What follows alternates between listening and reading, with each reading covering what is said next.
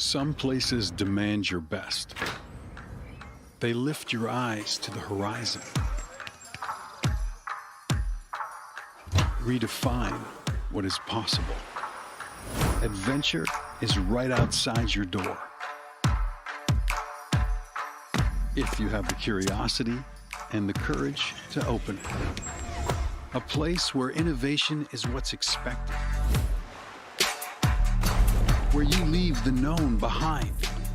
A place where dreams are realized. And where opportunities are attainable for the gifted. For the motivated. For the impassioned.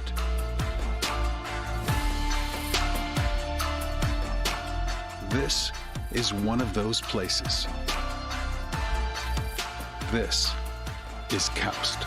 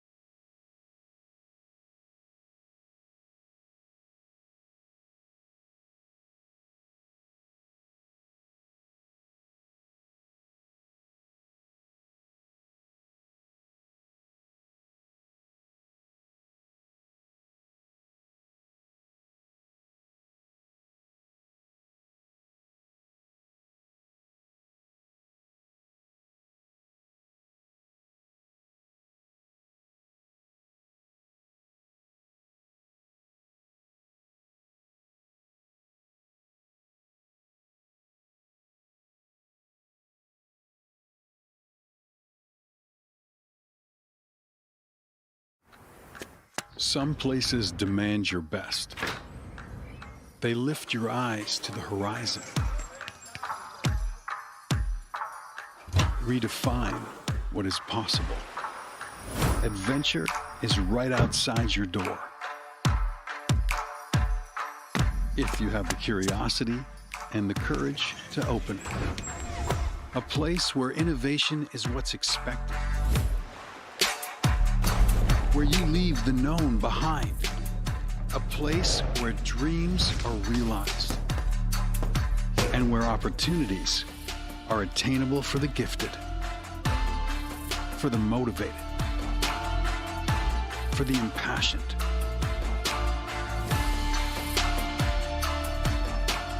This is one of those places. This is KAUST.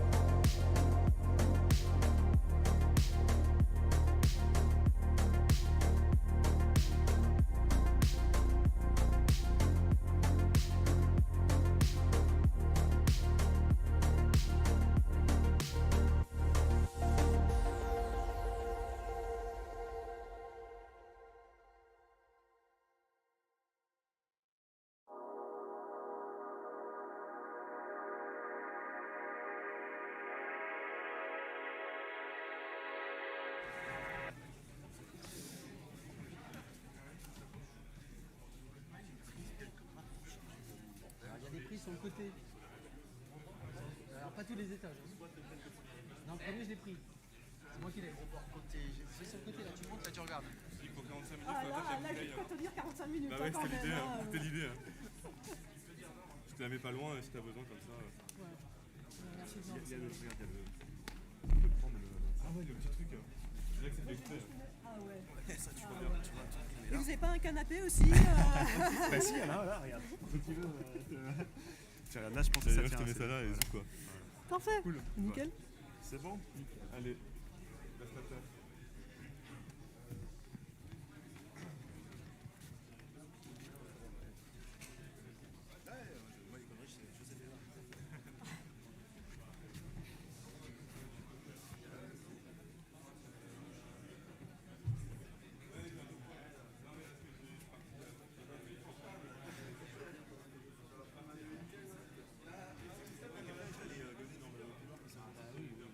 Faire rentrer tout le monde avec ça. Ok. Oui, mais attends, tu leur as dit. Oui, ils l'ont fait.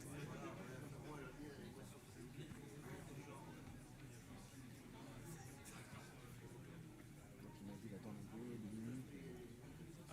On est encore à 2 minutes. Non, 31, on a dépassé 1 minute. Non, mais tu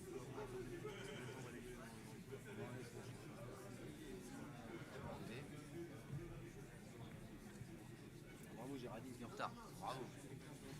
C'est vrai qu'on chope les retardataires. Ça, Géraldine, ça suffit là. Ils ont fait un patchwork des tests. Voilà. Vous irez chercher un mot de retard chez mon superviseur, s'il vous plaît. Exactement, sinon on ne vous signe pas la participation pour les frais de mission. Là, voilà. Pour ceux qui sont financés.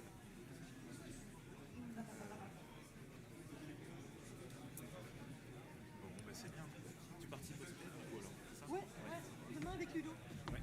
Qui est ton compagnon, c'est ça? C'est mon mari, Ton mari, ouais. pardon. Son mari. Ouais, c'est pareil, hein, mais... Nous on dit compagnon comme ça, il n'y a pas... Enfin, c'est- Exactement, ouais, ouais. Et c'est Avec cool. lui, et puis normalement, on aura 2-3 autres personnes en ligne qui sont sur distance. On parle que de reverse à carte. Vous vous mettez dans la même équipe du coup tous là Oui, Ouais, oui. d'accord. Ce sera quoi le nom de l'équipe que je regarde un peu Picole. Picole, d'accord. Donc je regarderai l'évolution. Allez, on va y Bon, on aller. changera de nom si on est trop mauvais. Non. Je crois que tu peux pas changer. Ouais, en fait, c'est So welcome for the second day of the THCon. We are going to start because we have a lot of things to do this morning. The first presentation is a keynote. This keynote is from Axel Avril from Fortinet. Your LinkedIn page is very rare. So, Axel is a senior antivirus researcher for Fortinet, and she leads the company's mobile malware reverse engineering and research team. She loves reverse engineering, I think. I can say that, I think. She loves detecting mobile malware. She loves malicious threat on embedded systems. But she's also an expert in cryptography and on different protocols, security protocols and OS. She has published a lot of interesting papers in a lot of famous conferences. We can say Black Hat, for example. So we are really happy to hear you, Axel. So thank you. Thank you very much, and thank you, all of you, for joining me this early morning. Oh, well, it's not that early, actually. You have no excuse. So, it's a keynote. And is that better? Yeah. Okay. And it's my first keynote, actually. Okay. So I was a bit impressed, and whenever I have a problem like that, usually I go quickly and see my husband to ask him, okay, what should I do and how do I do a keynote? And he always comes out with, very helpful ideas, of course. And he told me this: oh, don't worry, it's only slides with a single sentence, quotes, and small talk. Okay, so that's what I'm going to do. We have the formats now. You're going to have this kind of slides and small talk. Then I wanted to know a little bit about the content, so I asked some of you on Mastodon what I should put in this keynote, and it looks like, well, I didn't ask like so many people, but some of you answered that basically you were expecting ideas and inspiration. Okay, so that's a little bit difficult. The good part of it is that I can bring you problems. I'm not expected to solve them, okay? It's your job to solve them, so that's good for me. On another point, I think that keynotes are also there to express ideas, and sometimes controversial ones. So sometimes just for the fun of trolling a little bit, but also like that it begins the discussion. So there are some of those I'll be discussing today, like playing with malware is like playing with fire. Don't complain if you get burnt, okay? The other one is keep your ethics, the ends does not justify the means. And another one which is quite dear to me, after reviewing quite lots of scientific papers, well, you can't draw any scientific conclusion from a study on only 5,000 IoT malware, okay? So we'll be discussing those in the flow, you'll see afterwards. Who am I? Well, I've been introduced actually, but we're going to get a little bit like that in there, and that's also the privilege of being old, is that you can do an entire keynote on everything you've been doing since you were born. Yeah. So I'm currently at Fortinet, actually since nearly 15 years, and I've been working on mobile malware and IoT malware, which means that every day I get in lots of malware, disassemble them, and try to find what is happening, where I can find the new C2s, how to detect them, and this kind of stuff. I'm also the organizer of a CTF, which is called Phone, and which is dedicated to smart devices. It's also in the south of France, but not southwest, southeast, so in Sophia Antipolis. I've been working most of my life, I'd say, on mobile stuff, mobile smartphones and things like that. But the funny aspect there is that when I started to work, well, smartphones did not exist. Okay. So at that time, when we meant to call somebody, we would use those pay cards, go to a payphone, insert that, and call whomever you wanted to join at the other end. And that's how things worked at that time, okay? We already had actually smart cards with a chip on it, so that's the cool part of it. Some of those are from France, some others are from other countries, actually, so some you might recognize, some maybe not. I also had in around 2000 what I think is globally actually the first, well, one of the first connected objects. I brought it here, so if you want to have a look at it afterwards. It's a Palm 3XE. It was out around 2000, and I probably had it around that time. You can see the comparison of size with the smartphone. Well, it's thicker, but basically it's kind of maybe approximately the same size, let's say. And obviously, one of the good things about it is that it is still working, like 23 years afterwards. I'm not sure our smartphones will be lasting 23 years, right? And actually, it was already doing pretty lots of things. Well, not as much as a smartphone, but you could beam your contacts through infrared to another Palm owner. You could synchronize all your contacts, your calendar, whatever you had on the Palm with your PC. So there was already quite a couple of things. Then after that, actually, I worked in Toulouse on worms, but worms are not here malware, but write once, read many tapes. So that was kind of predestined to be working in the antivirus industry, I guess. And then I joined Fortinet. FortiGuard is kind of the name for the research part of Fortinet. And my first talk there was actually not on Android, because Android did not exist at that time. I started working actually on Symbian malware. And Windows CE, there was also malware on Java Mobile Edition, and also BlackBerry. So the first talk I was doing there was in 2008. I think it was on Symbian malware mostly, and WinCE at that time. And sometimes I feel like Android has always existed. Well, actually, my first talk on Android was like 10 years ago in 2012. So it has feels like it has always existed, but that's only like 10 years old, which isn't that much, well, let's say. And, well, I hacked quite a couple of IoT. When I hack IoT, it's mainly in the idea of what happens if they get infected with malware and what can we do about it. Will we be able to detect the malware? Will we be able to build a signature on it? It's kind of being proactive on this part so that when it really happens massively, we are kind of prepared there. So yeah, I worked on, well, this was with Travis, who did the keynote yesterday morning. It's a glucose sensor, which is also connected. Well, you've got smart watches. This one was really awesome, smart glasses, and of course, your regular hacking coffee machine. So, how about a few ideas? So, how do we select devices, smart devices to hack, and how are we going to hack them? So, the way I do it for phone, so for phone we've got to prepare lots of challenges which are on smart devices.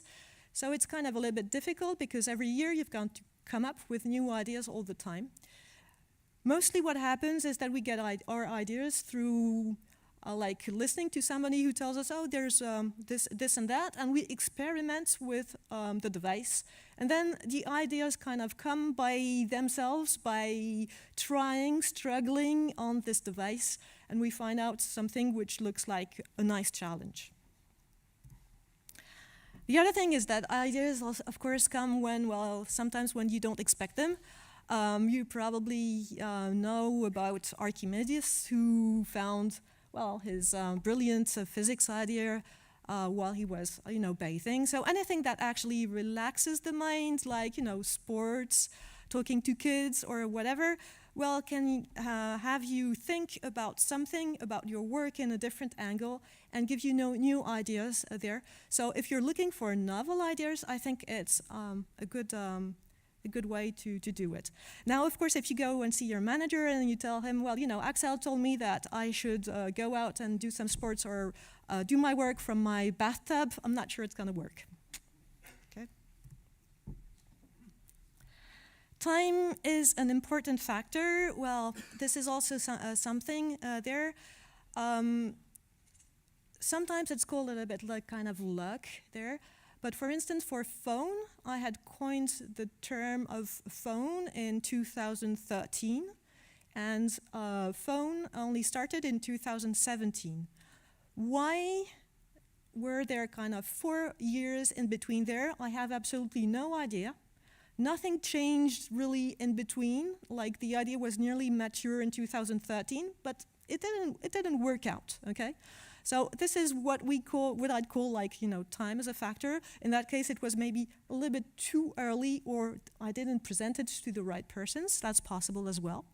And the opposite is when you're a little bit too late, which is also even worse, I'd say. I had been working with a friend on a connected insulin pump, which is called Infusomat from Brown. It was great.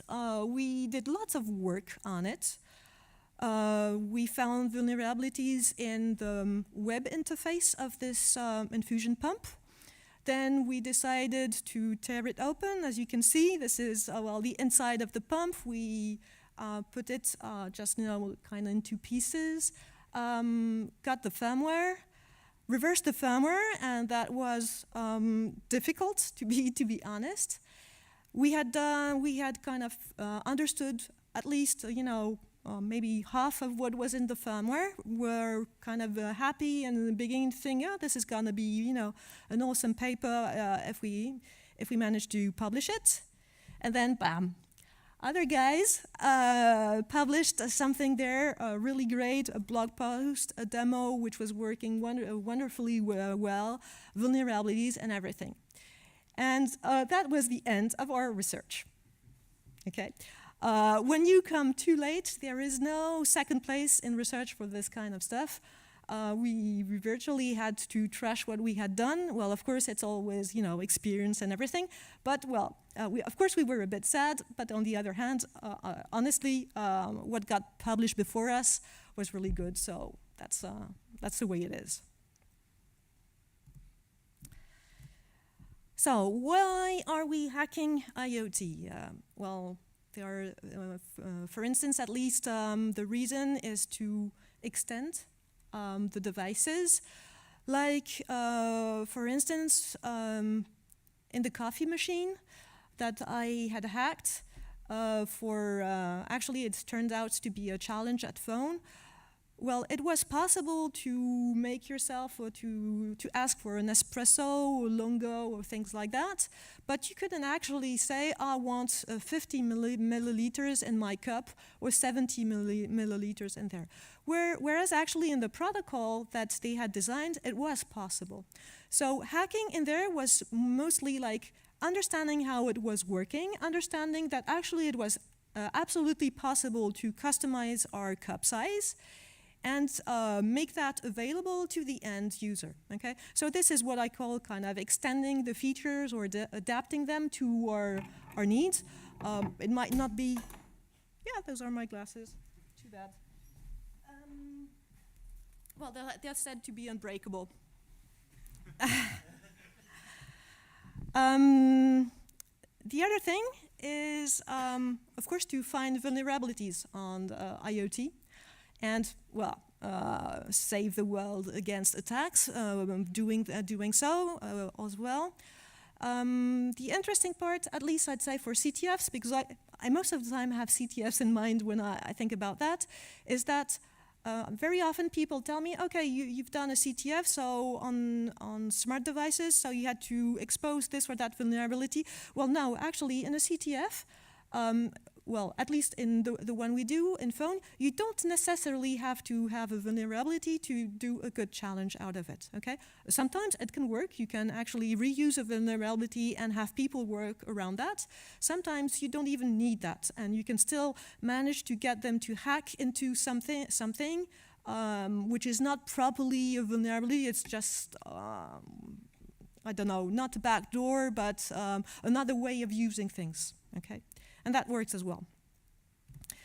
The other one is actually not hacking, but it's always kind of confused with hacking, and it's attacking, pawning.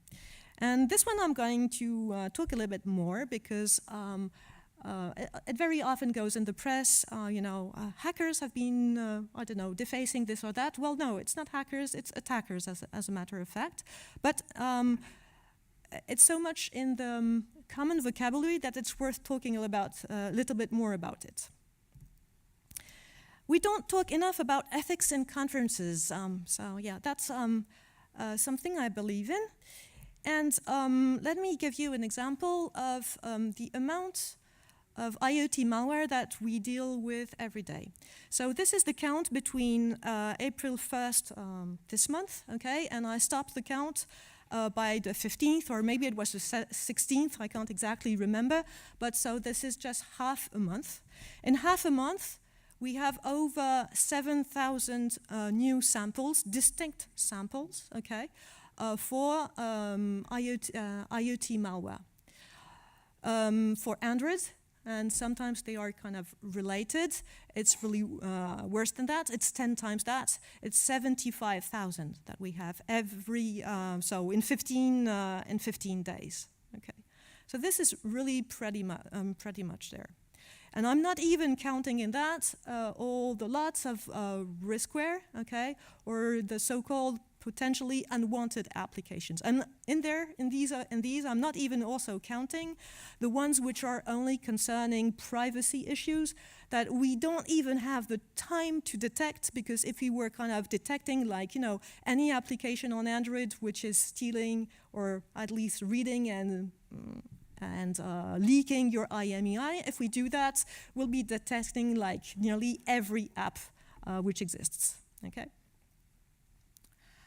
And by the way, if you want the count for Windows, it's over 2 million samples in that same time zone there. So yeah, that's at least my conclusion from my very own perspective is that I've got enough work, okay? And you don't need to create any more malware for me. I've got really enough there, no problem, okay?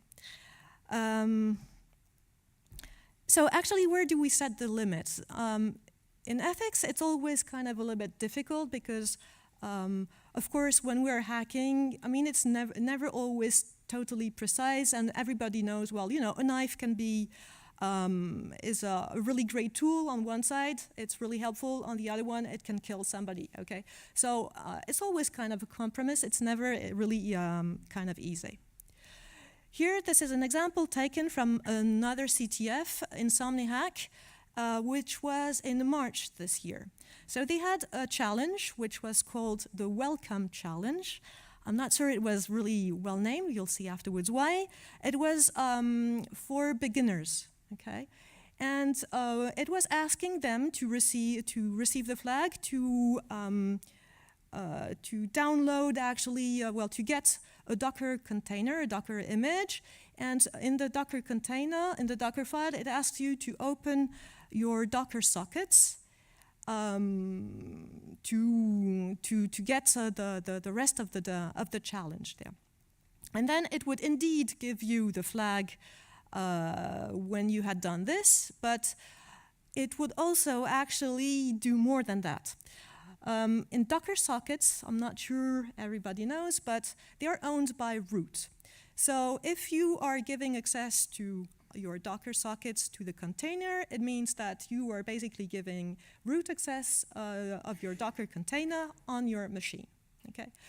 So what they actually did is that they used that and changed the wallpaper of each of the participants and hacked their profile there and their prompt to modify it and display this one, which is, well, shame, you are infected.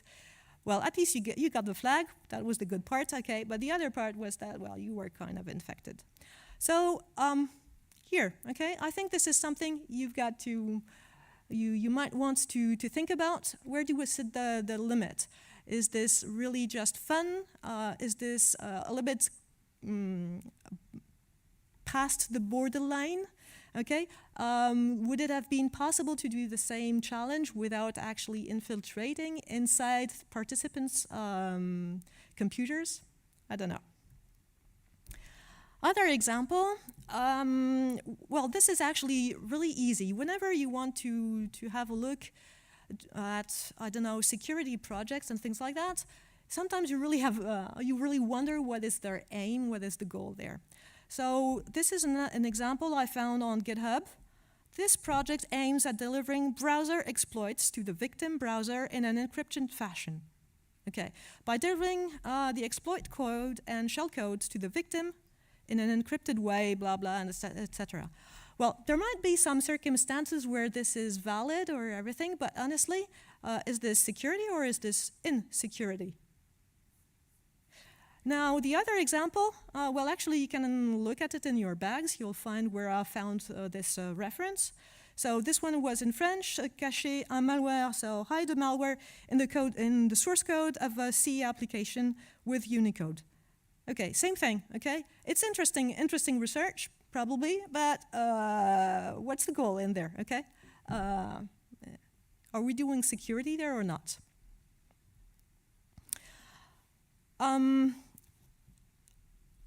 I think that's what some people do not see really as much as we do, because we have the malware which are incoming really very fast, and we see kind of the amount of malware piling up every day on our desks. Is that whenever you're at least pawning or infiltrating somebody without a safe net, okay, when I call a safe net, is, for instance, a CTF is a safe net, it's a controlled area. Normally, you're not supposed to be hacking outside this borderline, okay? So whenever you're pawning outside a safe net, well, you are actually playing cyber criminals game, because you are just, you know, wasting time of other researchers on something which was not a malicious intent, and therefore we have less time actually working on other real cases. And then I'd say that, well, it might be a little bit for fun in that case, which is fine. But don't come crying afterwards to me afterwards when, I don't know, somebody in your family got hacked because, well, it's kind of slightly deserved if you just do it for fun all the time. During the lockdown, there was kind of a unity there where hackers were saying, okay, we don't want attackers to attack anything which is related to our hospitals and everything, and we hackers kind of united there and said, okay, if hospitals or any healthcare institution is having problems, we'll help for free.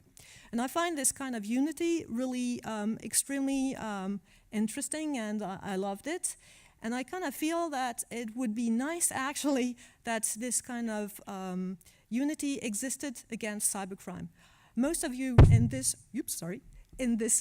room have absolutely the skills to help us to combat cybercrime.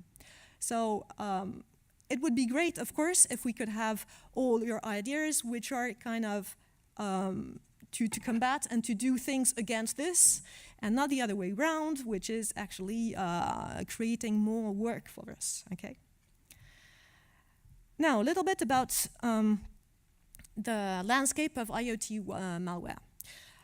Before talking about malware in itself or IoT, the issue is that IoT is an Internet of Things is kind of a buzzword, and I'm sure you'll all agree that, well, we don't always mean exactly the same devices with the same words.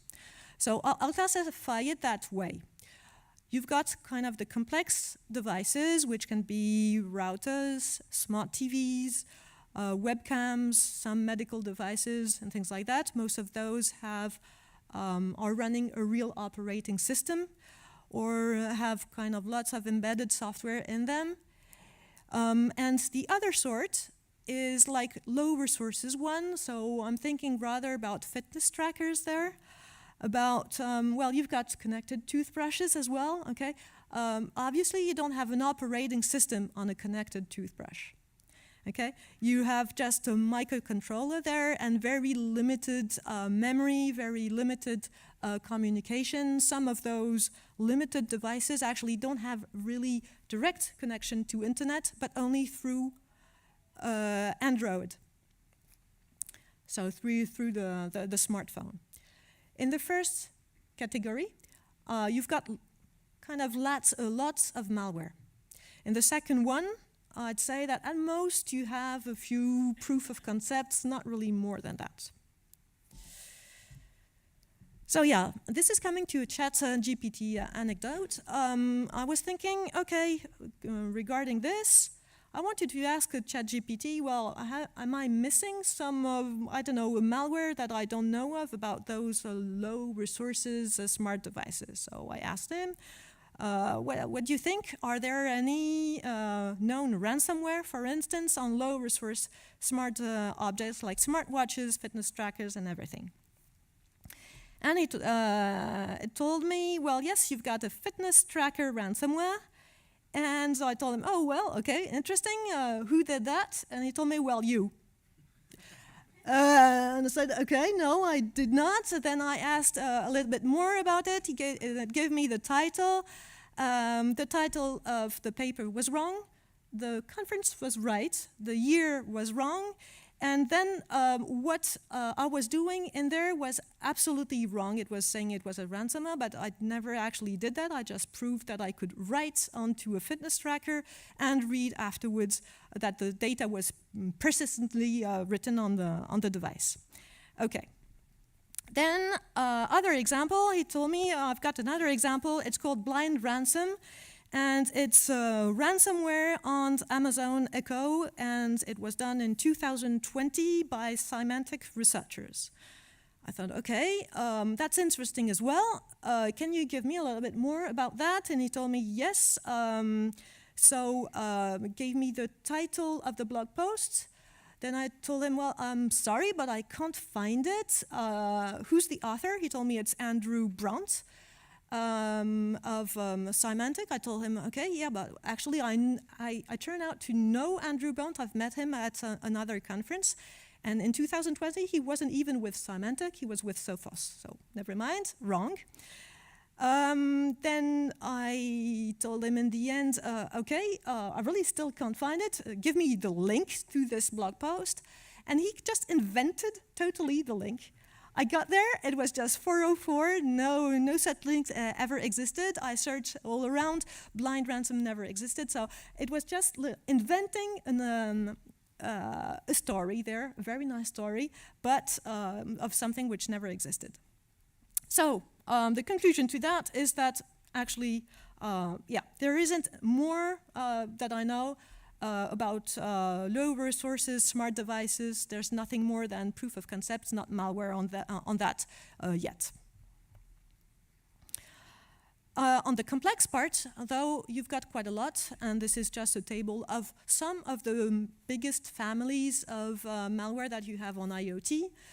Most of them are always kind of inspired either from Mirai or from GAFGit, which means that they work this way. You have a loader. The loader is going to try and brute force passwords and credentials for a telnet, the telnet service on the device. Well, if it's Mirai, or it can be SSH or some other service. Once it gets in, then it launches another executable in there, and there it will basically try and communicate with the bot master. So this is the communication for the botnet. And it will also cut all other communications, cut all other ports, the SSH ports, telnet ports, so that another botnet cannot use the device, okay? Malware authors are not sharing their infected devices. They want it only for themselves. So maybe some of you haven't seen C2 console for some of those IoT malware. This is a live example of one of those. So this is Mirai console there. This is where the bot master would actually enter the commands, which are like things like TCP flooding, UDP flooding. You tell which IP address you want to target as a victim, and for how long you want to send packets, the kind of rate, and things like that. And then the idea, of course, is to do a distributed denial of service. So that's kind of the nifty idea of the thing, is that the bot master isn't actually conducting the attack at all, but it's all the slaves and the bots which are actually attacking the victim. Another example, and it's quite easy to find fresh samples there for IoT. So this one was while I was doing the slides, there was a new sample of Mozi, which is also kind of, let's say, a big variant of Mirai. And here you can have a look at inside the code. In there, it might be a little bit small in there, but basically what you see is that it is actually issuing IP tables commands in there.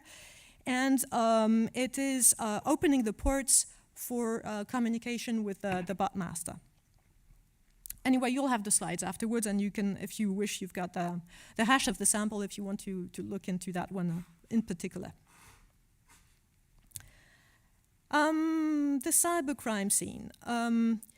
Actually, this is a little bit kind of surprising, but lots of cyber criminals are just advertising their botnet just on YouTube. Okay, it's quite simple there. So this is one I saw while I was preparing the slides, a new botnet which is called by the author Catnet. And well, here in this terminal up there, you see that it is demonstrating it. It has 833 bots. In that case, it calls the bots cats. Okay. And down there, you've got the loader. So this is the part which is trying to infect the devices and recruit new bots. And you see the count of it growing up. So this is the number of connections and how many of them were successfully managed to log in and therefore to compromise the device. If we talk about the evolution, well, of course, everybody has kind of the idea of cyber criminals working from their garage. This is what happened in old days. But after that, it's kind of quite quickly gained in professionalism, while attackers thought and saw how they could monetize their attacks. So it really evolved in kind of mafia organizations there. And they would discuss on forums, mostly underground, very much on the dark net, to communicate between them and share ideas or regroup for to contact some other people. Then I'd say that around 2016, something like that, at least, lots of marketplaces or forums underground were seized by various legal or legal institutions there. I've got a list there, so of plenty of marketplaces which were taken down. Well, so it started in 2013, and recently the most recent one that I have in mind is this one, Hydra, which was seized in 2022. This is usually done by organizations such as Europol or FBI or some others. It takes quite a lot of time, and it did actually disrupt cyber criminals in the way they could communicate and recruit some new kind of customers. But they adapt, of course, and what they did and what we see actually is that they are using more and more instant messaging. They particularly seem to like Telegram, Discord, and Proton Mail for their communications. This is an example, for instance, of the guy who, well, the guy or the girl, I don't know, actually, who is promoting catnet on Telegram. And you've got lots of interesting information in there, actually. You see that the botnet is sold as a subscription, so you rent it actually, you rent the power for only kind of few minutes, but if you want to get kind of access to it for several months, well, you pay a given subscription all the time. And the more you want kind of different parallel tasks, well, the more, of course, you pay. And then in their language, you will often see on YouTube things like null NFOs or null OVH and things like that, which means actually that the botnet, they advertise it as has the possibility to bypass denial of service protections, and they can take down some websites which are hosted by OVH, NFO servers, DataCamp, Cloudflare, and things like that. So this is what they put in the advertisement. If you want to have a look, well, you can actually try those URLs live, because I believe they are still up. They have been reported to YouTube like a few days ago, but those are just bots. Where the malware author is advertising and showing off how it is working and how fast it is working or how fast it is taking down this or that website in there. Went a little bit fast, but there it is. In some cases, the criminals are really organized in kind of a real company.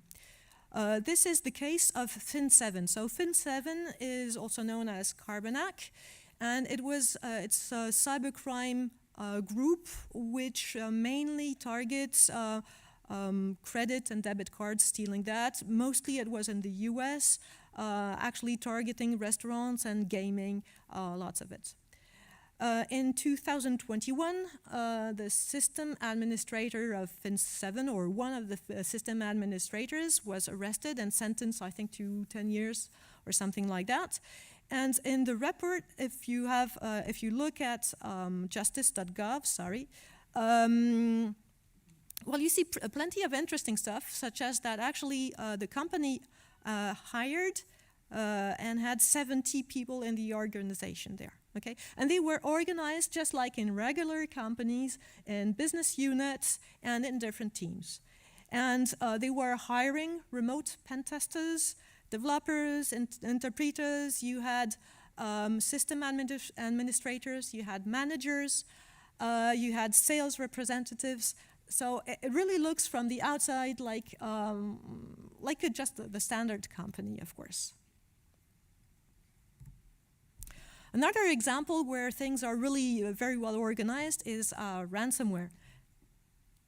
In ransomware, people have also sometimes call centers to assist their victims to pay the ransom. I find the idea kind of amusing there, right? Okay, and of course also lots of affiliates.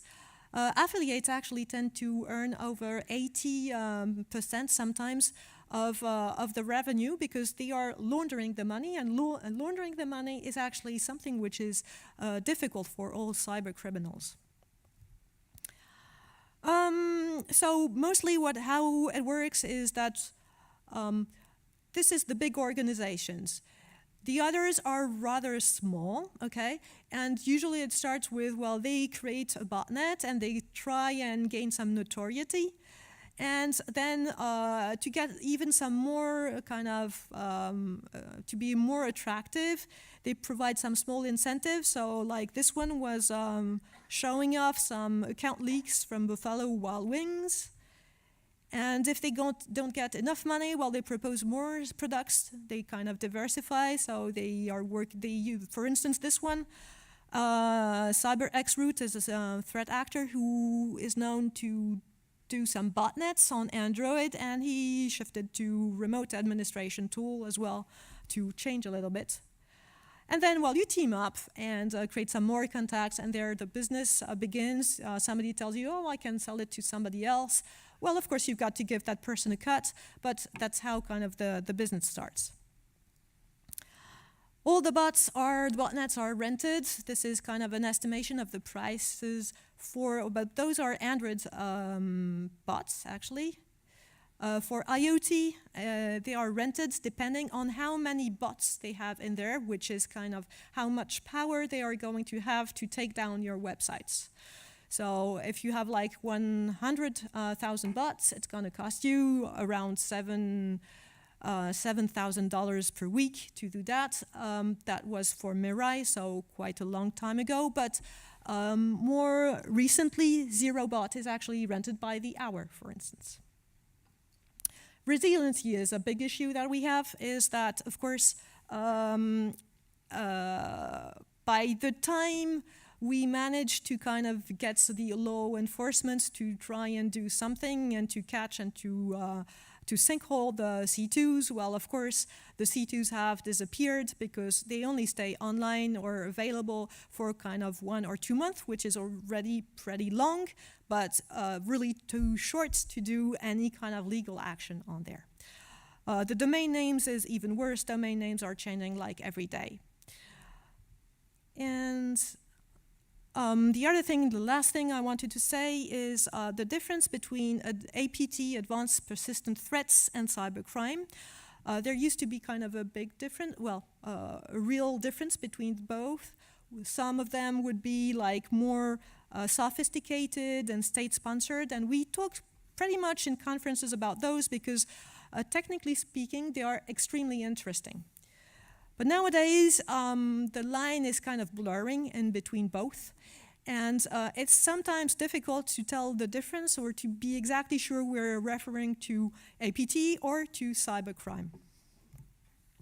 An example is, for instance, so Fin7, again, is really a cybercrime group, but it was seen actually really targeting people. So they would actually engage in email conversation with their targets for sometimes weeks before. And this is rather a technique that APT is using than cybercriminality. Cybercriminality tends to kind of, do it a little bit more faster and gets to the money the fastest way.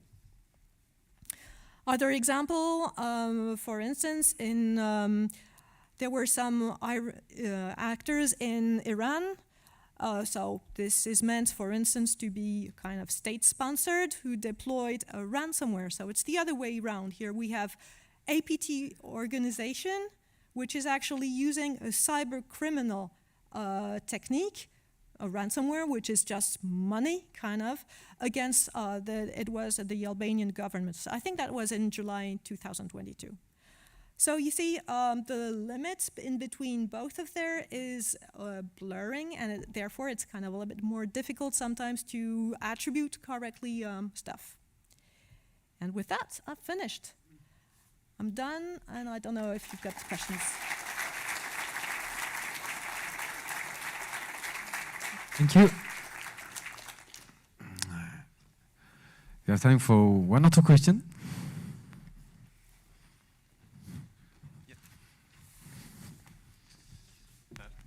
Okay.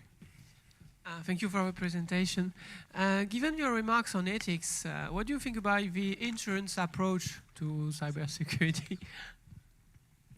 I'm sorry, I missed a word, and it was a crucial one. So what do you think about what? Insurances. Insurances. That's to say, accepting the fact that, in fact, more people work on attack than on protection, and sometimes you have to live with failures.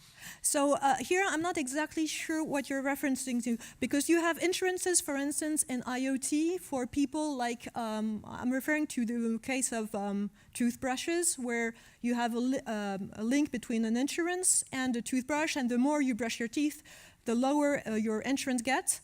Or are you talking about ransomware, and insurance is about ransomware? Insurance is about security failures. Yeah. Instead of looking for vulnerabilities or trying to add protection, what about simply insuring? Yeah, it's one way to do it, of course. We will never manage to stop all attacks. So therefore, I'd say that insurance is one way actually to do something for people who get infected, because it's going to be really difficult to stop all attacks. I'm not sure I get the... He says okay. It's okay? Okay. Well, thank you for the presentation. I'd like to come back to slide 17, where basically you mentioned that it does happen to you and your team that sometimes you investigate about or do some research about malware, and at the end another company or another group of researchers point to a report. So my question is, in that case, do you contact these people saying, well, good job what you've done is in fact what we also found out, so that means that two teams can basically agree together what the investigation was done, or basically because of company competition or business competition, you just put that to the trash and nothing further? No, yeah, we didn't really completely put it to the trash. First, because some of the vulnerabilities were reported to the vendor, so it didn't completely end to the trash. And yeah, we contacted. I know a little bit Philippe Laudret, whom I contacted to ask a little bit more details about how he did it, and we kind of compared our ways just to know if there were any sense for us to publish our work, like things that they hadn't really seen in there or not. But I didn't find it really useful. They had seen the major, they had published the major things in there. So what I would have published would have been kind of only minor stuff. It wouldn't have made anything kind of interesting to read. And then for the last remark, there isn't that much competition between researchers. The competition, I think, is rather on how much products get sold or things like that. But in research, we most of the time have very good contacts, including with researchers from competitors' companies. Last question. You talked about Android malware, but do you see iOS malware often? Yeah, that's a very good question and a frequent question that I have. I did do a talk on iOS malware in 2014, so it does happen. And there are still, of course, a few iOS malware, but really far less than what we see on Android. I mean, it's probably the number of malicious samples that we see in that frame period of April 1st to April 15. I'm not sure there's even one. Okay, so it's really a different part of numbers in there. And now I know that your question behind that is why. I don't. Well, we have plenty of answers for that, but essentially, it would be possible to have malware on iOS. It's just probably easier to do it on the Android because it's more open, that it's more easy to develop on that platform, and that you can have more easily kind of system administration, right? Both operating systems weren't intended with the same way. One was meant to be a little bit more closed, and you for instance, you can't put yourself as a kind of a system task in it. The other is meant like to be more customized. You can customize it more easily, but it comes with, of course, the drawbacks of malware. Okay, thank you. We have to switch now. Thanks again. Thanks again. Axel will be there during the coffee break. Céline? We have to change from laptop, switch from laptop. Next presentation is from Céline Min from Last CNRS and Custocy company. An explainable by design and some learning system to detect known network attacks.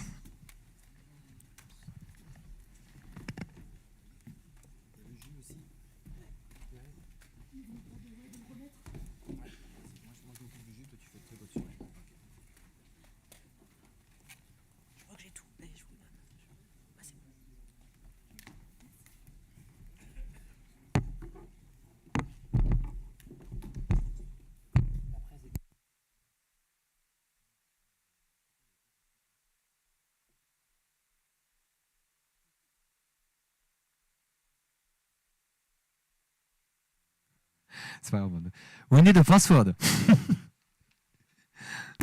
So does anybody knows the password of this computer?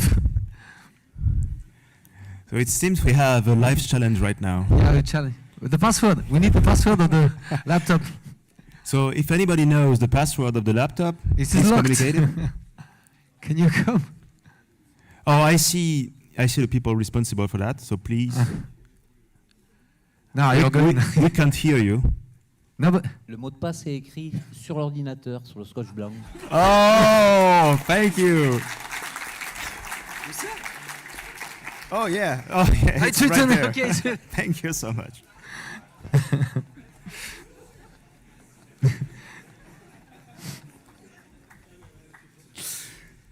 Magique. There you go. Magique.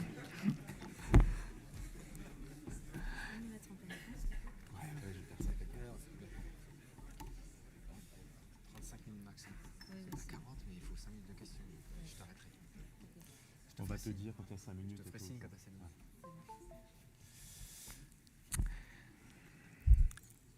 Okay. You can start.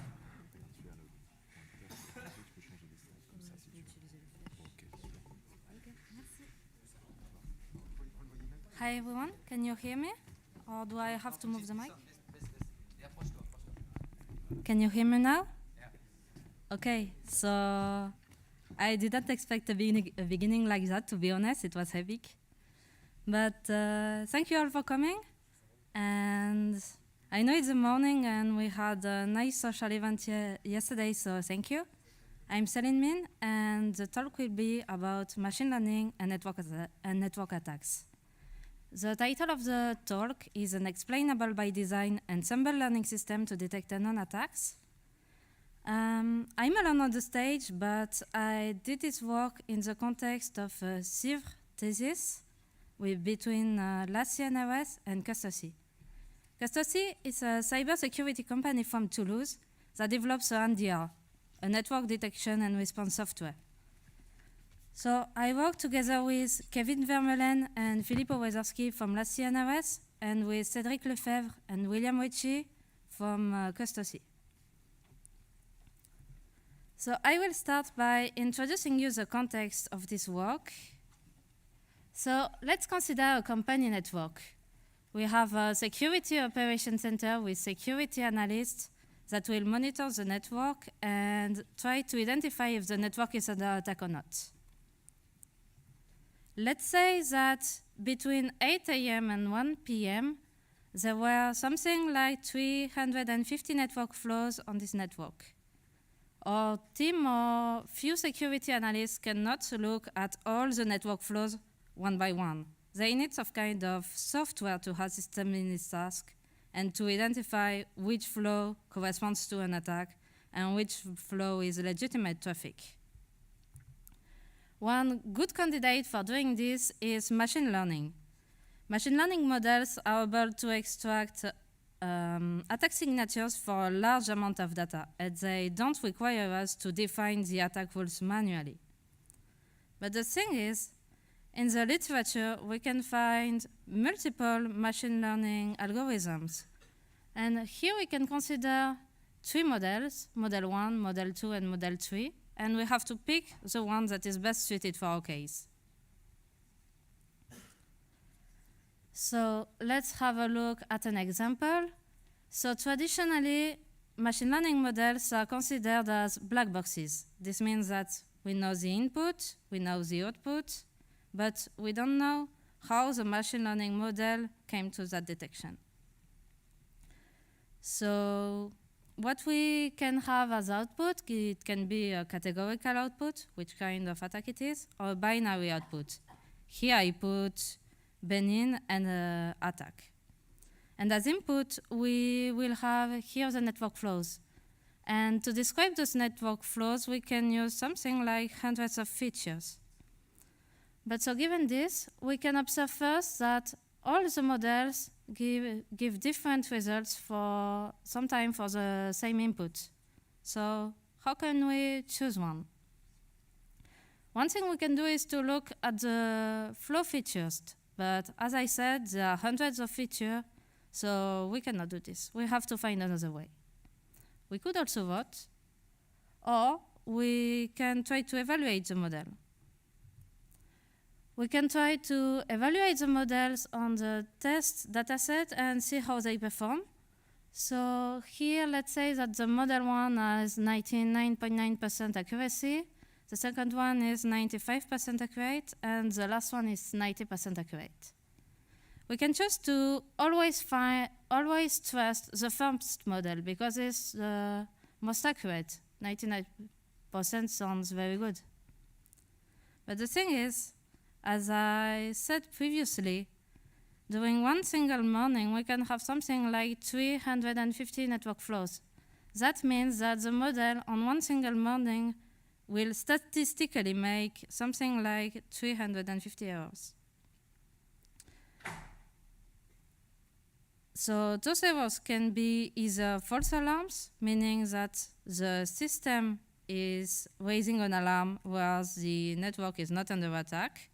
And this wastes the analyst time because they need to investigate why the system raised an error. Or it can be even worse, it can be false alarms. That means that the system remained completely silent and the network was under attack. So we cannot accept 350 errors.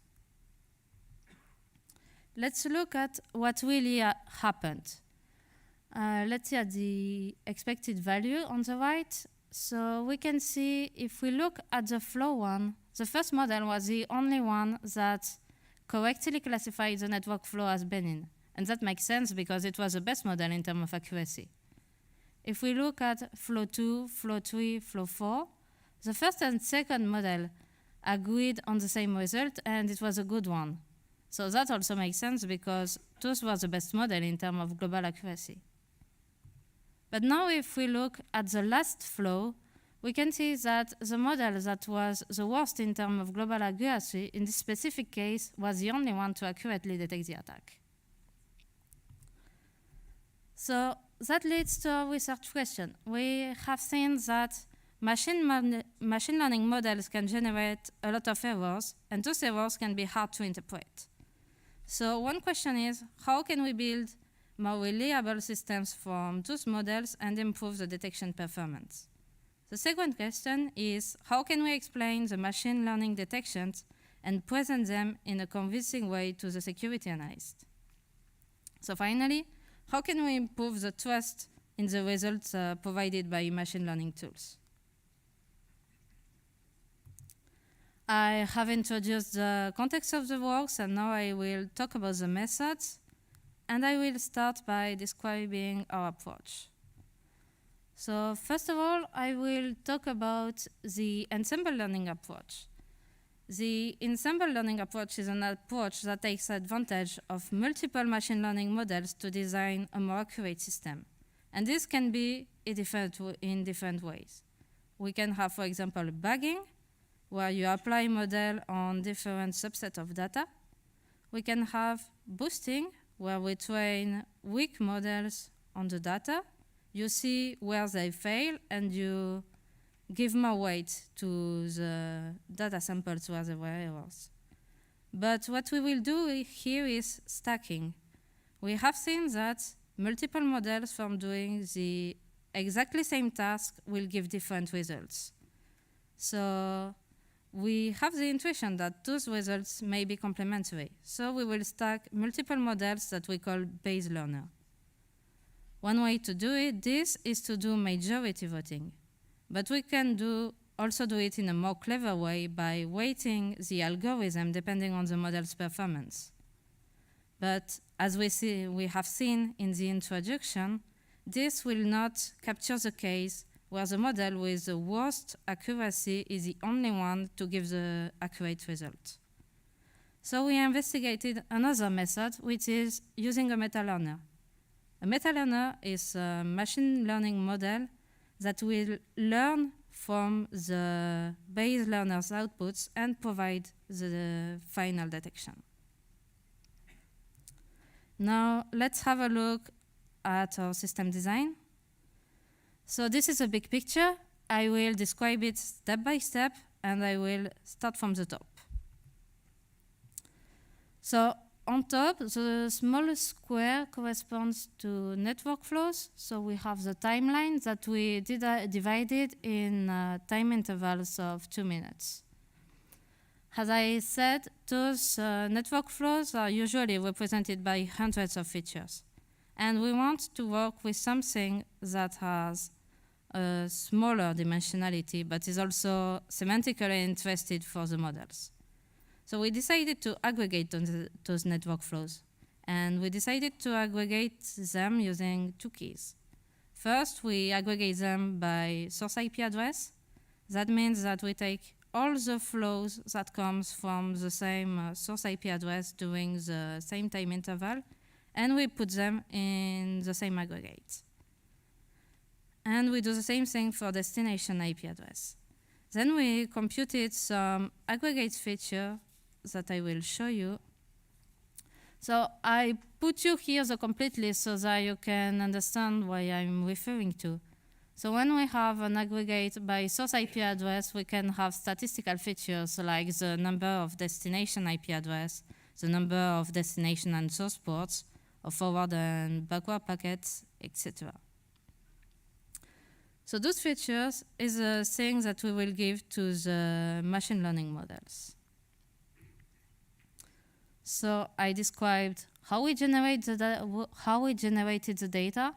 Now I will describe how we compute anomaly scores. One thing I didn't mention earlier is that we want our system to be able to detect new attacks. If we are using a purely supervised learning approach, then we will train our models on a data set. And we are not sure that our model will be good at detecting attacks that were not in the data set. So what we did is that we used unsupervised learning models as base learners. we considered multiple models from the literature. I put isolation forest, local outlier factor, one class SVM, and we selected a subset of models. We selected the ones that detected the most attack while raising the fewest false alarms. But the thing is, unsupervised learning models are returning a binary output. They say if an aggregate is normal or if it's abnormal. And what we want to do is to be able to quantify the degree of anomaly.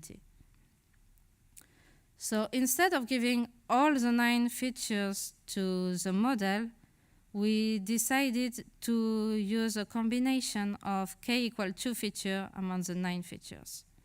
We decided to do this way because we didn't want scores that depend on the machine learning algorithm, because we are using multiple machine learning algorithms and we want to be able to compare them. Then we applied the unsupervised learning algorithm on each subspace of features. That means we have 36 subspace of features, and we apply a machine learning algorithm on each of them. And then we define the anomaly score as the number of times the data point was classified as an outlier. So then we have scores that goes from 0 for completely normal aggregates to 36 for completely abnormal aggregates. So we have seen how the data was generated, how we computed anomaly scores, and then we had the idea of representing the anomaly score visually. For doing this, we assigned each model a color, red for the model 1, green for the model 2, and blue for the model 3. And for representing the anomaly score, we used the shade of the color. For example, if we look at model 2, which is green, the first aggregate on top is dark green, so that means according to this model, the aggregate is a bit abnormal.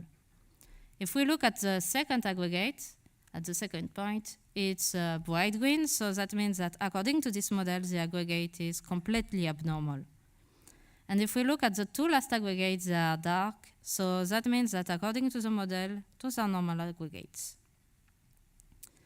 And now we are going to stack those results. So we generated several colorful segments, we superpose them, and we generate another one colorful segment. When we observe gray color, it means that all the models agreed on the same decision. It's the case for the first aggregate. It's gray, so that means that the 3 models detected it as a bit abnormal. If we look at the third one, which is purple, it means that the red model and the blue model detected it as an anomaly, but not the second model, which is green. But we will not stop here. We had another idea for this anomaly representation. What we wanted to capture in our data representation was the idea of sequences of abnormal events. For example, if we consider a brute force attack, we will have an attacker that will try repeatedly to enter a password. So we will have this idea about an abnormal behavior that is repeated. So we think that this information may help to improve the detection performance, but it also helps for explainability because we will show the security analyst what is going on the system. So we introduced a representation that highlights both the sequences and the analysis of the base learners. And this is how it is done. For each of the previous states, we computed the exact same thing, the colorful segments, and we put them side by side. And now I will show you how it looks like. So this example represents a brute force attack.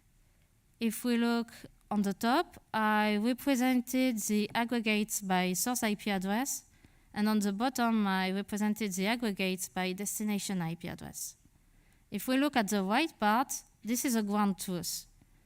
When we have a green point, it means that there is a Benin aggregate, And where there is a waypoint, it means that there is an attack aggregate. So what we can see on top, and that we have multiple red points that form red lines. That means that the attacks comes from the same machine, and it's repeated. And on the bottom, we can see that it targets only one machine. If we look now at the pictures on the left, those are the images generated by our unsupervised learning models. So we can see that on the top left, we managed to capture what we call the attack line. We have a clear line with blue points. And we have also a bit of false alarms on these pictures. But we can see that the points are a bit more sparse, like this one. And they are also a bit darker. So in this representation, it's really easy to see the attack. On the second one, however, we can just see partially the line. So it's the representation of aggregates by destination IP address.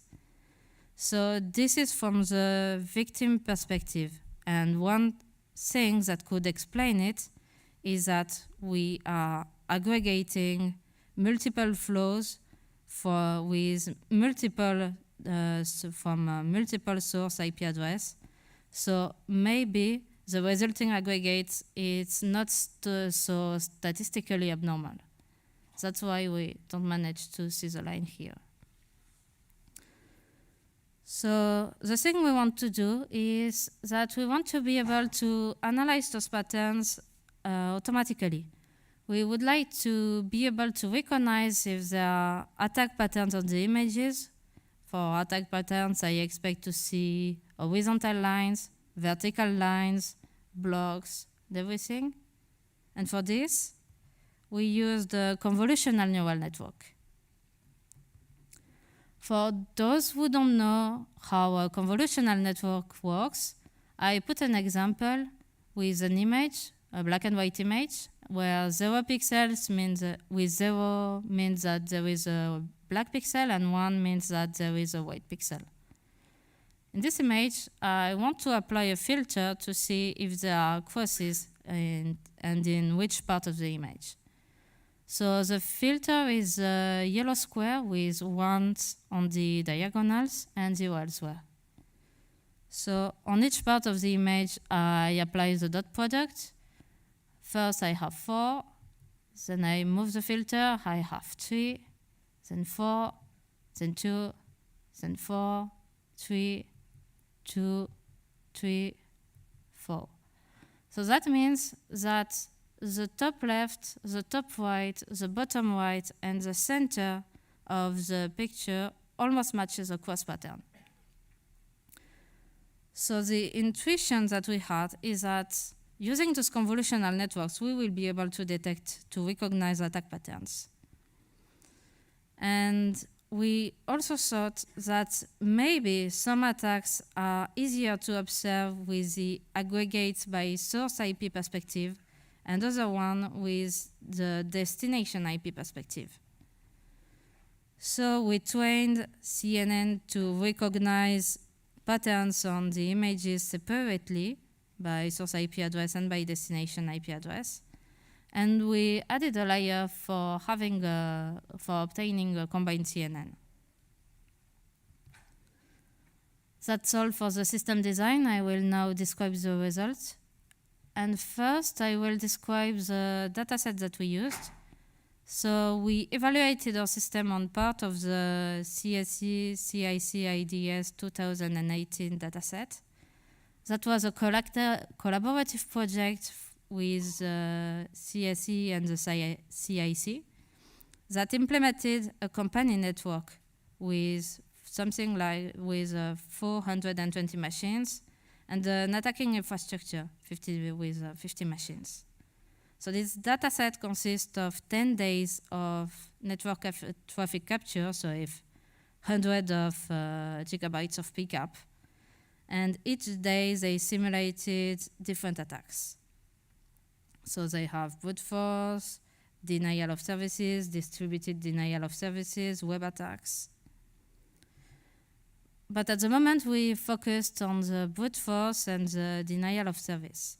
So we generated 2 minutes aggregates, both by source IP address and destination IP address, of Benin flows, denial of service flows, and brute force flows from this dataset. At the end, we obtained something like 206 images containing attacks and 1,654 images with only Benin aggregates. So at the moment, it's not really representative. Usually when we are training neural networks, we expect something like thousands of data samples.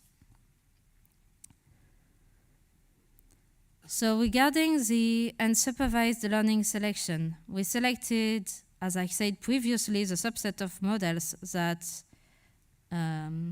together discover the most attacks. It means that if we cumulate the alarm of each unsupervised learning model, we will detect the most attacks.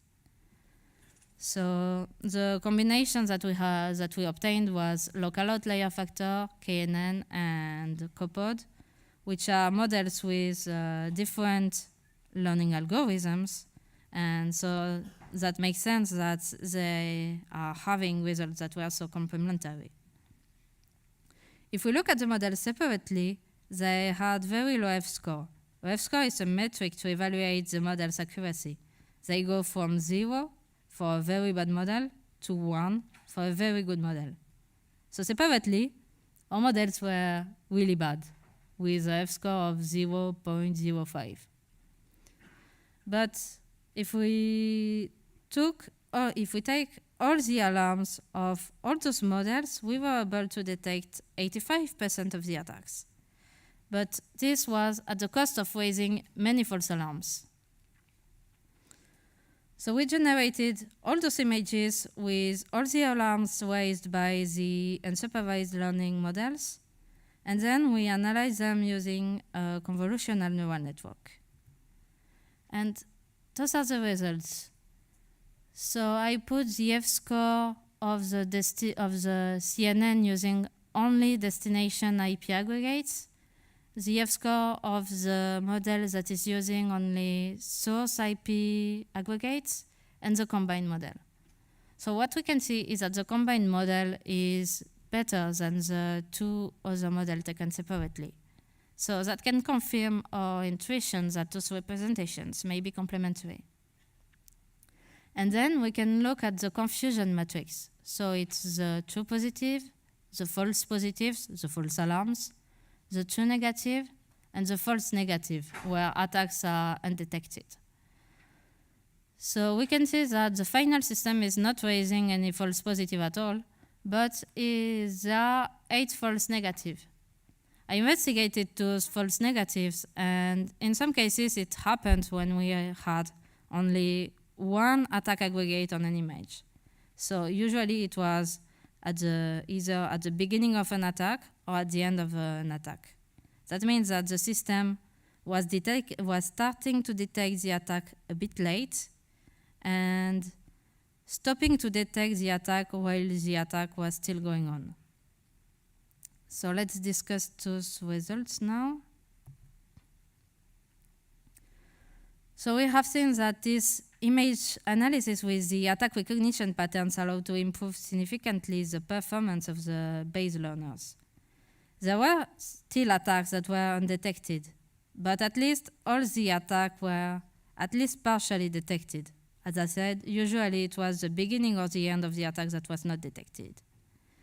So one countermeasure could be to use some kind of video analysis techniques to reinforce the current system. Instead of looking at one picture at a time, we can look at the sequence of pictures.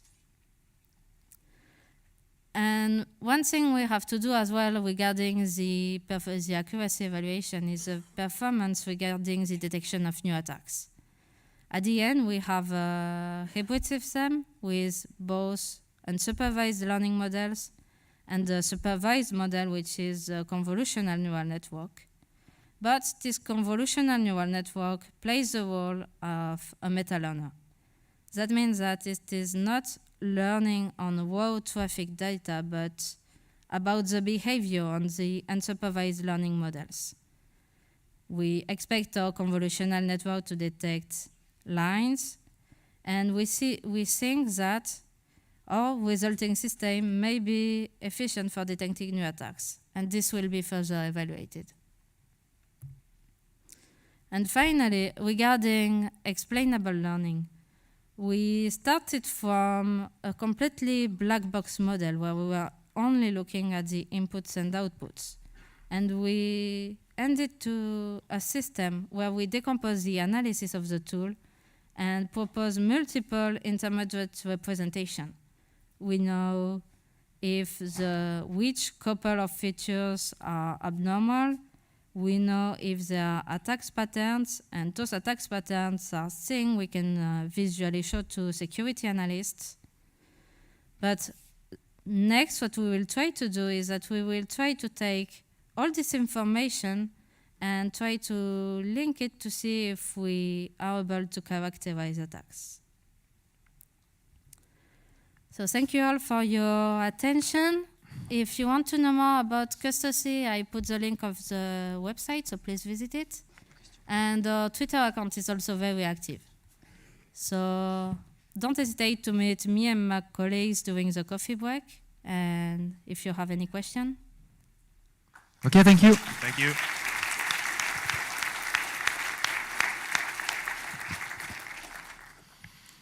Question.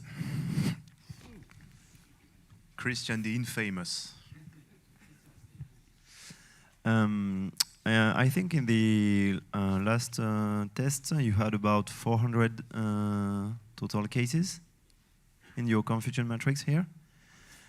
Yes, we splitted the dataset. I said that we had those images, but we had to split them into a training and a validation dataset. Yeah. My question is regarding the first data you presented in the introduction. You have about 300,000 flows. Yes. That would generate 300 false positives. So this is below me, the can you radar repeat? here. That will generate what? About 300 false positives. It's if we have a 99.9% accuracy. Yes, here with the F-score, I gave the example in the introduction of the accuracy, which is a percentage of accurate results. Yeah, but if we say that we need less than 0.1% of false positive, they cannot be shown here because you do not have enough samples. So what is it actually yielding yes false positives than the original figures you had in the introduction? Which figure are you talking about? It was at the beginning.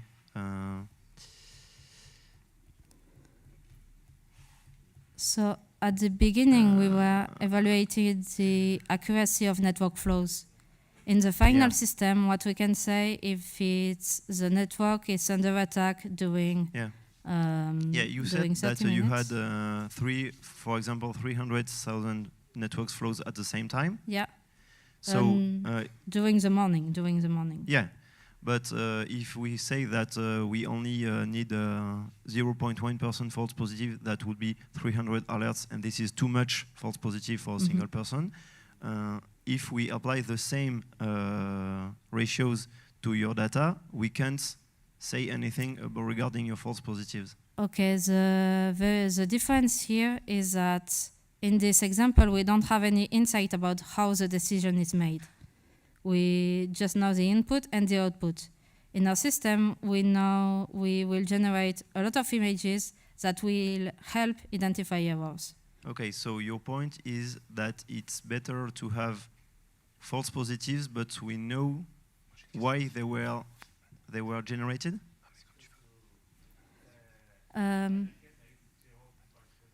Yes, but only on 400, not on 300,000. So it's below 0.1%. Yes, the system that we have is indeed generating more errors, if I can respond. So here you have 0 false positive, but it's not on just flows, it's on aggregate on flows, so it's 0 false positive for a lot of flows. Because you have aggregates, so it's on 2,000 images. The trending is on 2,000 images, and 2,000 images represent all the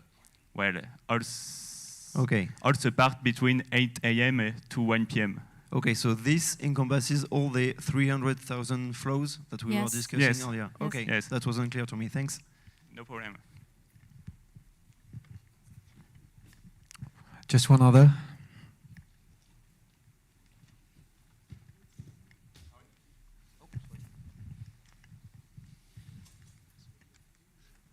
Thanks for your presentation. And I have a question regarding the reaction time of your analysis.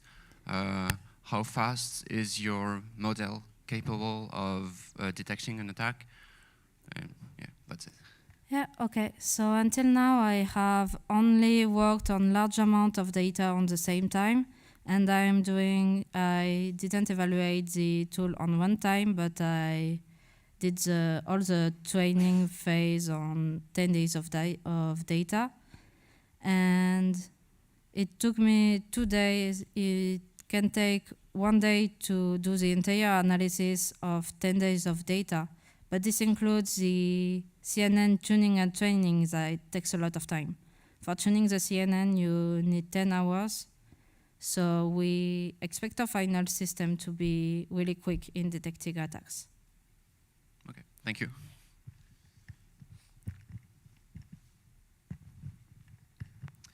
Okay, thanks again. We're going to switch to the next presentation. Thank you. Thank you. Next presentation is from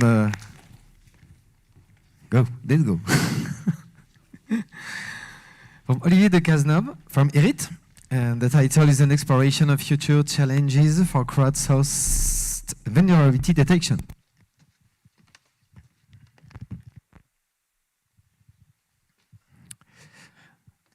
And this is a short presentation just before the break.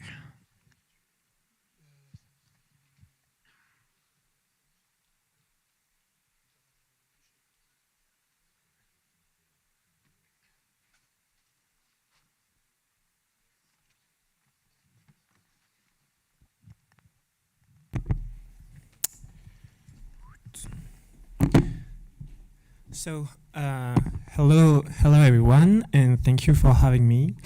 I will try my best to explain the work I did with my PhD advisor, Madame Florence Said, and my name is Olivier de Cazeneuve. The name of the work is an exploration of future challenges for crowdsourced vulnerability detection, and let's start with an introduction to better understand the stakes. So we all know in our community that early detection for vulnerabilities is essential because they are a threat to our information systems. And we can wait for official release, or we can try to detect them as early as possible. One way to do that is to scroll online social networks, because there are a lot of discussions, and sometimes researchers are publishing early access to vulnerabilities, or there are whistleblowers giving intel of very crucial vulnerabilities. And that's what we meant by crowdsourcing. It's only studying the human interaction, and we are using online social networks to do that. Another advantage is that online social networks are free and easily accessible.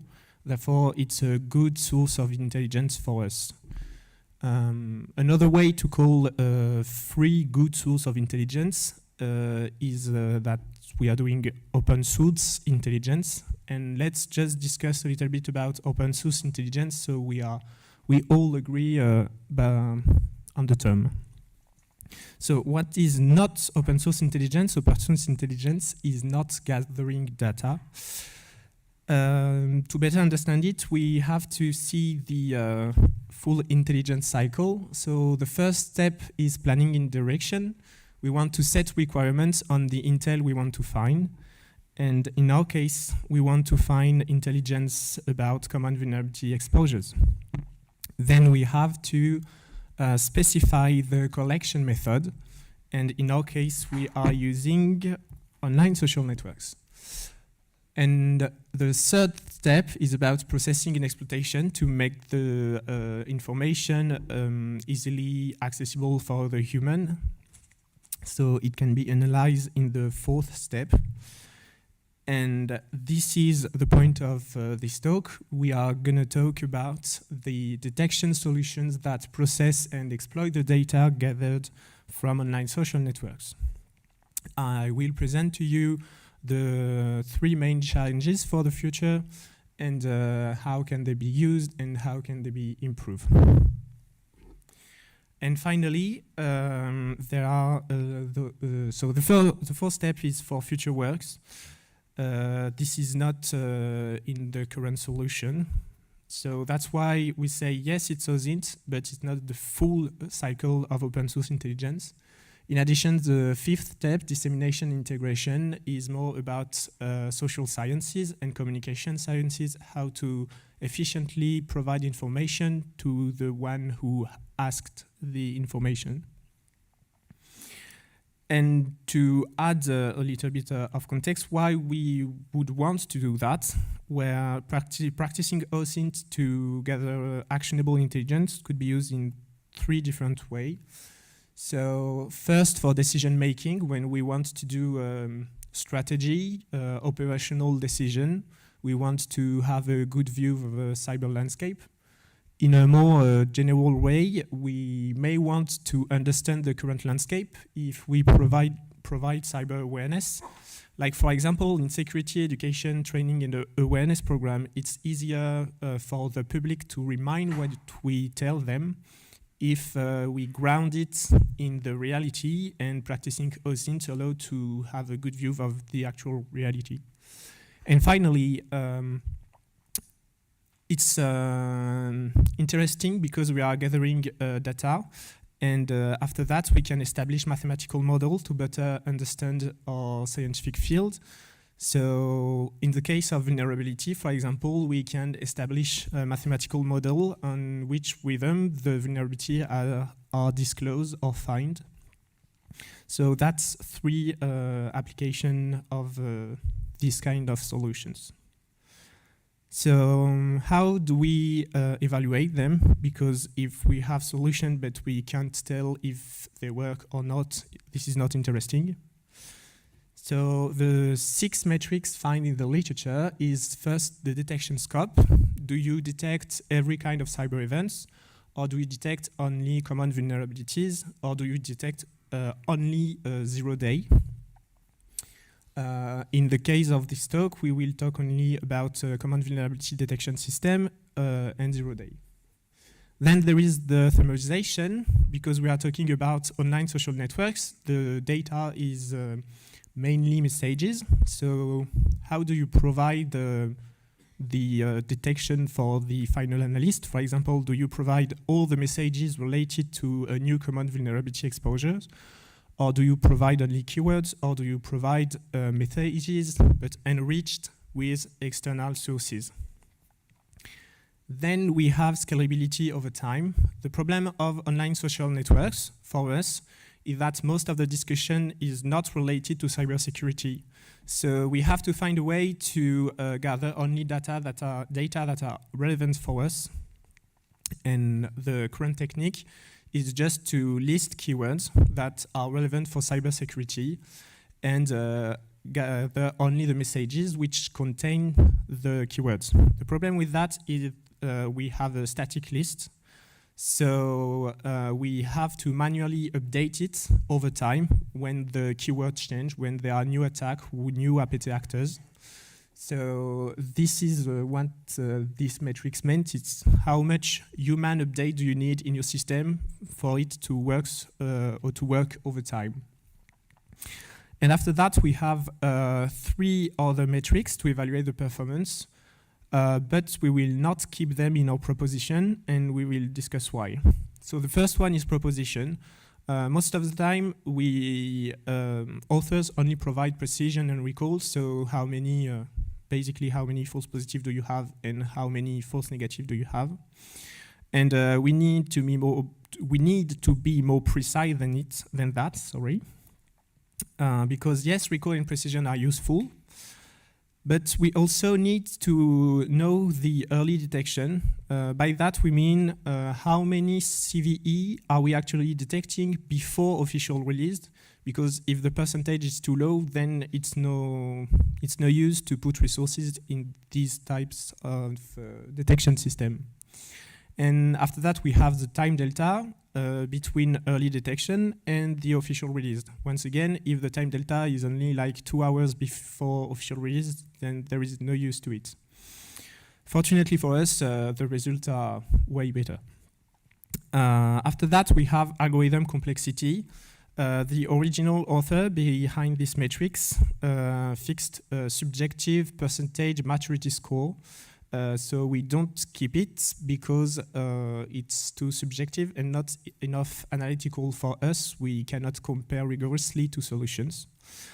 And on the same note, feature extraction was the same thing. They assigned subjective maturity score to feature extraction techniques. And this is not analytical enough for us. But because we are in cybersecurity, we add one more measures, which is security measures. We are detecting common vulnerability exposures. So we have to think built-in security, and we cannot make the hypothesis that no one will try to tamper with our detection. So we have to provide the list of security measures we implement in our solutions. So here is the table of the most influential and say detection solution for CV using online social networks as input data. We can see that detection scope, summarization, scalability over time, and security measures are always provided in the papers, because it's easily, we can extract those information from the global context of the paper. But it is interesting to note that security measures is currently just about restricted the number of users we are monitoring in the online social networks, which is a little bit in contradiction with our original goal, because for example, if a whistleblower comes to the online social networks to talk about something, we won't monitor it if we have a restricted list of users. In addition, there is a problematic of scalability over time, because we have to update the list of users. Concerning the more analytical metrics, so recall, precision, early detection, and time delta, only one paper provides all of the information, and the other don't. So this is a problem. In reality, this solution works, but it is hard to advocate in the favor if we don't have the statistic to prove their efficiency, and it is hard to gain trust for those type of technologies. So to summarize, the three main challenges are first, the quality of the input data. As I talked earlier, online social networks, in online social networks, there are a lot of noises. Most people don't speak about cybersecurity. So we have a lot to do to pre-process the data and only gather relevant data. And these pre-processing steps should be thoroughly documented so it can be reproducible. The second main challenge is evaluation of the solutions. We need to provide the full metrics to evaluate this and communicate and prove the efficiency. And finally, there is the challenges of resiliency against adversary, because once again, we have to provide trust in the detection. And if this is resilient against adversary attack, then it's more suitable for practical application, because in real life, we will have enemies. And on that point, we already proposed a threat model for this kind of algorithm, so we can better model who are the attackers, what kind of attacks can we face. So, in conclusion, yes, in this talk, I spoke only about vulnerability detection system on online social networks, but in fact, it could be generalized to detect every cyber event, for example, spamming activities, phishing campaigns, DDoS, etc. And the most recent literature addressed the problem of more generalized detection because they find it more interesting, but it really depends on the context you want to apply the detection, for example. Then another problem we faced in our work was, for example, for the case of a legal investigation where they are practicing OSINT. As I discussed, detection solutions can be used to partially automate the cycle of open source intelligence. And if we want that these kind of solutions to be used in a legal investigation, we have to provide proof of the validity and the reliability of the output, the detection. And finally, this type of detection could actually be generalized not to only cyber events, but any kind of events. For example, they are used to detect earthquake or traffic jam. They face the same problem as us for the security parts, which means that the detection is vulnerable to attacks, but they don't address it because this is not in their culture and this is not part of the traditional evaluation metrics. So every findings we have for the security of the detection for vulnerability of cyber events could actually be applied to other domains and help this detection, this solution in general, to be more suitable for real-life application. So thank you for listening to me, and I will happily answer to any question you have. Okay, thank you. So much.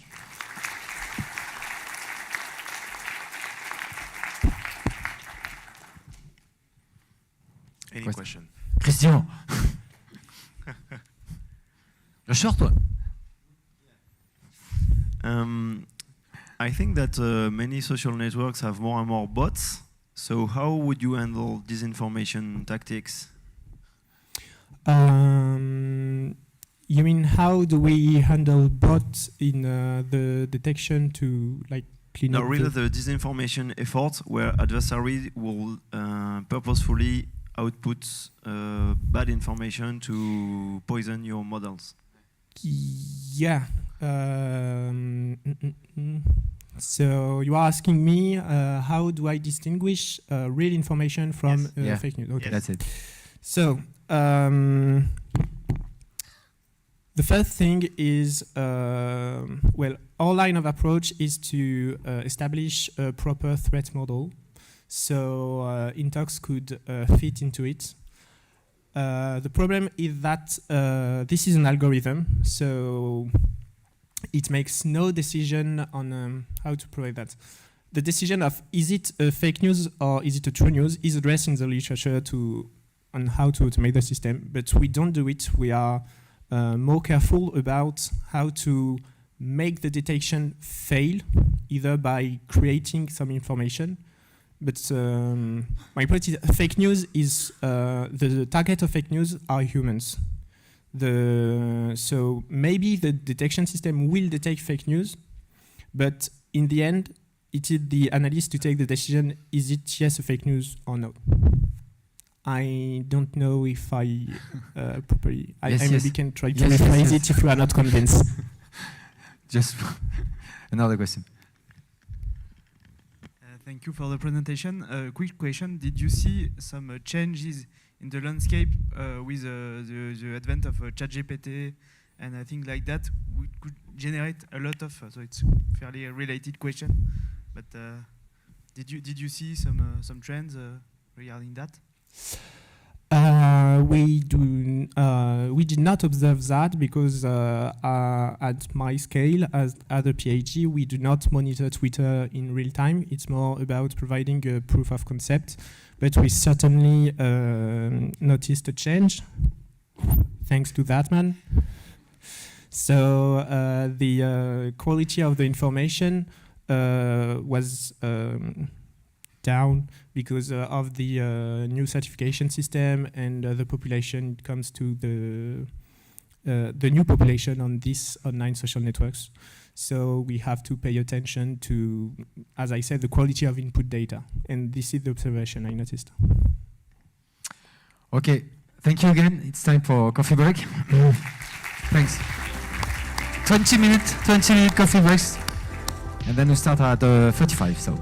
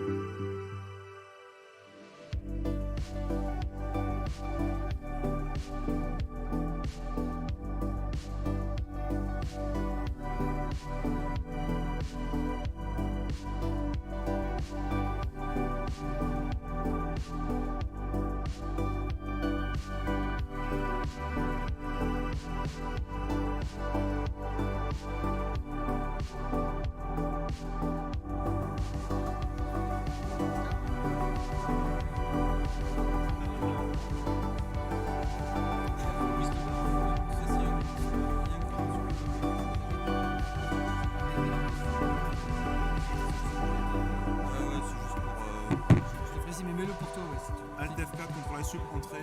Ça marche. Allez hop. Si tu fais 30, c'est parfait. Ouais, on va démarrer avec 5 minutes de retard. Donc 30 plus des questions, ça fait 35. Cet après-midi, c'est vous qui ferez. Je fais plus cet après-midi. Avec ça, on peut pointer. Alors oui, avec ça, oui. Mais il faut l'allumer, il y a une pile sur le côté. Ah ok, on. Ouais, c'était on. Tu peux, il y a un truc rouge. Hein. Ouais, là. Voilà, c'est bon. C'est quoi déjà tes security engineers chez Ninja, Tinati ou j'étais civil engineer, j'ai pas parlé un peu security engineer à Snake. Là, c'est pas grave. Non mais le nom et la petite. C'est pas le CV quand c'est pas écrit. Non mais c'est bien, ça me va très bien. En plus on connaît tous la sécurité. Déjà t'as fait.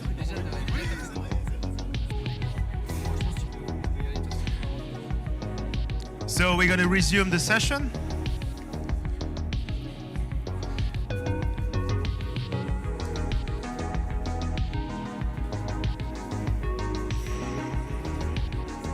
Yeah, we're going to wait for a few seconds. So please sit down and calm down a little bit. So I'm pleased today to welcome Jean-Baptiste Quérou, en bon français. Who is a security engineer in Synactive, also so-called a ninja in Synactive. And he's going to discuss about the Android security model today for 40 minutes, or it's a short or a long? Yes, a long. A long one, so for 40 minutes. So yeah, take it away, please. Okay. Thank you. Good morning, everyone. So for this presentation, we will talk about the Android security model.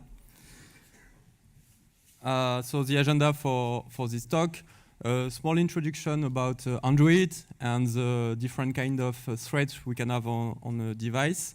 Then we will introduce the security model of the system, talk a little about Android permissions, introduce hardening and mitigations on the system, and a small conclusion. So I am Jean-Baptiste Quérou. I'm a security researcher at Synactive in the reverse team. So I do vulnerability research and exploitation. I will not present again Synactive because my colleague did that yesterday. But we have a stand, so don't hesitate to come talk with us. So you probably know Android is an open source project led by Google. The last set version is Android 13, and many smartphone devices in the world use Android. It's about 70% of smartphone device, so that's a lot of device. To make it simple, Android is a Linux kernel with a binder driver enabled. It is for the communication between the processes in the system. And for the userland part, applications are Java packages that are run in a specific Java virtual machine designed for Android. So you just need to know that for Android. So our smartphones contain a lot of sensitive data. You have all your emails, messages, conversations, photo, video, and maybe more documents. And also, these devices have many sensors. You can have several cameras in the hardware, microphone, GPS, and other kind of sensors. So the access to this data and these sensors must be protected against compromise or malicious applications. If we make an overview of the different kind of threats, we have these small diagrams. So on the bottom, you have the physical guy, the attacker that have physically your device in its hand, and that will try to extract data from it. Then you have the attacker that is close to your device, and this attacker can perform a proximity attack, for example, with the Wi-Fi, NFC, or Bluetooth. You have the remote attacker that could try to exploit a vulnerability of your device. And the simple case, the attacker is already in the device. For example, you have a malicious application installed on your device, or maybe an application compromised. So it could be an application you install from the store that look like suspicious, for example, to have additional filter for your Instagram photo or TikTok video. So it could be a malicious application. Application may be malicious or compromised. In the case of a compromission, we can imagine if you have a browser maybe not up to date, and if you go on the website of an attacker, this attacker can try to exploit vulnerability and gain execution in the browser, so have a control code running in the device. So the system needs to prevent attackers from accessing data and sensors.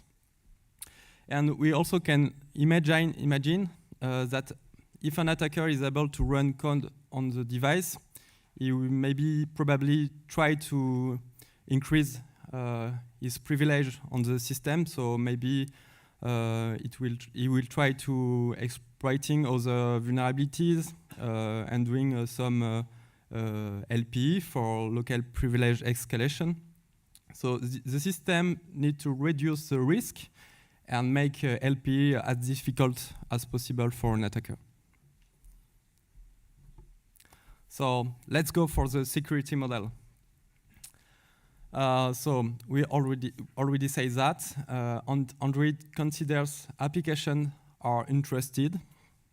So the security model is based on the least privilege principle. The idea is simple. We only permit each component to do only the action it needs and no more. And we have isolation and sandboxing implemented for each process and applications. And moreover, interaction between these components are also restricted. We have also hardening and exploit mitigations. The idea is to make vulnerabilities difficult to exploit, and ideally, if we can make some vulnerabilities inexploitable, if we can kill some class of bugs, it's better. So let's talk about the isolation and the sandboxing mechanism. So to do that, Android uses the standard Linux features to isolate this application and daemons and processes. So we have 3 points. The first is the classical Linux users and group, which is a DAC security. Then we have SLinux, which is a Mac security. We will talk more about SLinux after. And then we have seccomp, which is a way to filter syscall inside the kernel.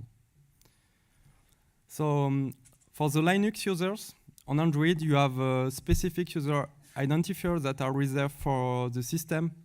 For example, you have a user called system, and its identifier is 1000. Sorry. You have the shell user. So if you develop Android application, you need a development environment, and you get a shell, and the user for that is shell. It's 2000 and so on. So every kind of daemon and process used by the system have its user.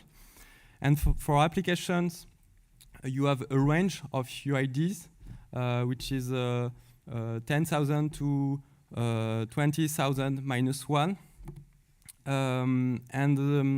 When you get an application from the store and you install it on the system will get a new ID for this application, and moreover, the system will create a dedicated folder for the application you want to install to allow the application to store data. And just using Linux users, the application you install could not read and list files of another applications. So this is the first mechanism. Then we have SE Linux. So SE Linux is for security enhanced Linux. It was enforced starting Android 4.4, so 10 years ago now. And in fact, SE Linux is a Linux security module, LSM. In fact, in the Linux kernel, you have some hooks that you can implement to add additional checks. So you are an example of the code. This is the implementation, the entry point of IO control syscall.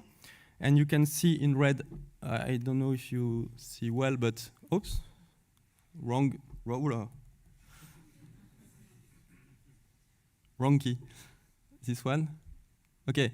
You have security underscore blah blah blah blah. This is a kind of hook that LSM module can implement. So you have plenty of this kind of hooks in the kernel, and SE Linux will do some additional checks to add more security. So with SE Linux, you have a policy that contains a list of rules, and a rules is a link between subject, objects, and actions. Subjects and objects are identified by their security context, also called SE Linux label. And the developers write many rules to describe all interaction in the system. And when your device boot, this rule set this result is loaded in the kernel. And if in the system you try to do an action that is not described by the rule, by default the action will be forbidden. Here you have an example of a rule. So it's a textual description, and then you have like a compiler that transforms the textual in binary description. This is a kind of rules that developer write. So you have the keyword allow, then you have the subject. So here, abdomen, it concerns applications. Then you have objects related to this rule. So here it's for data files. Then you have a colon. Then you have files that describe the kind of object the rule is for. So here it's file, but you can have a socket, process, driver, many things. And then you have the actions. So here it's a macro that tell it's for get attr, open, read, IO control action. So this is an example of rules, and you have many rules that describe the system. Then the last point for this isolation and sandboxing is seccomp, which is a Linux feature to perform filtering on syscalls. It was enforced since Android 8, and the idea is to reduce the features exposed by the kernel to a process, and in this way to reduce the attack surface to the kernel. And in Android with seccomp, you have default filtering profiles that are directly defined in the Android libc, which is Bionic. So you have 3 profiles by default. It's system, application, and application zygote. So the idea, remember, an application is a Java package, so you need a Java virtual machine to run applications. So when the Java virtual machine will start an application, depending on the kind of application, the corresponding profile will be applied to the process by default. But it's quite permissive by default. For instance, the system profile, in the rules, you have 17 syscall only that are blocked in ARM64, so it's not very big, but you don't know what the application needs, so you need a relative large profile. But which is interesting with seccomp is that applications can register additional filters to improve the sandboxing. So it is the case of Chrome, and it is also the case of the media extractor component, which is responsible of media decoding. Maybe you know stage frights. So this kind of application will load more second rules to reduce more the surface of the kernel. So now we know that isolation and sandboxing is done with Linux users, SLinux mechanism, and SendComp.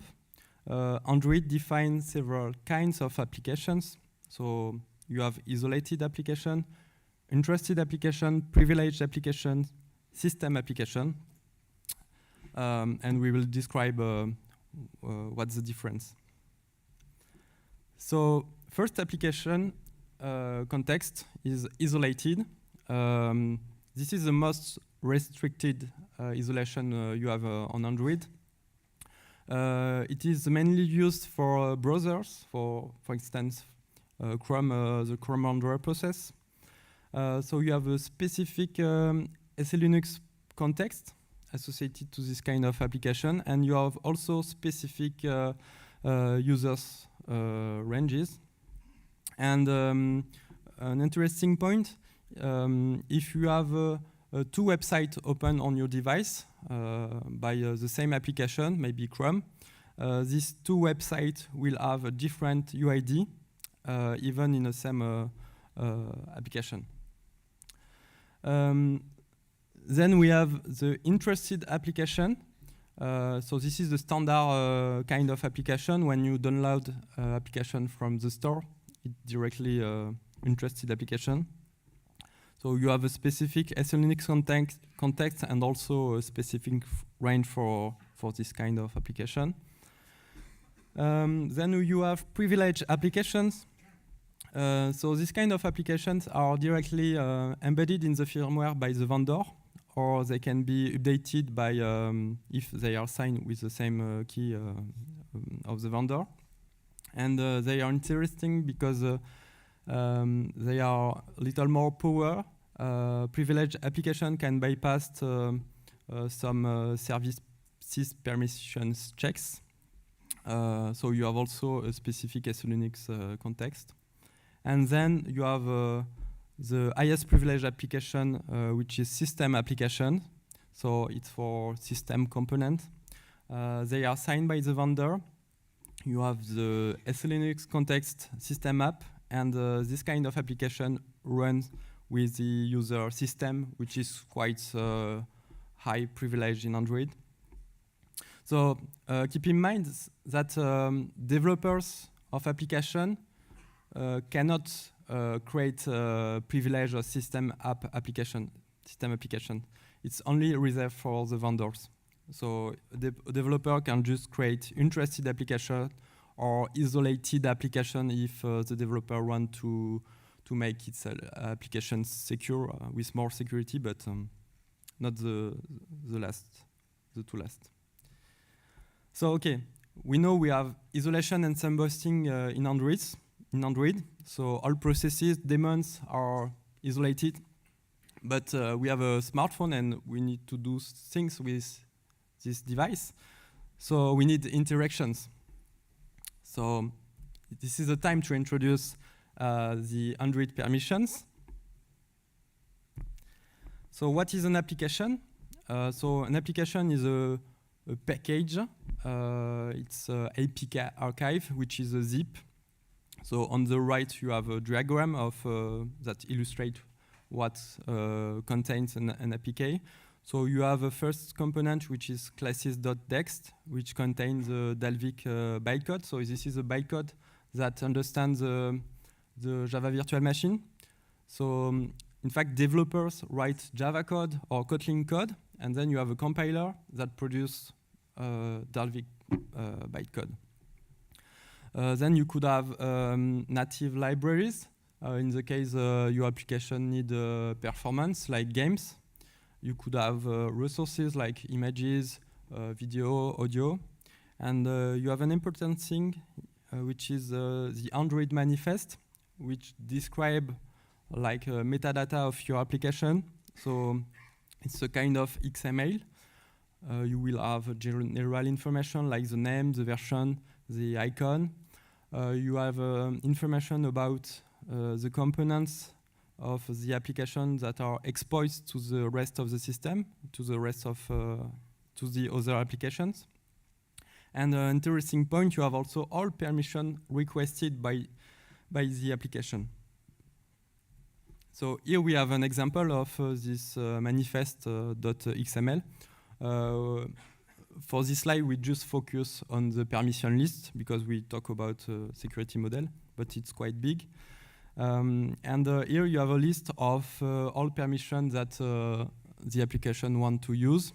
So you have, for example, permissions to access the camera, permission to access the contact, to read or write a new contact, to access the storage where you have the photo, the video, to access internet, and so on. So this is the developer that add all the permission manually. So you have different kind of permissions. You have install time permissions and runtime permissions. So install time permissions, when you install the application, you have a pop-up that tell you, oh, this application need this permission, this permission, this permission. Do you allow or not? Do you want to install? And you have runtime permission. So during the lifetime of the application want to try to access the resources that need a permission. And you will have a pop-up like on the right that asks user if app is allowed to access data, media, and file on your device, and the user say yes or no. Some permissions are implemented directly using the Linux groups mechanism. For instance, I think it's the case for to access the SD card to external storage. So in fact, when the Java virtual machine want to start your application, if this application has the permission, for instance, to access to the SD card, the virtual machine will add a user a group, the matching group to the process. And another way of permission are implemented is just checks at runtime and during interaction with other components. So we'll see that just after. So the Android permissions provide an access control to the system resources, and also to sensors. And with that, we can control interaction with other applications and services. So here we take the same diagram, but with interactions. So this is an example. We have application B that want to get contact. So it will ask to the contact provider. So which is a different process. It's a dedicated service. So each boxes has its own sandbox and isolation. So you have an interaction. The application B want to get a contact. The contact providers will check in a kind of databases where you have for all applications the permission that that were already granted or not. So if the permission exists, the contact provider will directly return the resources requested. And if it's not the case, you will have a pop-up to user ask you, okay, application B want to access contact, do you allow or not? And then the permission will be added in the list. And you have also interesting mechanism. For instance, if you have an application installed on the system and if you don't use it during a long time, permission can be loose. So the next time you run your application, the application will ask to use this permission. So now we'll change the part. We will talk about hardening and mitigations on the system. So you know, even with a strong isolation, there is still some attack surface. So this surface must be hardened to limit and to make LPE exploit more difficult. So in the system, we have some hardened components. The idea is to reduce the attack surface of exposed component. It is the case of media extractor, which is responsible for media decoding. So if you have an application and you can send media to the media extractor, we could imagine an attacker can try to gain execution in the media extractor. But media extractor is very, very hardened. You have a specific seccomp rules. Remember, in the default case, you just have 17 syscalls that are blocked. And in this case, you have, for IRM64, 34 syscalls, but allow. So it's very reduced. You have other kind of components that are that have a strong restriction, which is the case for Chrome or all web view components that display a web page. In this kind of sandbox, you have a very limited view of the file system. And for instance, in the case of the Chrome sandbox, you have only 3 services accessible. So it's a very limited interaction. Maybe some of you know about Rust. Rust is a quite new language that have interesting feature in terms of safety and memory safety. So by using Rust, you can avoid a lot of memory bugs and avoid a lot of memory vulnerabilities. So Android is quite interesting in this language, and on the last release, there are more and more Rust inside Android. So you have the new Android stack that was rewritten in Rust. You have the key store, you have the wideband, ultra-wideband stack, and the DNS over HTTP3. So it's interesting because it provides strong performance and strong memory properties. Then we have some mitigations against remote exploitation. So we have the ASLR, which is a randomization of the memory layout of the process. With that, you have PI, which is position independent executable, that allow to load executable segment in any place in memory, so libraries. And you have also a dedicated allocator, which is Kudo, introduced in Android 11. So an heap allocator is used, you know, when you program C and you do malloc and free, and the back end of that, you have the heap allocator. So maybe you know gmalloc, and Kudo is a kind of heap allocator. And it is interesting because it is designed for security, and it can detect allocation corruption. So if you have a buffer overflow and you write the next allocation, it could be detected by Kudo. You also have double free detection and arbitrary free detection. So this kind of allocator makes some exploitation way no more possible.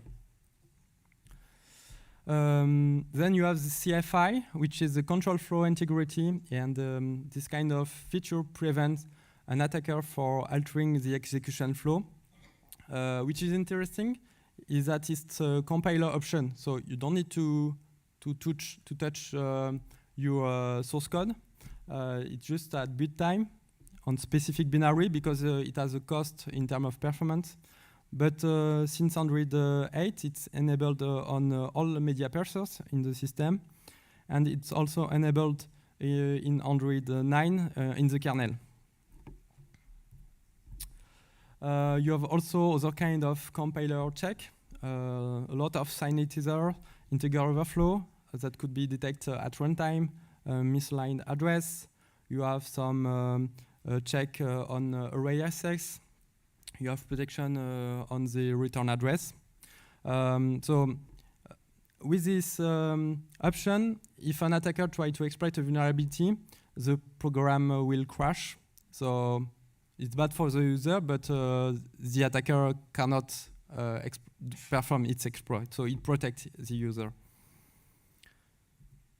Okay, and it's the conclusion. So we can observe that for each Android release, the developer tried to improve the security of the system. We have a strong isolation that is improved for each release. And we have also more and more mitigation. For instance, I think we will have more and more Rust in the next release. So it's a good point for security. And the idea is that even if there are vulnerabilities still in the system, it's difficult to exploit them.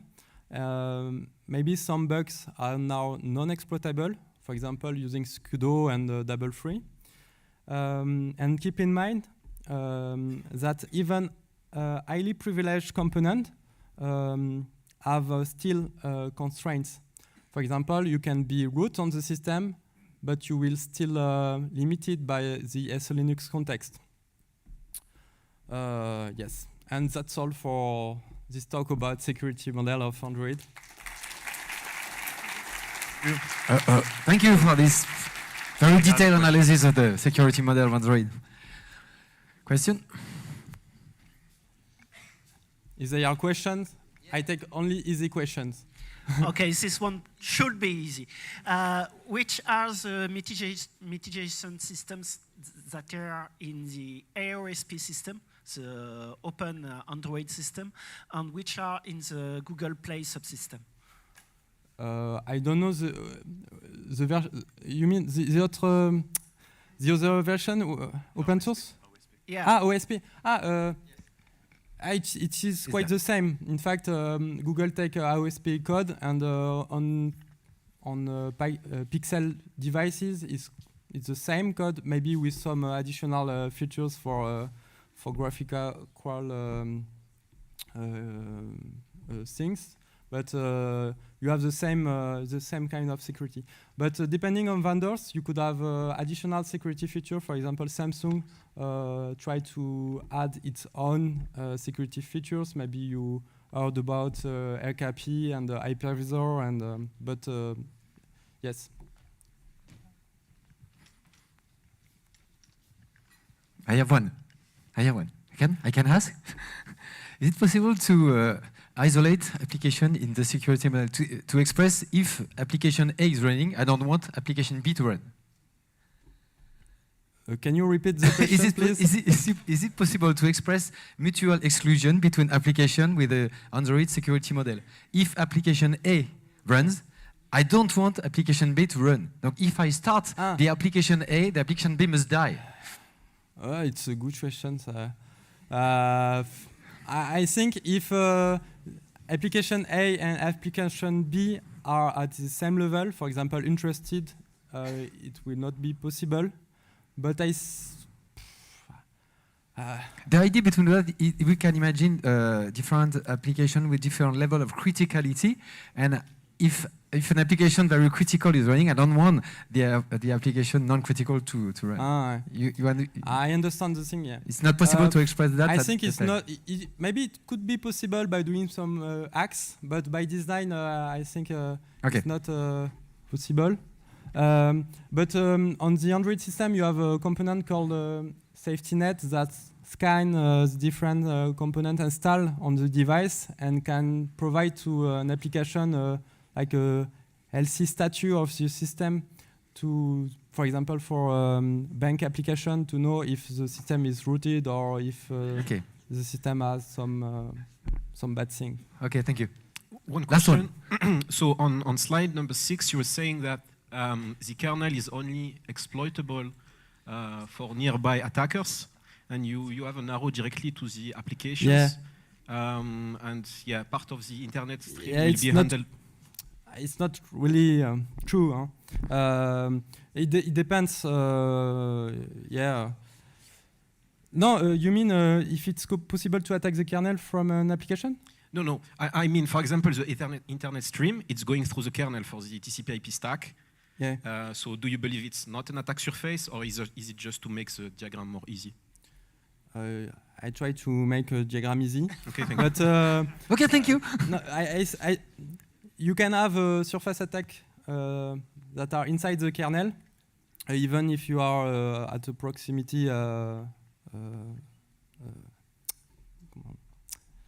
position.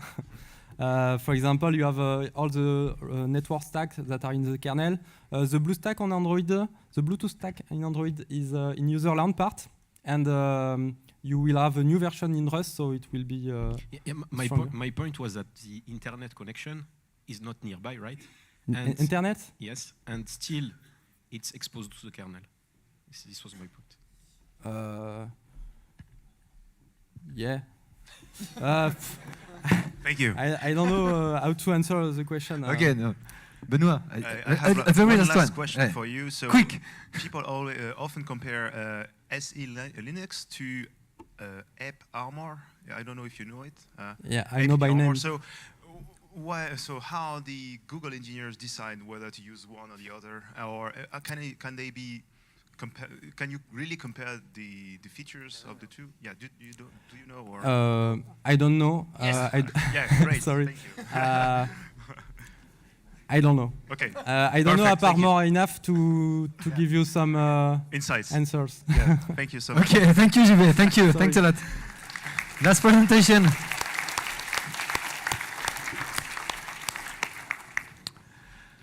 Some red one. Some from Renault. Yeah. Bon, ta presse doit être là. Hein. Je crois que je l'ai appelé Renault. Hein. Je n'ai pas été futile. Oui, on l'a appelé Renault. Voilà, c'est bon. Donc, fais mieux. Software-defined vehicle security. You can start. You can start. Non, c'est bon, on l'a dit. C'est bon, you can start. Hello everyone. So quickly, my name is Redouane Soum. I'm a cybersecurity architect. I'm working at Renault.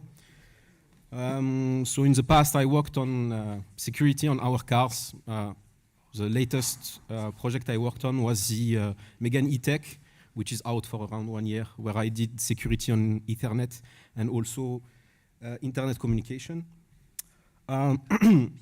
Today, I'm working on the SDV platform. So SDV stands for Software Defined Vehicle.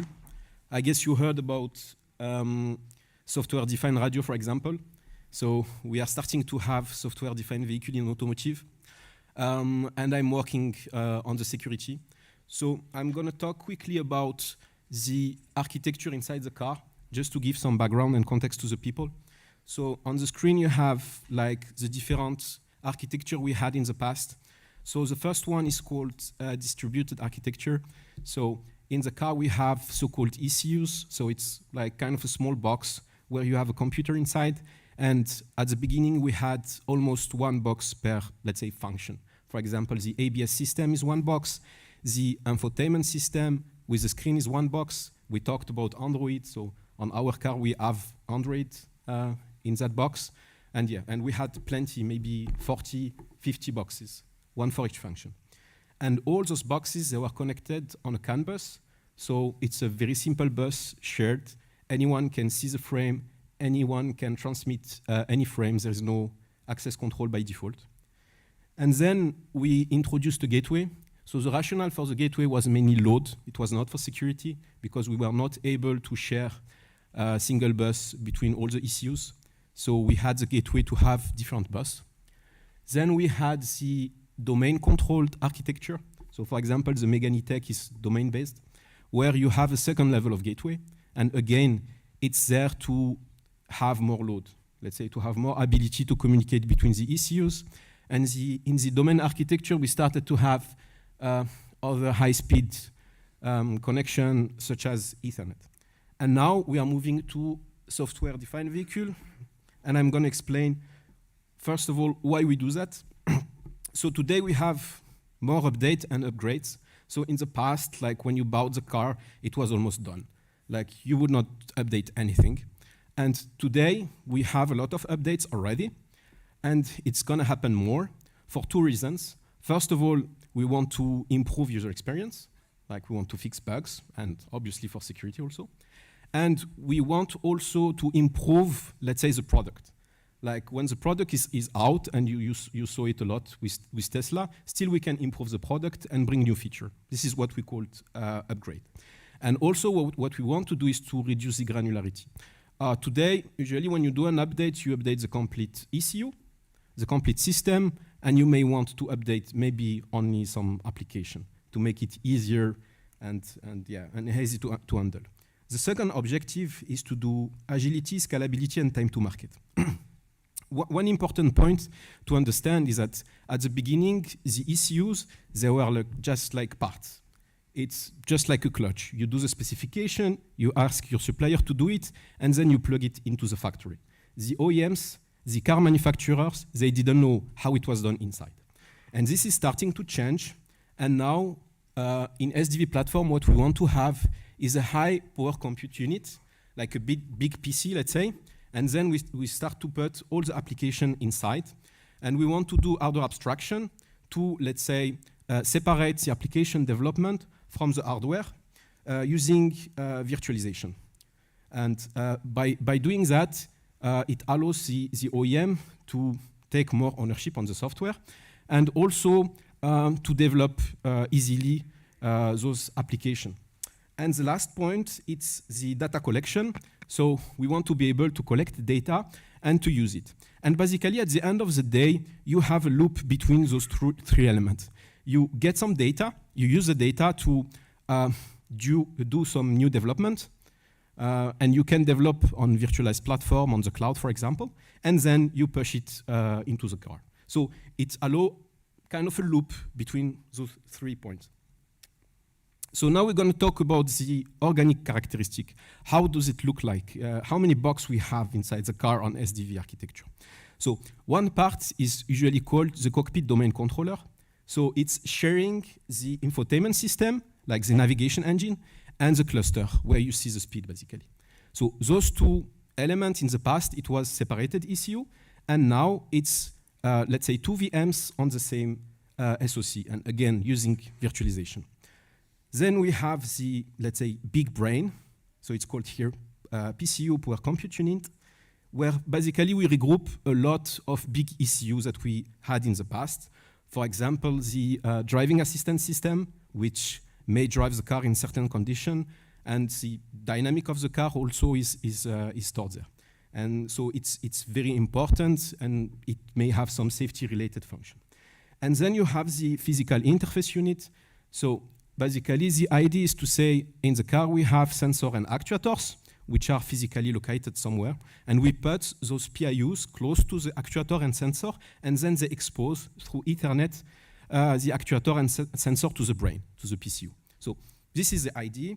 Now, if we look at the technical characteristics, which are important for us in terms of security, the first aspect is the, let's say, virtualization. So we're going to share hardware and software, and it's going to, let's say, increase the risk and the attack surface between the systems. And the second point is that we have a generalized communication on Ethernet, and again, this is new. And we're going to see how it's impacting the risk. So the first topic is about sharing hardware and software. So as I said, in the past, we had different systems. So they were sharing nothing, only the communication between the systems. But now, since we are on the same SoC with an hypervisor, then anything you share between the system can be used to take over the complete system. This is the idea. So we saw the talk about Android. In our car, Android is the most exposed system because it's like directly connected to the cloud. Obviously, we have some countermeasure, but still, it's still the most exposed system. And if you put it together with the instrument cluster, then any vulnerability on a common component may be used to take over the system. So for example, you may have the boot ROM or the bootloader if you manage to have an attack surface on it, which can be used. Maybe you have an, let's say, security engine, HSM, which is shared between the VMs. So if it has a lot of privilege, and we saw in the past vulnerability in HSM, you may take over. You may have CPU attacks.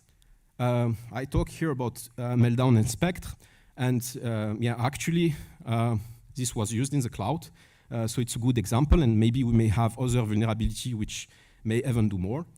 We have some firewall in the SOC which is used to isolate the VM. For example, the MMU.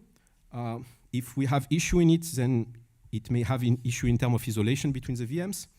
Obviously, you can try to attack the hypervisor, which has some privilege.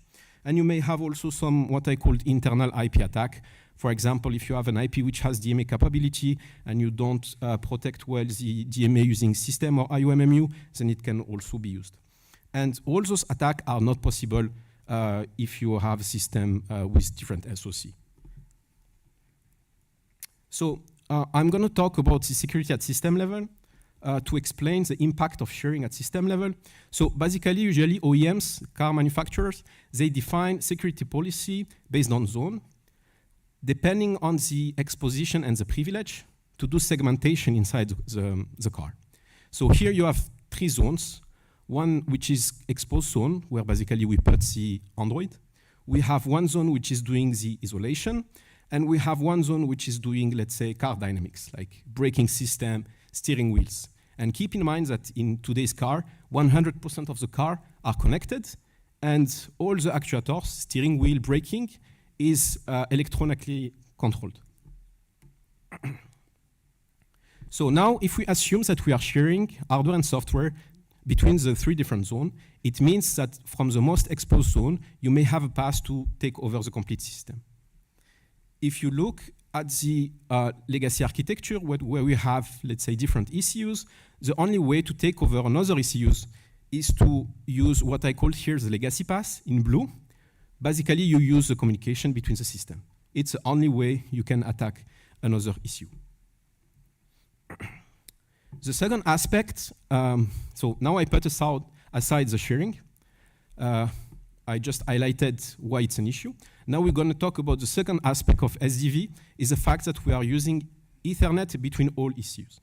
So in the past, the main protocol which was used between all the ECU was CAN-HS on the CAN bus, which is a quite simple protocol with, let's say, 8 bytes on the HS version. So it's quite small. And we assume in our security policies that it's very, very unlikely to perform an RC using that. But if we compare the attack surface with Ethernet, and I take here the example of some IP, which is an automotive protocol used to do RPC, remote procedure call, between ECUs. So basically, you just call a method. And if we compare the attack surface on the OSI model, you see there is a big difference. Right? You have the IP stack, UDP, maybe TCP if you use it, and then you have some IP where you have serialization, and serialization, deserialization may be an issue. I also provided some example of vulnerability in the TCP IP stack, which happens in the past. It's not on Linux, but it's on other operating systems, so it may happen. So how can we, let's say, control this additional attack surface we have on SDV platform? So now we're going to talk about how we do it, how we can mitigate the 2 issues I described. So the first one, I'm just sharing again the same diagram. Obviously, if you have a policy at system level saying, maybe I'm not going to share hardware and software between all the zones, it will reduce the impact at system level. And we have some recommendation in the ANSI for the IT domain, where basically they say, if you do some, let's say, IT system and you use virtualization, try not to put, let's say, systems with different privilege and exposition on the same SOC. This is in their recommendation for the IT domain already. And they are talking also about Spectre and Meltdown as an example. So for automotive, what could we do? Obviously, we could say, oh, yeah, we don't share hardware between zones. It could be one way. Or we could say, we just share between contiguous zones. So this is the example of the impact of not sharing hardware, then you see basically the new attack path is, let's say, no more interesting because you cannot cross zones using it. And if we look at the second strategy, again, it's not really interesting anymore. So the first aspect is to say, okay, I reduce the sharing at system level, and by doing that, I'm reducing the impact. Now, we can still work on the likelihood, and assuming I have a virtualized system, how can I reduce the likelihood that the single point of failure is happening? So basically, the main contributors are what? They are the SoC hardware, which are some hardware capability to do the isolation. Then you have the hypervisor software. Then you have our configuration on the final design. Then you have the shared components, like the HSM, which can be used to, let's say, take over the system. And then the last point is the application with cross-VM communication. Obviously, if you have good SoC and a good hypervisor, but you do shitty configurations, then it's useless. And also at application level, if you have application doing very, very bad things, then also the isolation is useless. If you just expose an exec function, for example, then you are done. Isolation does not make any sense. And the cross-VM communication is very important. We have already one example, which was presented on Black Hat last year on the ID3, which is Volkswagen car, where they have that cockpit domain controller with cluster and infotainment. And the researchers, they used logging application, which were basically cascading a string into an exec command. So again, if you don't design good your application, isolation is useless. So in order to, let's say, reduce the likelihood, we have three aspects we want to look at. First of all, we want to check the security level of the enablers we use, the SoC and the hypervisor, to have some kind of confidence. And for that, what we want to use is some certification. So we have different kind of certification. There is one, for example, which is called command criteria. Basically, you define the target of evaluation, what you want to evaluate, and you give security objectives to the evaluation. And at the end of the day, it's performed by a lab and verified by some organization, such as ANSI or BSI. And at the end, you get a stamp, which, depending on the level, will give you an insurance that the system, the enabler, is fulfilling your security requirement. And with certain level, for example, EL4, on command criteria, you start to have formally proven evidence about your security objectives. So by doing that, we can ensure the security level of the enablers. The second step is to check that it's working properly in the system, right? So we take our final system with the right configuration, and we do what I call functional security validation to ensure that the isolation is working well. So we go, for example, on the infotainment system, we execute code, and we try to access memories that does not belong to the IVI. And we do that for all the hardware IPs. We ensure isolation is good. This is the second step. And the third point is regarding the application. We need to review the privilege, what are the API between the VMs, obviously. We need to provide coding guidelines to the people, like to make sure they do good design. When they design an API, that it should have a good type, not use a string if they just want to provide an IP address, for example. These kind of things to reduce the likelihood of having an issue. And then at the end, we also do some penetration tests. We take some people like Synactive or other people, and we give them the system, and they do also some penetration tests. And it's a combination of these three elements which can, let's say, give us some insurance in terms of isolation. Now, the second aspect regarding Ethernet is protocol breaker. Protocol breaker is something which already exists in other domains. The fundamental idea is that to cover the attack surface on the OSI layer is to terminate the protocol completely. So we have some implementation on the SOM IP, and again, SOM IP is remote RPC call. So calling and function on Ethernet between two ECU. And what we do in our design, we have a protocol breaker which is in the middle with two contexts. One context which is communicating with ECU1, one context which is communicating with ECU2. And this protocol breaker have all the information about our communications, because our communications are known in advance, right? We know who is allowed to communicate with whom, using which service, which method, we know everything. And even we give the definition of the method, like what are the parameters. So by doing that, the protocol breaker, when it receives the frame, he is able to verify that the frame is compliant with our message. And then he can drop the header. Let's say he identifies message number 10, for example. He can remove the header. Then he needs to verify the payload. Payload, basically, it's the parameters of the function. So it's verifying the payload against the API definition, what are the parameters, and the specification of some IP, which is telling you how you are supposed to serialize the data. So by doing that, we check it's compliant. We do it once in the first context and the second time on the second context, because we don't trust, obviously, the first one, and then the payload is okay. And we provide also the ID of the message which was received, so that the second context is also able to reconstruct the header. And by doing that, we have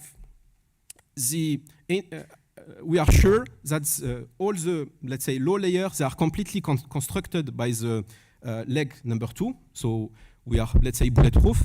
And the payload has been also verified correctly. So normally, if we did our job correctly, the ECU2 is completely covered. Obviously, this is true only if you don't put a complex protocol in top. Again, if you say my API is a string, and then you put an XML inside the string, and then the XML parser of the ECU2 is exposed. And we were talking about Rust. We have one implementation also of this in Rust to ensure that we have, again, more safety in terms of memory access. Now we look at the picture at system level. We separate the hardware between the zones. We put our protocol breaker in the middle, and then we see that we have a minimum of 3 steps to access the asset which is important for us.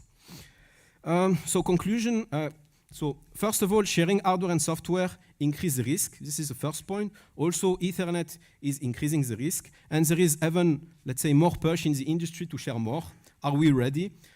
Anyway, we believe that cybersecurity is not a field where we should hide stuff, and we are working hard to discuss this kind of stuff with other OEM. And last point, we are also hiring, so we have like 6 positions as cybersecurity architect in Toulouse, Sofia, or Paris. So if you have any question on the conference or on the rec, let me know. Fair enough. Thank you. Thanks a lot. So much. Thanks for that. One or two questions before the lunch? Yeah.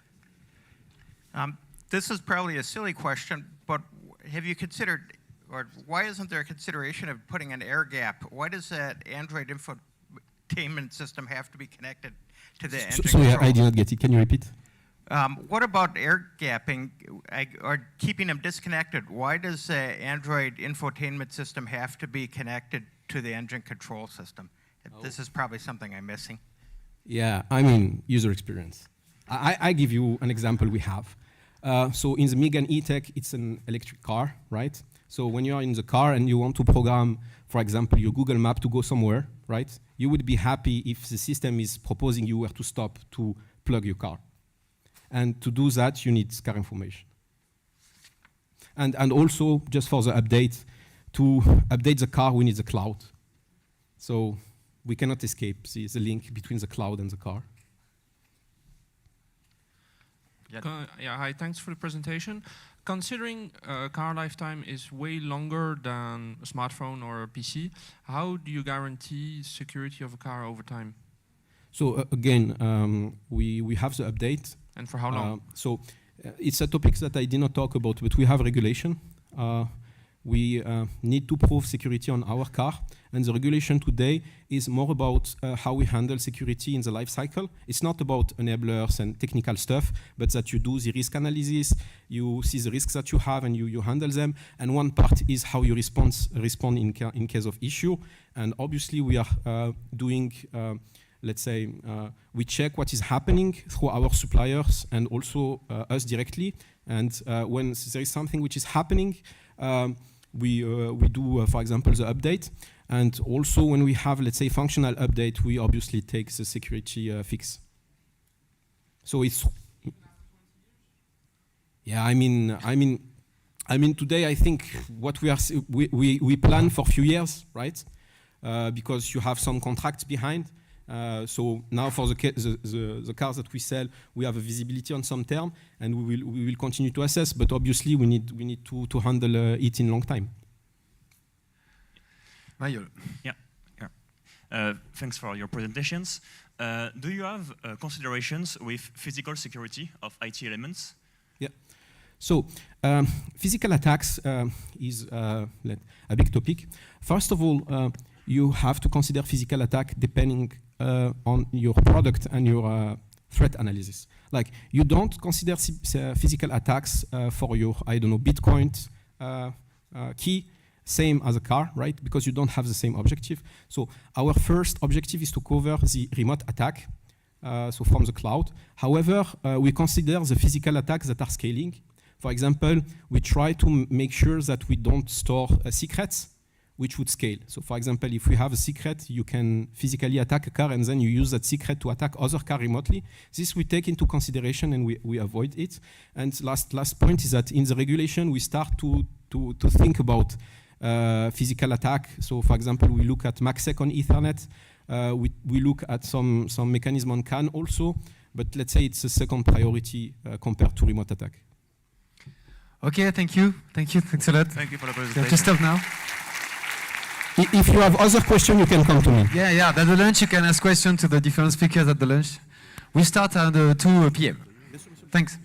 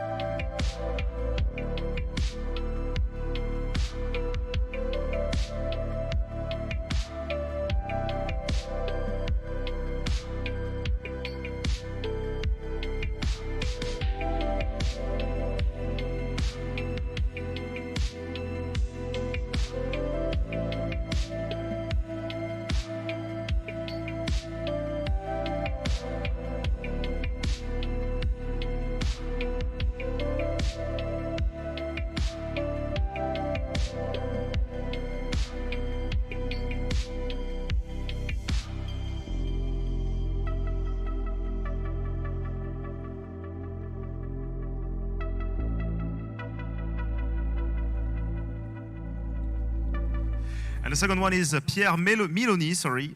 Milioni.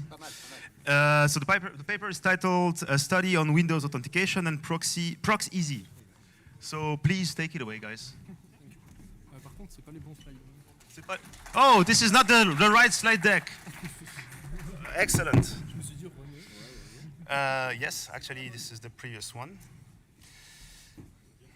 Okay, so 2 p.m., yes. It's called 2 p.m. presentation. It's pretty straightforward. Yeah. Okay, so is it okay? Yeah, perfect. Cool. Take it away. Ok, parfait. Je passe un peu,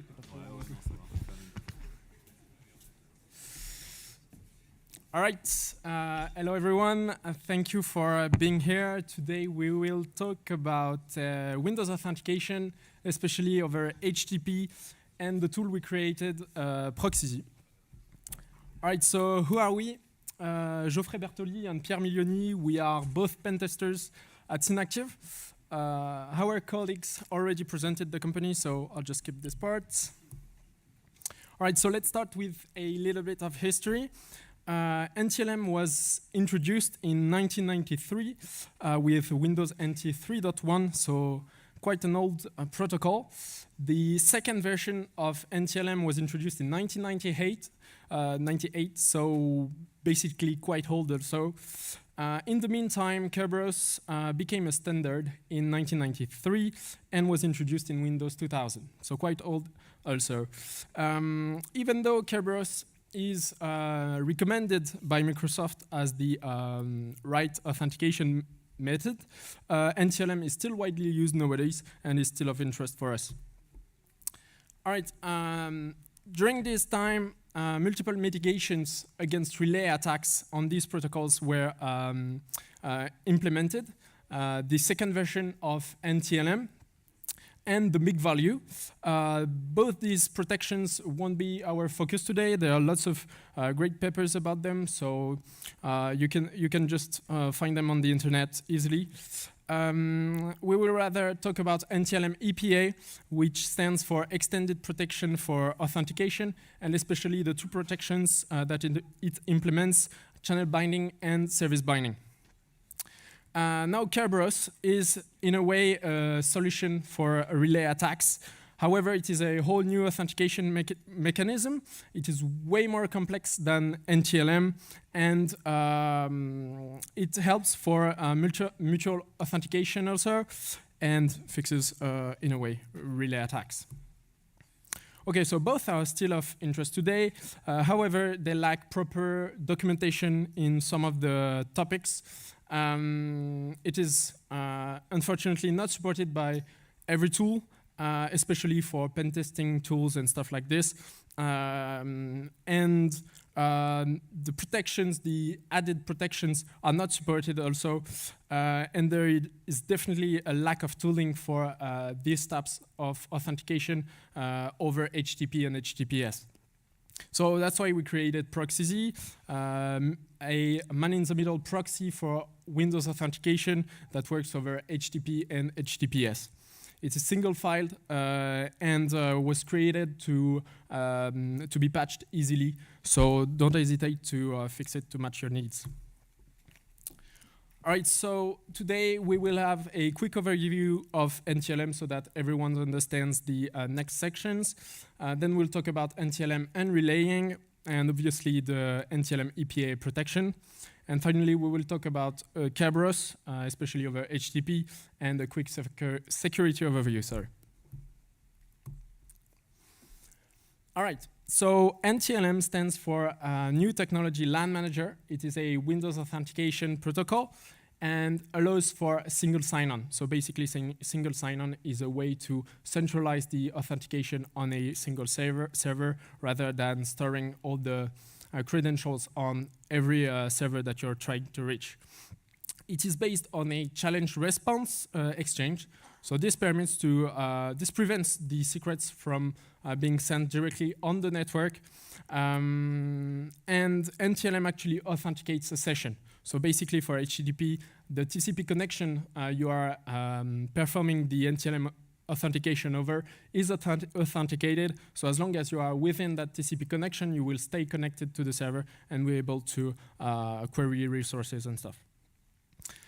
Note that this may cause some issues or slowdowns in your tools, because if you create new TCP connection for each HTTP request, well, you will have to perform the NTLM authentication once again for every TCP connection. However, Burp Suite now supports TCP connection reuse, so it kind of helps. All right, so NTLM over HTTP. Basically, the client's browser is trying to reach a resource on the web server, but the web server is requiring authentication. So the browser will send a first GET or whatever request to the web server. The web server requires authentication, so it will reply with a 401 error. And in addition, it will specify through the www-authenticate header the authentication it requires. In this case, it is NTLM.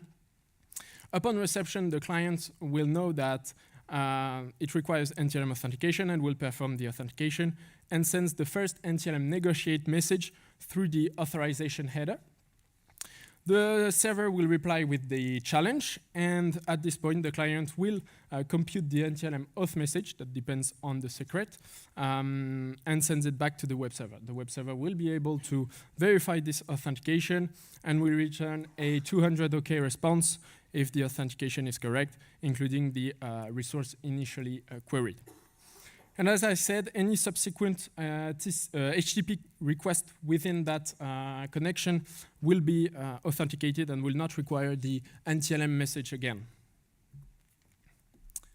All right, so NTLM relaying, basically the attacker is in a relaying position. So this means that he is able to forward messages from the client to a targeted server.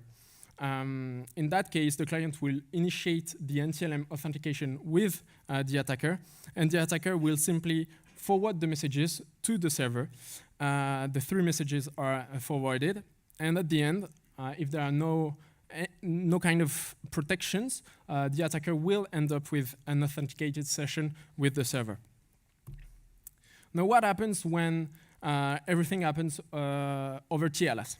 Well, basically, the attacker is in a relaying position. The client will initiate the authentication with the attacker. The only thing that will change is actually the certificate that is sent by the attacker. But if he is in a relaying position, well, the client has accepted the attacker's certificate. So the client sends the NTLM messages.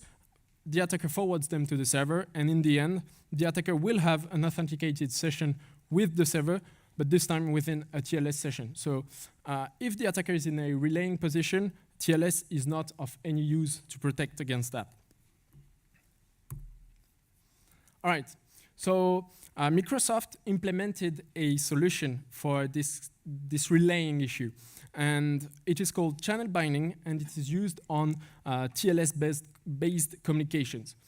The objective is to bind the authentication to the outer TLS tunnel. So this solution adds a token within the last NTLM message that depends on the outer TLS tunnel. If this protection is required by the server, well, any client without this token and a proper token will be denied access, so you won't be able to authenticate. So in a normal scheme, the client will establish a TLS tunnel with the remote web server. During the TLS uncheck, the client will retrieve the remote server's certificate. The client will compute the token associated with this certificate and will perform the NTLM authentication within the TLS tunnel. During the last phase of the authentication, within the last NTLM auth message, the client will include the token, and upon reception, the web server will obviously check the authentication, but in addition, the web server, will compute on its own token and will compare it with the provided token by the client. If they match, it means that the authentication happens on the TLS connection that was used by the client, and the requested page will be returned by the server because the authentication is successful. All right, now what happens when the attacker is in a relaying position and the client is actually authenticating to the attacker without TLS tunnel. Basically, the client will still initiate a NTLM authentication. The attacker will relay them to the web server. However, the client will not include any token within the last message, since there is no TLS tunnel to bind it to. The attacker cannot modify the messages because the messages are protected by the client secrets that the attacker does not know. So he has to forward them to the remote web server. The web server will retrieve these messages and will be able to verify the authentication. Upon verification, there is no token, so the computed token by the web server cannot match with the one provided, so the authentication cannot succeed, and the web server will refuse the connection. So this is the first protection when the NTLM authentication from the client happens on a clear clear connection. All right, so now what happens when the authentication is actually performed by the client over TLS? Well, basically, the client will authenticate it to the attacker through the TLS tunnel. During the TLS uncheck, the client will retrieve the attacker's certificate. In the meantime, the attacker will establish a TLS tunnel with the remote web server. On its own, the client will compute the associated token, the red token, and will initiate the NTLM authentication. The messages will be forwarded to the web server because they cannot be modified, as I said. The web server will compute on its own its token. The token will be compared, so the red and the blue ones, and they won't match because the client will have received the attacker's certificate and not the web server certificate. And so the authentication will fail, obviously. And it is important to note that this means that the channel binding protection actually relies on the strength of TLS. This is because the attacker cannot forward the web server certificate to the client, otherwise the TLS connection could not be established because the attacker does not know the private key associated with the web server certificate. So this relies on the strength of TLS. All right, so now how is it implemented? Well, basically, the computation I was talking about from the web server certificate is simply the hash of the server certificate. The channel binding token is the hash of the server certificate. The hash function actually depends of the one that is used in the certificate, but not of much interest here. There is the summary here. And the value that is actually inserted within the last NTLM auth message is the channel bindings attribute. It is inserted in the AV pairs of the NTLM auth message, so the last message. And it can't be modified since it is protected by the MIC value, which is basically a hash MAC depending on the client's secret. In turn, the MIC value is forced because of the flags attribute, which in turn is protected by the anti-proof STR that depends on the client's secret. So this value, this channel bindings attribute, cannot be modified by the attacker. Unless, of course, there is some kind of bug or verification issues on the remote server, but that's not the subject here.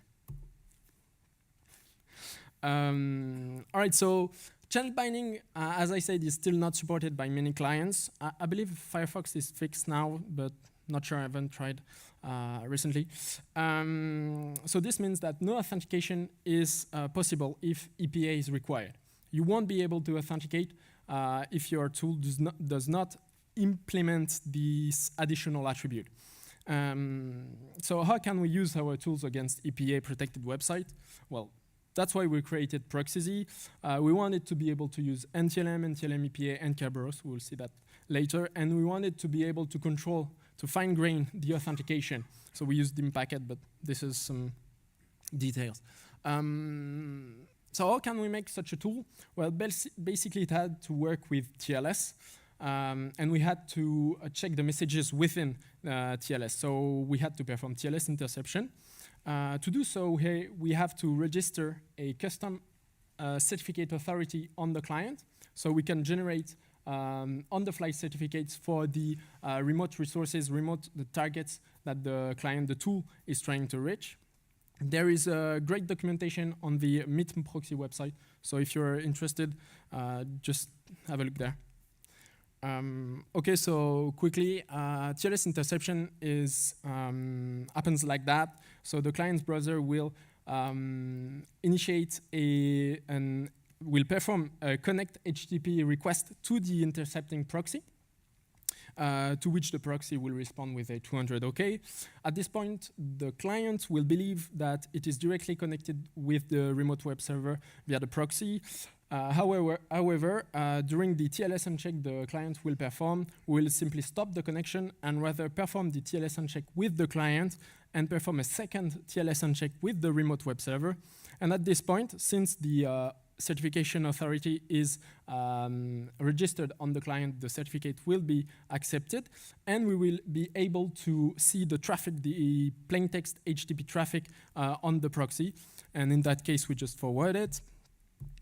However, in the case of Proxeasy, the first steps are the same. However, when the web server will reply with a 401 error because authentication is required, we will simply perform from the proxy the NTLM authentication. And once it is performed and the authentication is correct, the web server will reply with the requested resource, and we will simply forward it to the client. And the authentication will have been completely transparent to the client. So your client does not have to support any kind of authentication to work with this, to work with a remote web server that requires authentication.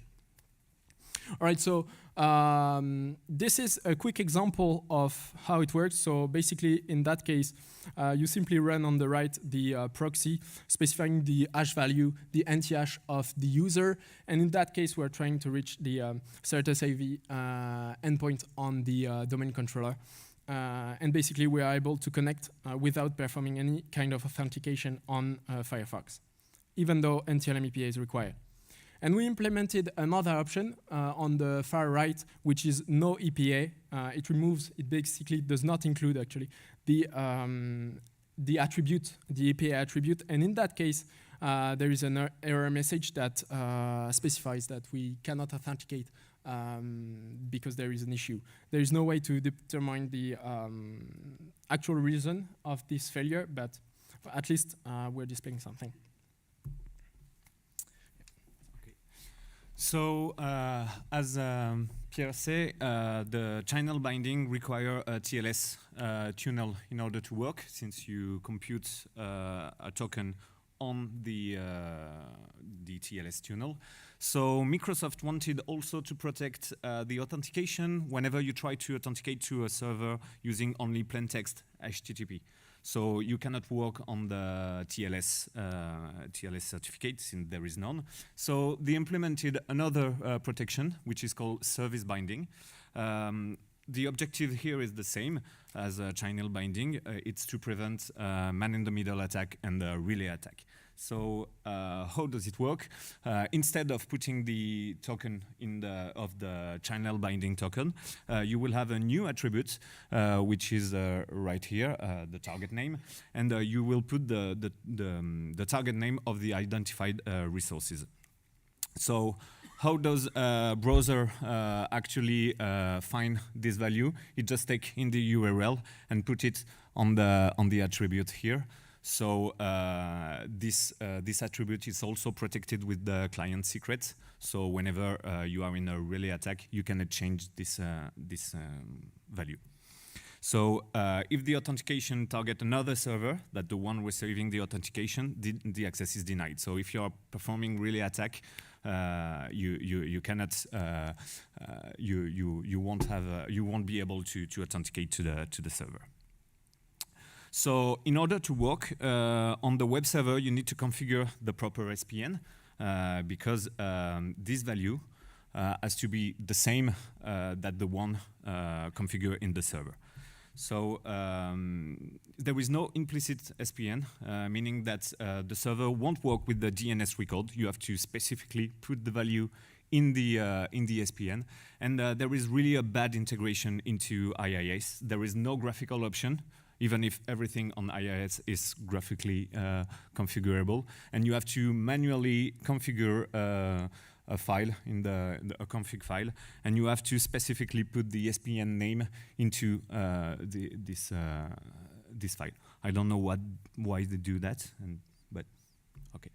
So it's important to understand that if you want to protect your server against relaying attack and that you are using TLS, you will have to use channel binding tokens. If you don't have TLS, you will have to use service binding protect.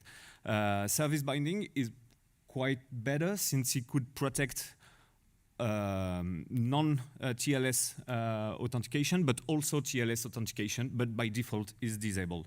So just remember that if you put EPA, if you enable EPA on your IIS server, there will be only channel binding token. So please just disable your HTTP unless you will be vulnerable to METM attacks. So even if it's not widely used, it's possible to use it in Proxy. I don't know if you find a website that implements this. If someone with the documentation of Microsoft and wanted to do this, you can do it. So actually it works like that. Proxy just take here the URL and put it in the SPN. We also implemented SPN option if you want to specific SPN. I don't know, sometime in the configuration file, it's not the URL. I don't know why you would do that, but it's possible. And here we just put an SPN that is not working, and you will see that the authentication failed. Okay, so that's all for NTLM EPA. Everything is working with Proxy, but Microsoft say EPA is a primary mitigation against relay attack. That's great. But in order to be fully protected against relay attack, you will have to disable NTLM and replace it by Kerberos. Indeed, Kerberos should use mutual authentication, so it should be better. Just a quick overview about how Kerberos work. So first of all, your client will communicate with another server, a KDC. You will ask for the TGT, which is a ticket granting tickets. With this TGT, you will be able to grab a service ticket, which allow you to authentify to the server, and then you will have the last request, which is AP rake and AS rape. So the AP rake, you just send your service tickets to the server, and the server will then authenticate to you using the AP rape. So how does it work against HTTP? So you have your service tickets and you wanted to send it to the web server. So you just do a GET or any kind of request to the server. The server will answer you with a 401 error saying you need to authenticate, and the flag here is negotiate. And it's rather simple than NTLM. You just send into the negotiate, you just send your AP rec in the form of a SP nego token in it, and then the server will send you the page and respond with the AP rep in order to authenticate to you. So let's have a closer look. When you try to authenticate, you just send here your AP rep. Your AP rep just contain a neg teco in it. You will require mutual authentication. You will send the SPN, as the same as in service binding in NTLM EPA, and you will have an encrypted authenticator showing that you knew the session key and that you can authenticate. The server will then answer you with the AP rape, with the net token tag, and here an encrypted pod saying that he also knew the session key. So everybody is authenticated and everybody is happy. There is two security measures in order to be sure that you cannot do replay attack. So the AP rake in the authenticator contains a timestamp, and if the timestamp is more than 5 minutes away, the authentication will be refused. So you cannot replay an AP rate that you have from a long time ago. And moreover, the server will store all the MD5 hash of each AP rape. So if you try to use the same AP rape 2 times, so if you just take this base 64 and just try to send it another time, you will be refused by the server. Moreover, there is a third security measure. It's the SPN, because we saw in service binding that it could be shaked, but in this case, it's not verified. So is it possible to do something with that? Indeed, it's possible. So if you are an evil proxy, you just make the client authenticate to you. You forward it to the server, and you are authenticated instead of the server of the client. And okay, the client won't be authenticated, but you will be instead of him. So that's great. Another point is that since the SPN is not verified, you can send this authentication to another server if the service is running under the same identity. So it happens that in Windows environments, you have a lot of servers, such as a lot of SQL Server, a lot of IIS running with the same identity. You are using service accounts, and this service account is the same on several servers. So if you manage to have access to one AP rep, you can just send it to all the server. They won't have the MD5 value of your IP rep because it's the first time that you try to authenticate to this server with this one. And you will be able to connect to all the service because there is no verification on the SPN value. I don't know why they do that. So we wanted to implement Kerberos also in our tool. It's still not supported in many clients forever. For example, Firefox in Linux for sure, maybe in Windows does not support Kerberos authentication. Whenever you store the negotiate token, you cannot answer it, so you won't be able to authenticate. Could be quite painful when you're performing penetration tests on a Windows environment that implement Kerberos, so that's why we do it. Burpsuit, which is a well-known proxy used in penetration tests, does not support Kerberos authentication, and sometimes Kerberos is enforced. And we also have some kind of tool like CertPy and things like that that does not work really well with Kerberos, so we just put the tool into a proxy, and it's working. We have implemented a lot of Kerberos authentication in our tool, so you can just use the user password capability, standard stuff. But sometimes you just have access to a TGT or to a service ticket. Could be useful to just grab this service ticket, put it in a proxy, not knowing the secret, and be able to authenticate to something. We also have the overpass the hash capability. So if you have the NT-hash of a user, you just put it in the proxy and it will authenticate to you. So here is just a short way to show how it works. So you just get a TGT, you export it in a local variable, and then you just send use the proxy with the -k option, meaning that you do the Kerberos, and you are able to access the website. Okay, you can use also with the NTH and everything. So our tool is available on GitHub. Could be used for penetration testing, of course, but it could also be used by Windows administrator that want to just make two applications communicate in the server when they're using Kerberos. Sometimes it's quite difficult to do it. Of course, PR and issues are welcome. If you ever discover a new authentication scheme that we did not think of, something that is not implemented, please do. Please make a pull request or issue. We will be really happy to implement it. So if you have any question regarding our tool. Thank you.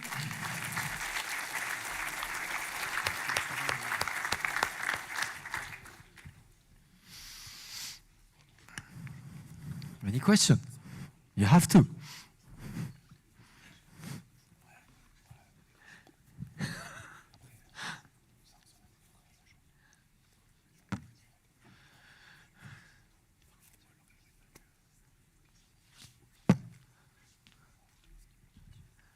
No questions?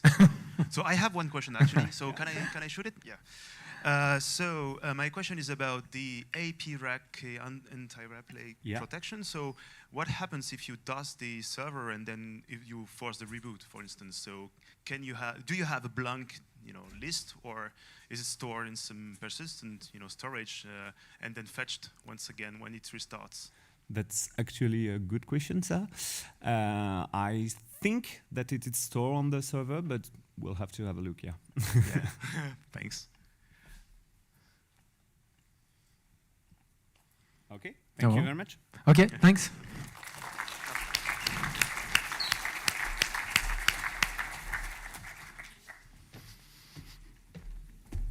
We need to switch laptop for the next presentation.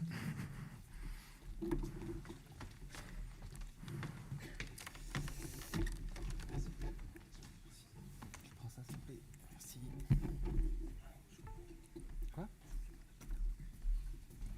Non, mais juste là. Est-ce que tu as du HDMI, c'est bon? Ah oui, t'as demandé.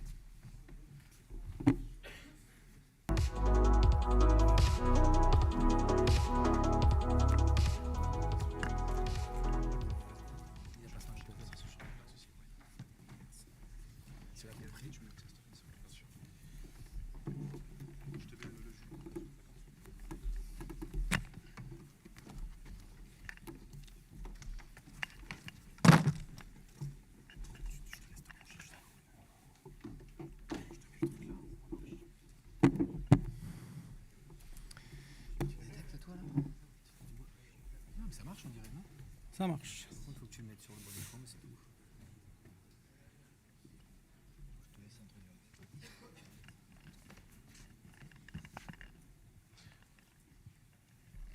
Okay, so are you ready? Cool. So next presentation is from many authors, but today's speaker is David Bromberg. He's going to discuss about why there is more to today's attacks against online games than meets the eye. Thank you. Take it away. Thank you very much. So it's a joint work among Ilyes, Marc, Sven, Rodrigo, and Paolo Verissimo from, as you can see, different countries: Arabia Saudi, France, New York, and Lisboa in Portugal. And this joint work comes from a collaboration between ERISA and COAST. So ERISA, because I'm from ERISA, I'm David Bromberg, thank you, professor at ERISA. And in fact, ERISA that most of you probably know, and also with COAST that most of you probably don't know.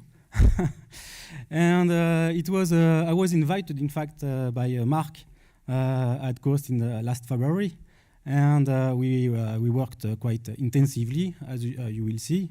Very hard, mostly, among other things, and so everybody was asking me, oh, okay, but what are you going to do? Where is COAST? What is COAST?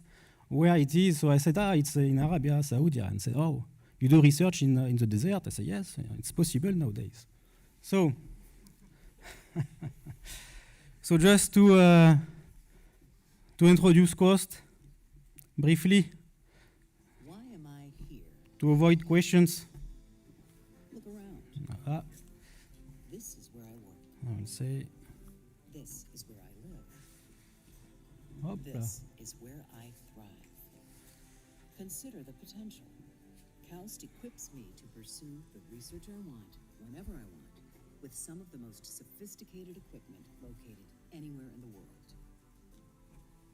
My grad students, research staff, postdocs, and academic peers provide me with outstanding support across many disciplines. My research can move from my lab to our research park. I'm here, but I'm also in many other places, encouraged to collaborate with leading researchers anywhere in the world. Why am I here? Because I want to be in a place with inquiring minds, a place where people want to favorably impact the world around us, where people think, but don't all think alike, where people from Saudi Arabia to Germany, from New Zealand to Mexico, and from China to the US live comfortably, acceptingly, and enjoyably. This place is different. I can learn to play in an Indonesian Angklung ensemble. I can attend a sunset concert of Beethoven overlooking the Red Sea. I can turn my idea into a startup venture. My children's friends are from every corner of the world. I can balance both work and home without having to compromise. Why am I here? Because my kids receive an excellent education in an international baccalaureate school. Because I'm able to experience the quality of life I want. Because my commute is under 10 minutes, whether I drive, walk, ride my bike, or take a bus. Because our kids play in safe neighborhood parks and learn how to become citizens of the world. I'm here because KAUST is my destination. The real question is, why aren't you here? Okay, so now you know why it is. And I hope that I will not have any more questions. So let's go back to the presentation. So in fact, it was for working on attacks on multiplayer games. And why? It's come from the fact that the game industry is booming, actually. And mostly the market share is quite huge nowadays. It's $321 billion. And so it's very huge.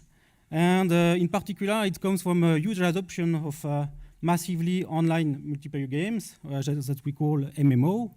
And these games are quite successful for many reasons, but one of them is that they are kind of virtual worlds, apparently more sexy than the real world, and that provide really engaging entertainment. And also they are quite successful as they do some kind of easy short-term goals to involve players to play the game more and more. All right. And I'm sure that among you have already all played to such kind of games, such as Valorant, Fortnite, League of Legends. Can you raise your hand? Who plays?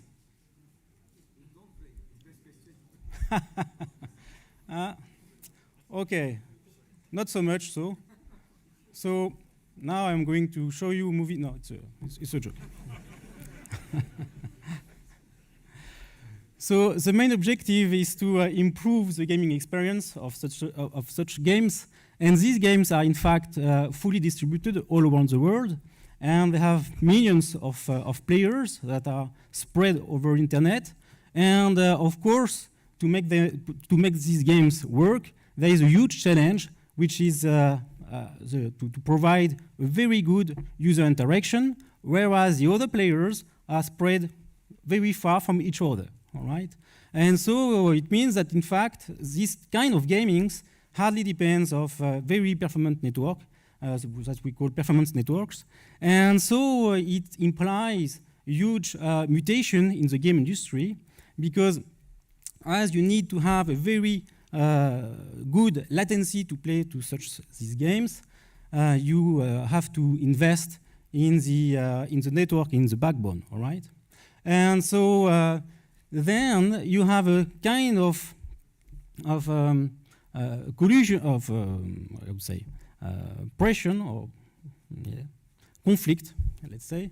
We have a kind of conflict between ISP and game editors. Why? Because ISP, in fact, are routing traffic that they do not do any money from, all right?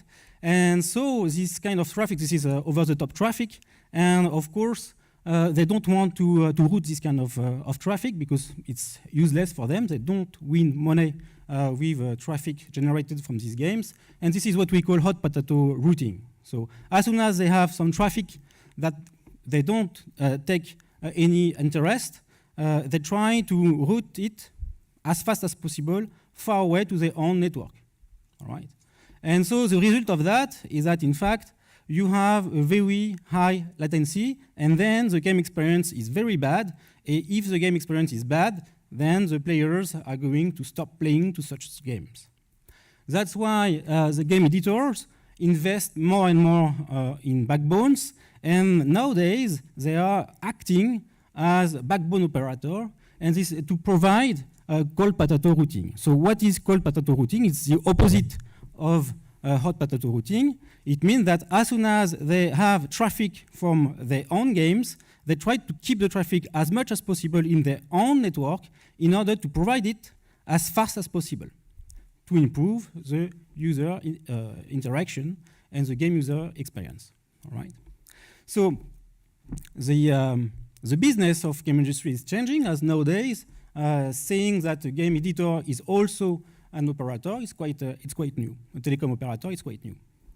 But these mutations are going even far away, because now this game engine, these mutations, this game engine, these games are used for doing many other things. For instance, we can do movies with the game engine, with this kind of games.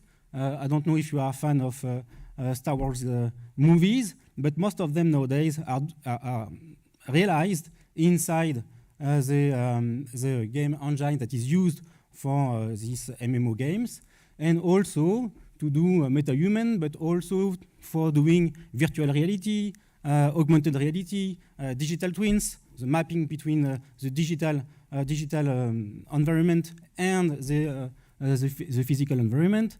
And also there is some mutations as game editors switch to banking as well. Why? But just because inside these games you also have in-game economy, and so you can find monetary transactions, monetized content, monetized look or items, and so you have a business inside, all right?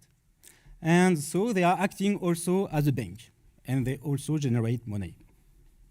And this is the way they are earning money. I did not say it earlier, but MMO mostly are free to play. So you don't have to pay for playing, but of course, you have to pay for doing microtransaction inside the game. Okay.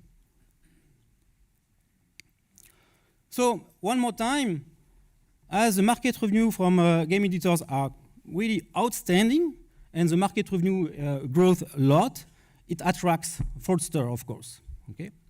And so if it attracts fraudsters, it means that potentially it's a huge risk for this business. Okay? And in particular, fraudsters, not only because the market share is high, but because there is an in-game economy, and they can take benefit of it. Okay, for not only for playing, but only for winning virtual money. Virtual money can be then translated to true money, etc. So that's why this is quite interesting for fraudsters. And and so now what we are interested in is what kind of attacks can we do, and how these attacks take place. So for cheating, for attacking a game or multiplayer games, I'm sure that you are all good at that. Now I'm going to make another question. So who already played to Monopoly game, traditional, you know, classic board game that we all play in our childhood? Wow, much more than multiplayer games. So I'm happy to tell you that you know how to cheat. So for cheating traditional classical board game, what we should do, we must be quick, efficient, and tricky. So of course, what does it mean? It means that you absolutely have to avoid to play with me to Monopoly. Because I'm very good. I'm cheating a lot. So in fact, we have to apply exactly the same to MMO, all right? And so to MMO, what are the current attacks to perturb or to confuse players in the MMO? As I said earlier, you remember, I said that game editors are nowadays operators, telecom operators. Why? For latency reason. So it's a very interesting reason. There's no need to have a PhD in computer science to cheat in MMO, as there is no need to have a PhD in economics for cheating for Monopoly. Okay. So, for cheating in MMO, something that is quite interesting is network delay, latency, packet loss, connection loss. All these kind of things that can occur in the network can be very interesting and can have an impact on the user experience of the game. and may change how the game will run. Okay. So now we are going to have a look to attacks. So one of them is called lag switch. So I already see that some of you say, all right, are thinking, all right, I'm sure that you, perhaps not, all have a PhD in computer science. But lag switch is quite easy. It's new words, but it's easy to operate. So let's have a look to it. So mostly here, I have the cheater and the victim. Of course, we need to have a victim. And we are playing to the PlayStation 5. Who has a PlayStation 5? Very few of you, but some of you. And so we are playing to our favorite games, multiplayer games from the network. And lag switch for the cheater means just to switch off his Ethernet cable. Not too long, because if it's too long, it's a network error. But just a short period of time in order to perturb and to have an influence on the game and on the victim. Okay? So it's very easy. There is no need to do a study for that. Unplug the network cable. And if you do that, of course, you are confusing the other players. And the victim is not aware of that because you are playing in your room, in your home, and the other players are playing in their home too. And we are going to see concretely how we can do that easily. So here I have put a picture of a very nice lag switch, homemade lag switch. So it's just here an Ethernet cable, and we have cut the Ethernet cable to add a switch. That's it. There is no electronics at all, and then no programming language at all involved. Okay.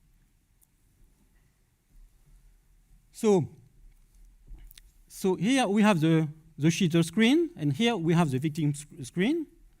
Okay, they are playing to their PlayStation, and what the cheater is going to do is going to switch off his network for a short period of time. Then he's going to try to kill the other player. And once on his side he killed the other player, he switched on again his network. And we are going to see what happened.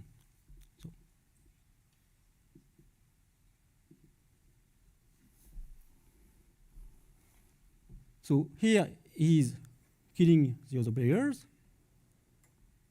And as you saw, the other player died, whereas he was behind the wall. Okay? So he can't do anything. So it's very efficient, very easy to do, and the game editor did not do anything to protect user from this kind of attacks.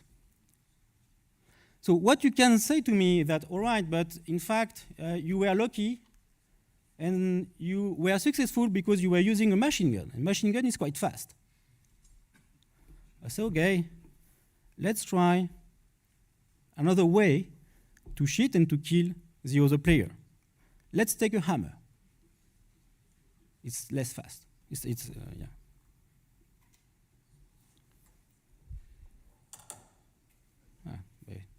Sorry, I did not move.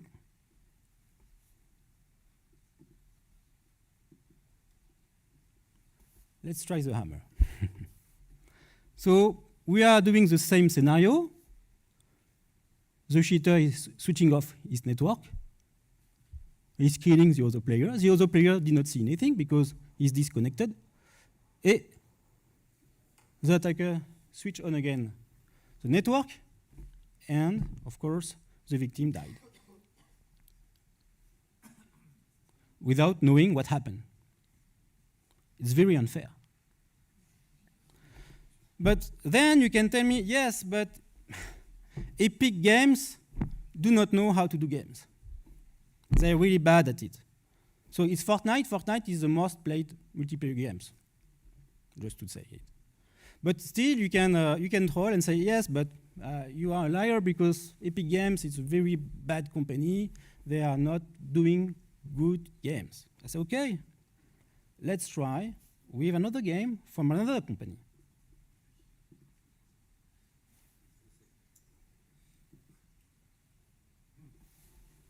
Apex Legends from Electronic Arts. It's another kind of games. This time it's a first-person shooter. It's not anymore a third-person shooter.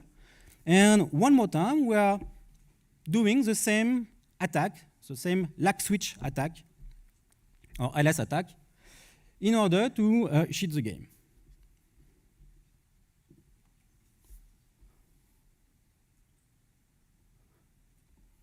So of course, the cheater switch off, he switch on,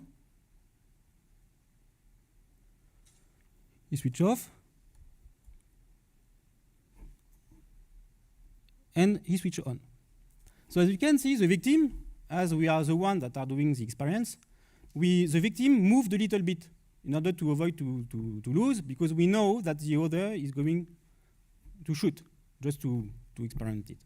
So this time, we show here that even with another game, another multiplayer game from another company, from another game editor, the game suffers from the same attack.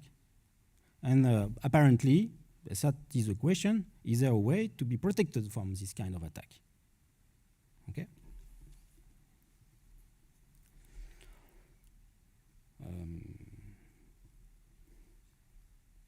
So, you can say, yes, but in fact, both of them are really bad at doing multiplayer games, because it's an easy problem. You can say that to me, because in fact, it's a latency problem. If it's a latency problem, you have just to be very rigorous about latency. So if, as soon as you have latency, you can exclude the players. All right? You can take this decision. But then, if you do this decision, you are in front of another attack, which is a dual attack, which is a DDoS attack. Okay? So what is a DDoS attack? So one more time, we have our PlayStation. We are interconnected from the internet. We have the cheater, the victim, but this time the cheater is doing a DDoS attack, so denial service of attack. Distributed denial of attack. And here we have the machine that is doing the attack, and the objective is to switch off the remote victim. So previously, it was the cheater that was spontaneously disconnect his network, whereas this time, the cheater is disconnecting the other player. And we are going to rerun the different scenarios that we have seen, but this time with DDoS attack to see if we can protect from that attack or not. So one more time, we're taking Fortnite. So here, the cheater, at what time he will see the victim, he will decide to launch the attack, and then to kill the victim, and we will see on the right side what happened on the victim side.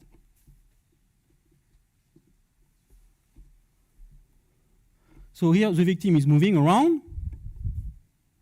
Okay. The cheater saw it. He plays the attack. He killed the victim. He stopped the attack, and the victim died. One more time, it does not work. So we did not succeed to resolve the first attack because we have the second attack. All right? So now we can do it again with Apex to validate our hypothesis and say if Apex Legends is better than Fortnite,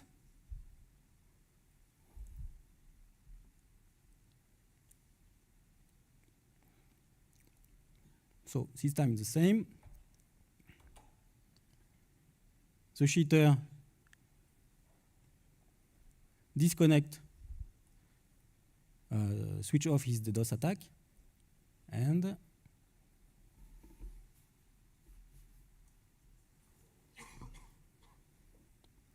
boom, died. Okay. So now, the question is, how can we protect themselves against this kind of attacks? Do you have any naive ideas? The first one is to use a very classical technique, which is called delay-based method. And the idea is just to freeze the players as soon as there is an increase of network latency. So mostly here, we have many players. We have here a kind of network latency issue in the network, and we are freezing all players in order for them to be synchronized. In fact, it remembers me many years ago, many decades ago, when I was very young, and using network cable 10/2, thick network cable, which is a serial bus.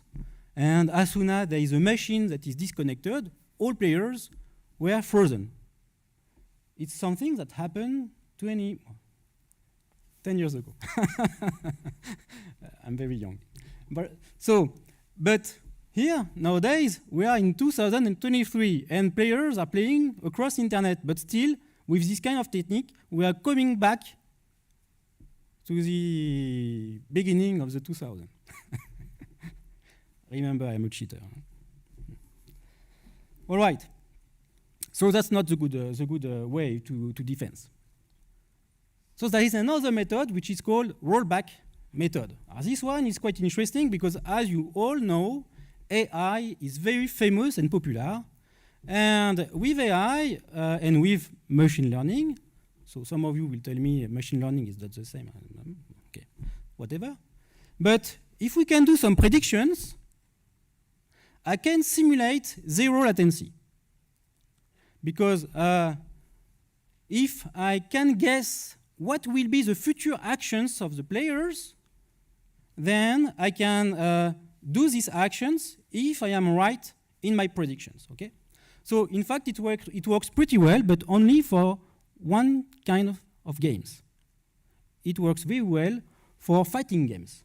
Why? Because in fighting games, there is only two players, so there is not too much prediction to do. And the player can move only in few directions. So you can tell, oh, you may have to ChatGPT. No. It's a joke. Whatever. It works only for fighting games. Okay? So that's not anymore a good idea. Some of you may tell me, okay, but perhaps we can have methods that are less naive than that. And you can ask me, can we use distributed system to the rescue?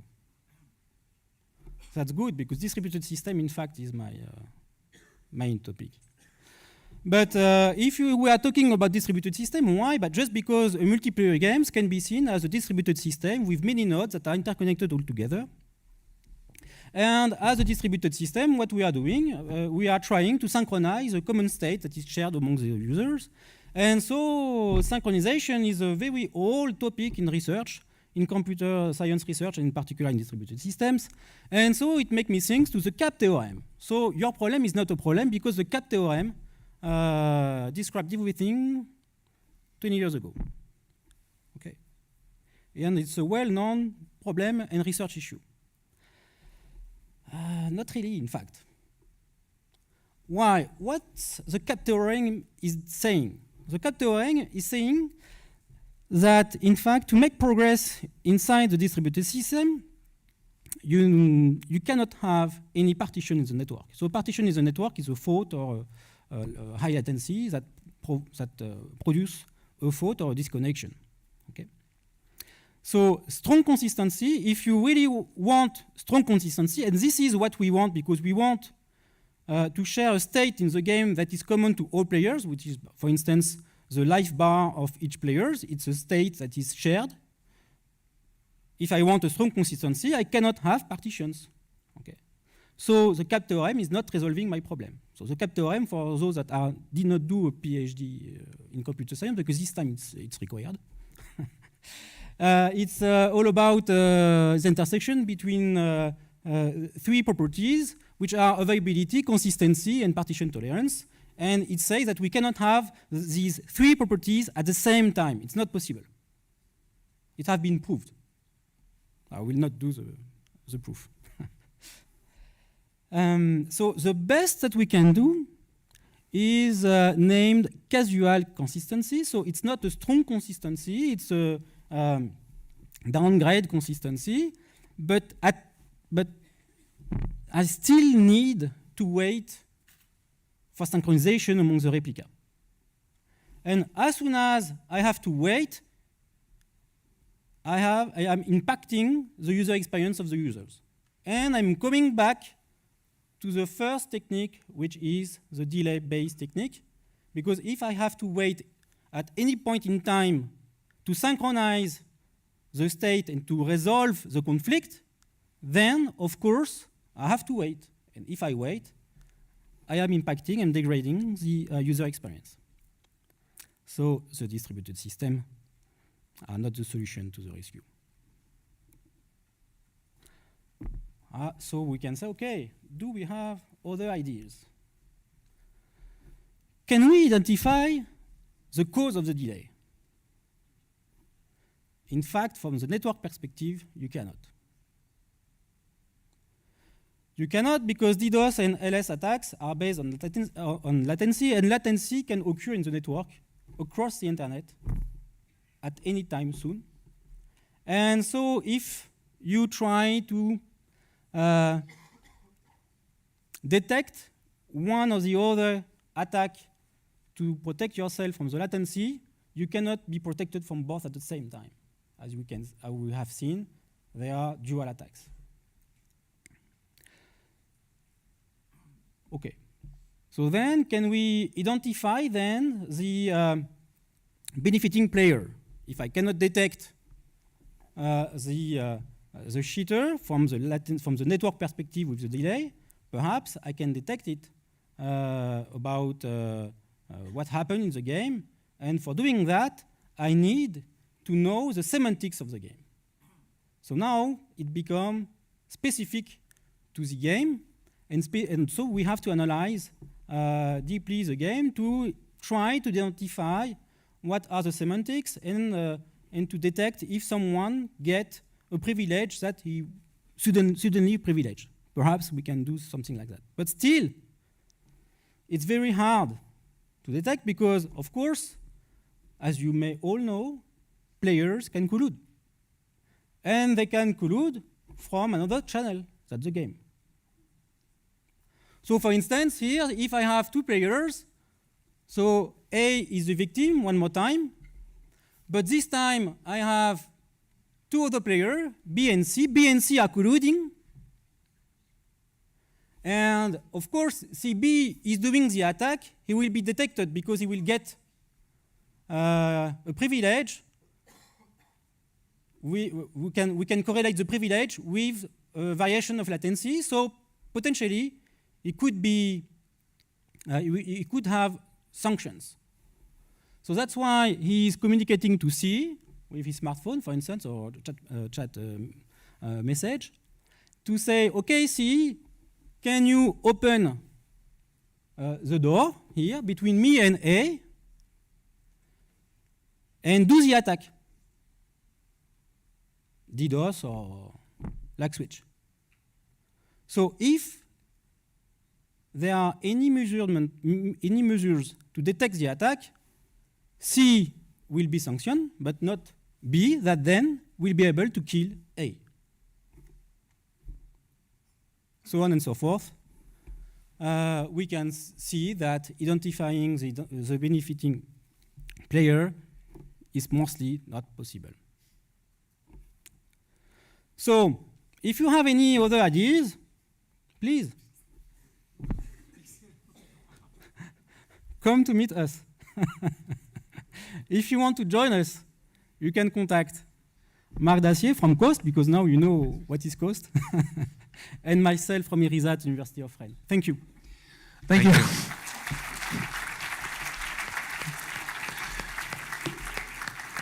It's quite amazing to say there is no solution. Question. Hello.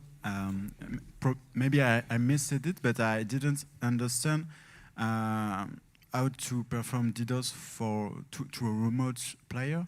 Like Switch, it's local. You have the main over your local switch. But how do you perform DDoS from a remote player? You have many ways to collect the IP address of the other players.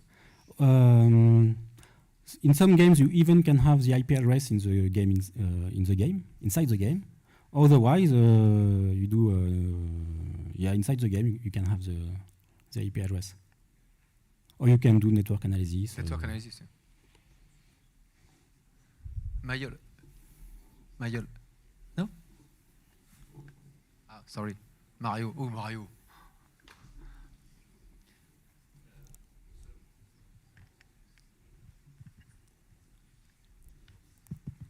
So, okay.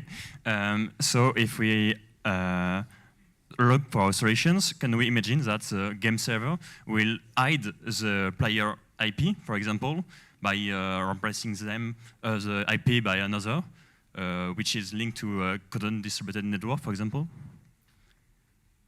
Yeah, this way the player can do a DDoS attack, or just will fail because the fake IP will be too strong for him.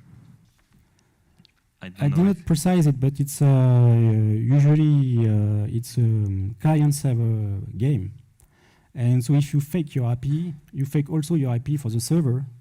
And not just the server will relay the packet from the victim player or any player, and hide the IP address of every player to another one. Mark, you can. That's an answer from the author of the paper.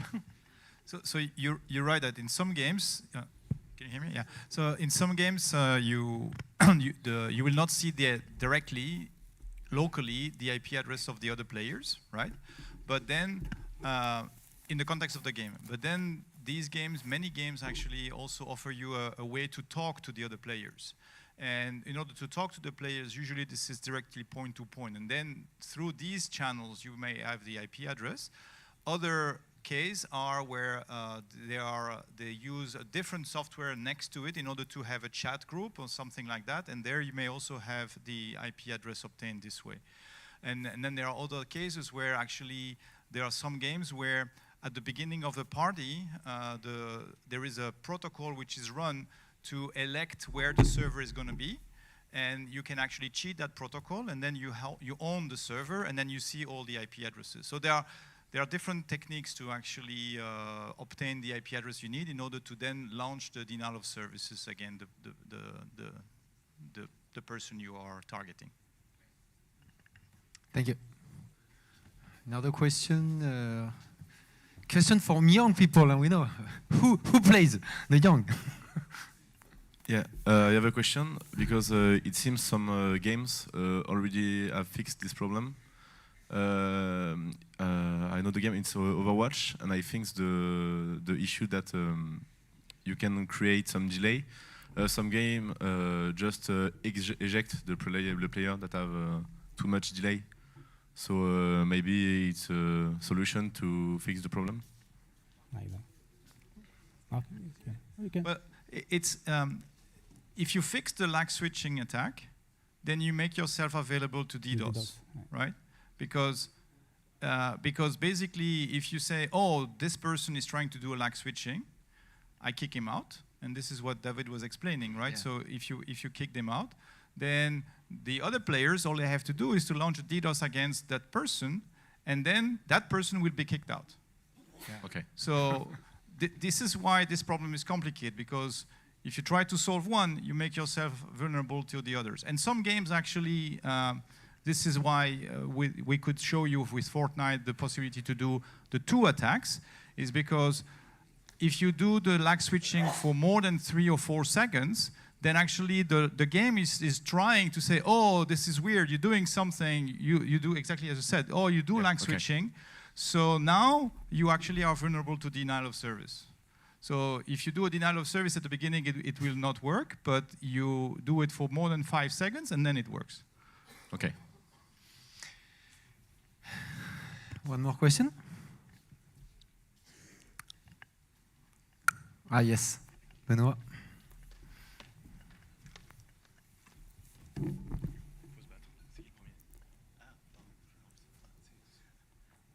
Yes, I think you answered at the beginning of the conference because We can't hear you. We can't hear you.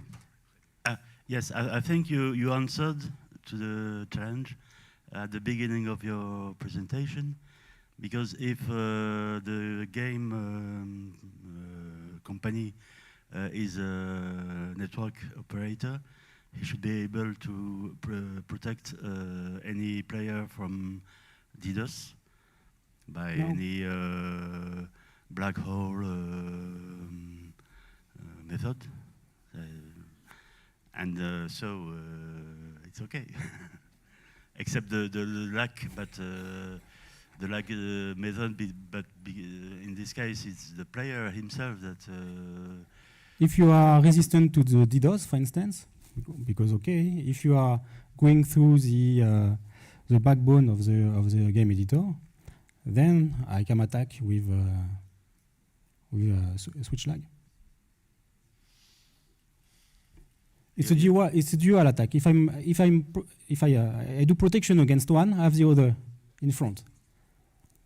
So if you are able to protect yourself against DDoS, of course, what I will do, I will do switch lag attacks.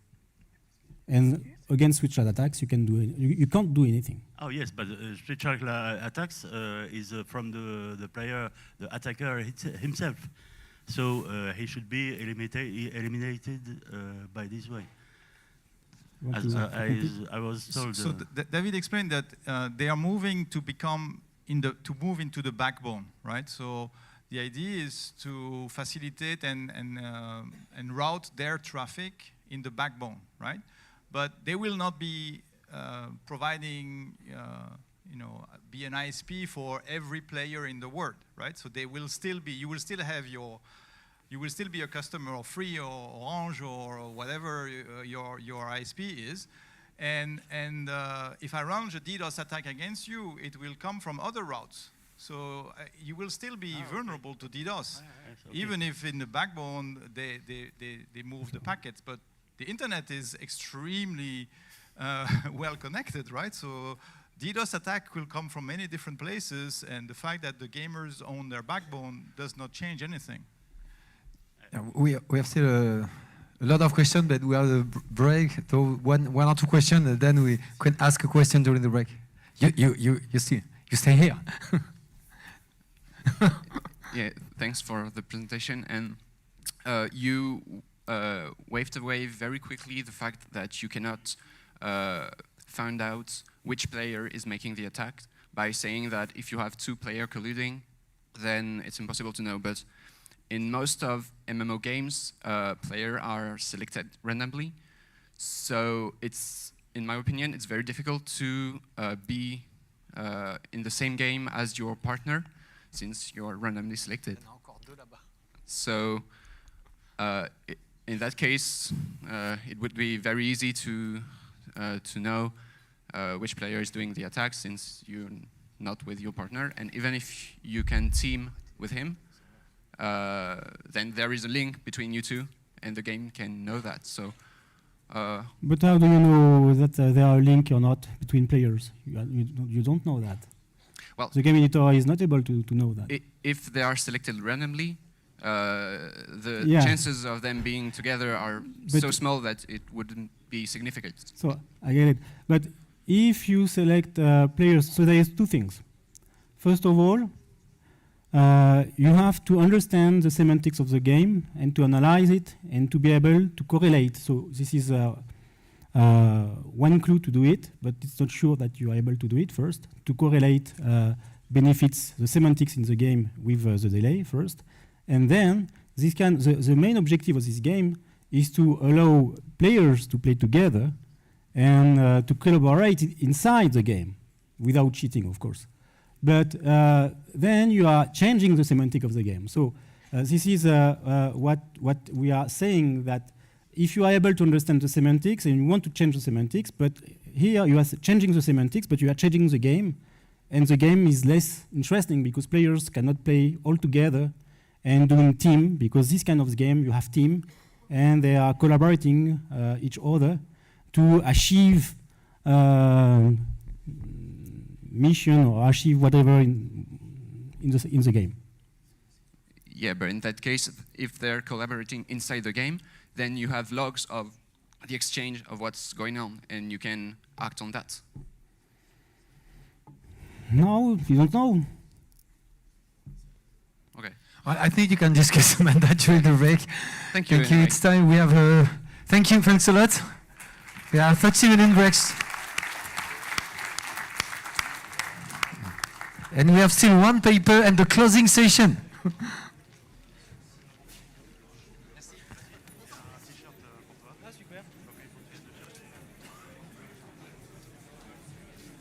Ça fait beaucoup de débat, c'est bien, c'est bien.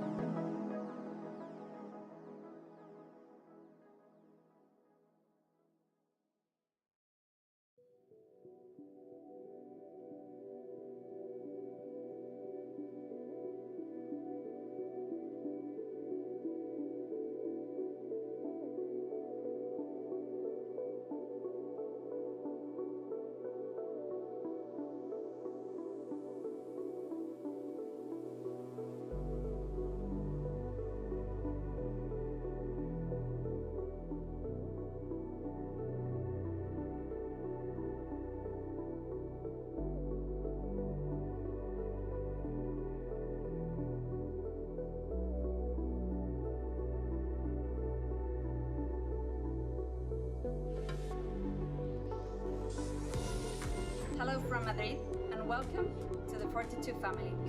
Welcome to the 42 network. 42 Heilbronn is really excited that you're joining us, just like we're excited to be joined.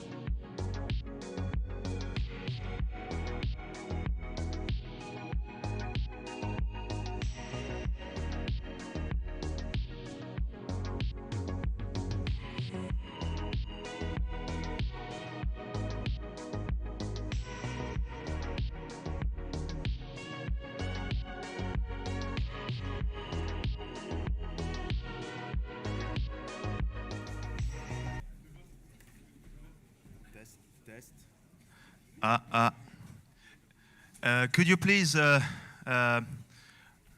make it louder? My mic, please. Jonathan Cert. Jonathan. He's my PhD student, that's why. Okay, that's better. So it's time now for the last session, and I'm pleased to present the last but not the least presenter and paper. So it's from Antonin Verdier. Am I getting it right? Yes, you did. Thank you. And so the paper is titled Fighting Against DLL Search Order Hijacking, 1SL8HP. Yeah, just one slap. Yeah, so please take it away. Thank you. Hello, everyone. Thank you. You hear me correctly? Okay. Hello, everyone. Thank you for having me. I'm Antonin, and I'm going to talk about DLL search order hijacking and how we can protect ourselves from it. First, a little bit about me. I'm a PhD student at the Computer Science Research Institute of Toulouse. My PhD thesis is supervised by Romain Laborde and Abdelmalek Benzekri. My thesis subject is defense against low footprint attacks. The project I'm going to talk about for the next 30 minutes is the result of my engineering degree's final internship. And this is my first time talking at a conference, so if at some point I'm unclear, please do ask questions. I'm first going to talk about what DLL search order hijacking is and why it exists. We'll then see how common it is. We'll then see the existing protection mechanisms, why they're not, to me, adapted to solve that problem, and then I will present our solution, SLAP. The first thing to understand before trying to talk about DLL hijacking is understanding what a DLL is. I think most of you might be familiar with what it is, but the general principle of a DLL is to be able to share compiled code with, between multiple programs without having to ship the compiled code inside of every program. For example, in the figure you can see on the screen, there's the othersoft.exe and teams.exe software. Both are trying to use functions contained in one single DLL file called mscms.dll. This is a DLL, a library, that is responsible for handling color profiles and such on Windows. The DLLs, so dynamic link libraries, are the Windows equivalent of shared libraries on Unix-like systems. In order to use the functions stored in the library or the resources like icons, etc., an application needs to load the library into its memory space. In order to do that, there are three main ways, which are actually two ways. The first one is called implicit loading. It's by far the easier to use since it's just about importing the static library linked to the dynamic link library into your IDE and just calling the functions. This way of DLL loading means that the DLLs get loaded before your code starts before your code starts executing. Then there's the explicit loading, which is a loading you explicitly ask for inside of your code. You will call a function called load library, which is part of the Windows API, which will load library at the time that line of code is called. Then there's the third one, kind of an hybrid between the two, which is called delayed loading, which is a linking option that you can use when compiling your program. You can use it in about the same way as implicit loading, but when you toggle on the delayed loading for the libraries you want, those DLLs are only going to get loaded the first time you need them instead of being loaded before your code starts executing. This is an important point that is going to be very useful a few slides down.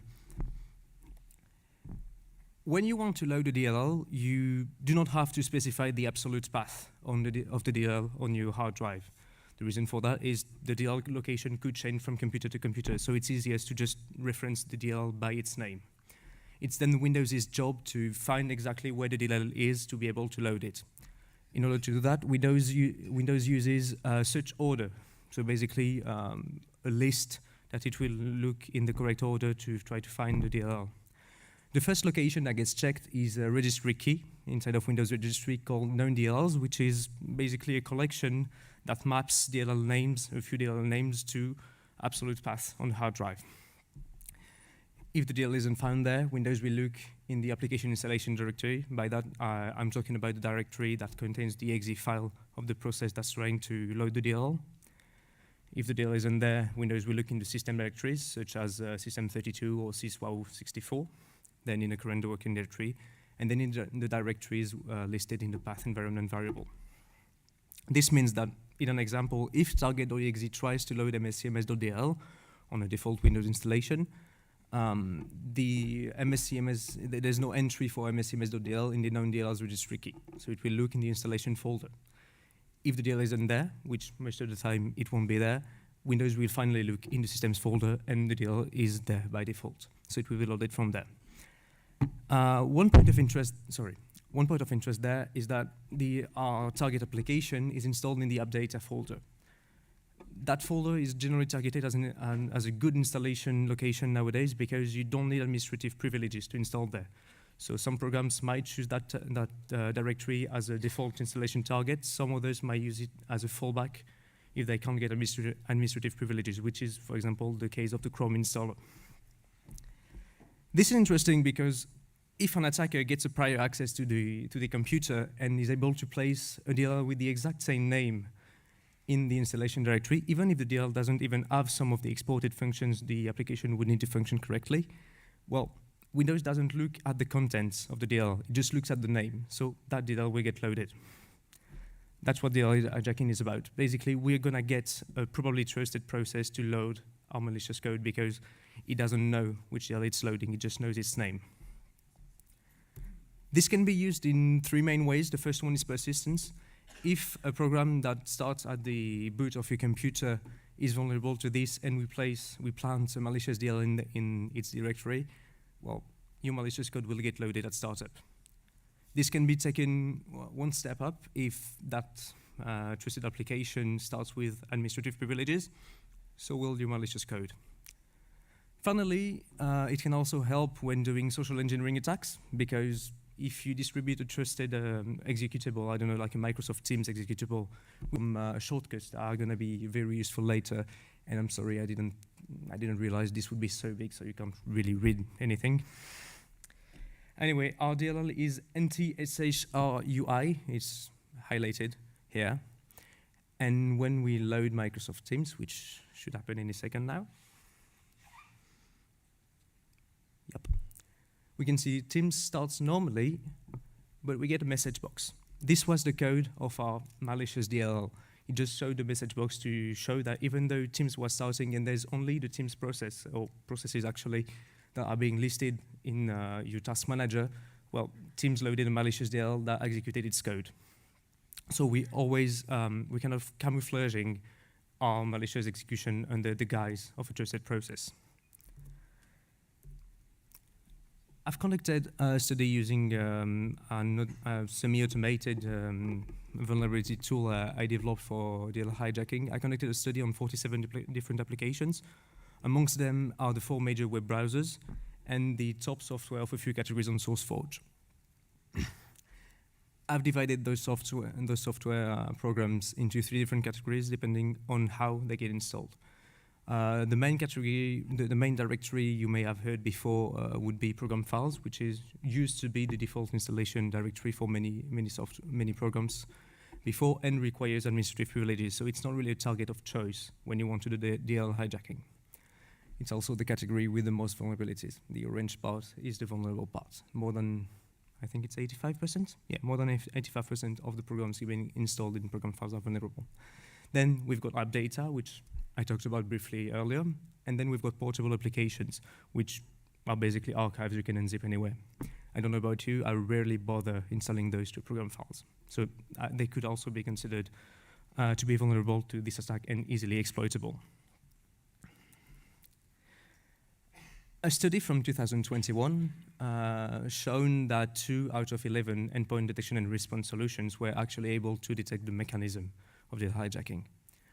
I'm not talking about detecting the specific signature of the malicious DLLs being used for the test, but just the mechanism.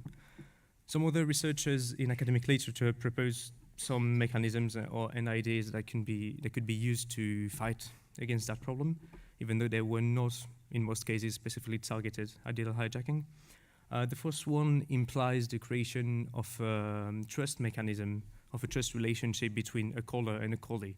In our case, the caller would be the exe file trying to load the callee, a DLL file. And the DLL file would also need to trust the caller, which maybe that's doable, I think, in a company environment, but I don't think that's really doable in consumer computers with end users. Then there are other papers, two of them that I'm quoting there, basically want to implement, how can I say this, harder rules in order to allow programs to be executed. But ultimately, it depends on the user's better judgment, which I was talking about social engineering attacks earlier. I don't think is something we can rely on if we're trying to stop that problem. Regarding more technical solutions, the first one I'm quoting there is using the load library X Windows API function, which is basically just loading a library but with more options that could allow you to add more security to the loading. It's still explicit loading, so you have to define the loading of with C and C++. Then we've got Microsoft App Locker, which is mostly a company solution, with a much wider scope than just data hijacking. But you need someone to be able to configure the security policy, so I don't think that's really an option, again, if we're talking about consumers and users, etc. Another solution, kind of a brute force solution, would be to just say, well, we don't want to get hijacked, so why don't we ship every DLL we need with our program? Again, they're supposed to kind of be shared libraries, so this kind of kills the purpose, and it will also make your installation directory and your installation package much bigger. You could use absolute path to load the library. I haven't really seen, I'm sorry if I'm not directly in the microphone. I haven't really seen any very usable tool that could allow me to ship an executable with just absolute path reference. And again, if the DLL you're trying to load can have a different location depending on the computer, this doesn't work either. Finally, we've got Microsoft's preferred System 32 mitigation, which I discovered a few weeks ago, so very late. And I'm going to talk about more later because it will be important regarding the limitations of our solution. So with all of what I've said in mind, we can come up with a few goals for a protection system. First, it must be quite invisible to users. There mustn't be a significant difference between software that is protected and software that isn't. It should be as usable as it was before. To do that, we need something that requires the least amount possible of interactions with the user and to have the smallest performance impact possible. Then we need the solution to be easy to integrate with new and already existing software. The reason for that is that I think this should be the software editors or the developers' responsibility to fix. A lot of software editors don't really care about it. Google is an example of this because data hijacking is considered to be a local attack that is not in the scope of what the Chrome project cares about. This is an excerpt from their bug tracker. And that says something along those lines. My way of thinking with this is if the solution is really easy to implement, it takes less than an afternoon to do, developers are way more likely to actually try to think about implementing it and doing it. In the end, if they still don't care or don't have the time, the manpower or anything to do that, there should be an option for power users to be able to use our solution to be able to protect software that isn't protected by the developer. I hope that was clear. And finally, I think installing 2-app data can be pretty cool, even though it brings a whole lot of security issues with it. I think it can be pretty useful because I don't know if that's still the case, but as an example, a few years ago, some high school students who would get a computer from the region wouldn't be able to access the administrative account on their computer, so they were pretty limited in how they could use their computer regarding installing software, etc. So we wanted to still have the usability of such an installation directory target, but still not making so many compromises with security. So we came up with the following principle, the following architecture for our protection system, which we call Shared Library Anti-Hijack Protector, or SLAP for short. The general idea is to first, at the start of the program, load the security policy inside a configuration file. This can be done either from a software editor's website or from a local file stored next to the exe file. This security policy file is digitally signed, so we should be able to verify the digital signature of that configuration file in order to make sure the file has not been tampered with by an attacker. After the initialization of SLAP, every DL loading that will be attempted by a protected program will be analyzed, and SLAP will verify if the DL we're trying to load is compliant with the security policy. If it isn't, we will block the loading. And regarding the search order I was explaining before, we will basically pretend the file doesn't exist, so Windows would just look in the next folder in the search order. So this would still allow a program to actually load and function correctly, even if it's actually under attack. This is an example of configuration of a security policy. I'm going to go line by line with you to explain it. The first line is about saying that we allow DLLs that are not explicitly specified in the configuration file to load. As you may understand quite rapidly, this can present issues which we're going to try to counterbalance later. Then there's the signature allow bypass option. The idea is that a valid DL file with a valid portable executable digital signature, which is a kind of authenticode, or just the pop-up that says, are you sure you want to execute this when you try to start something with administrative privileges, and says this was made, the signature has been verified, this was made by Microsoft Corporation or Google Corporation and stuff like that. So any file with a valid digital signature would be allowed to just be loaded regardless if it is compliant with the rest of the security policy. The idea behind that option is to just make it as frictionless as possible for developers to integrate this solution if all the DLLs are already correctly signed. The third option is called unspecified can be in local directory. I know it's a bit chunky. And it's here to counterbalance the first option by saying, yes, we allow the loading of DLLs that are not explicitly listed here, but they cannot be in the installation directory. If we go back to the slide about the search order, this would mean the DLL would need to be in the system directory or in the known DLLs directory, which both need administrative privileges to write to. So if we're trying to just be between the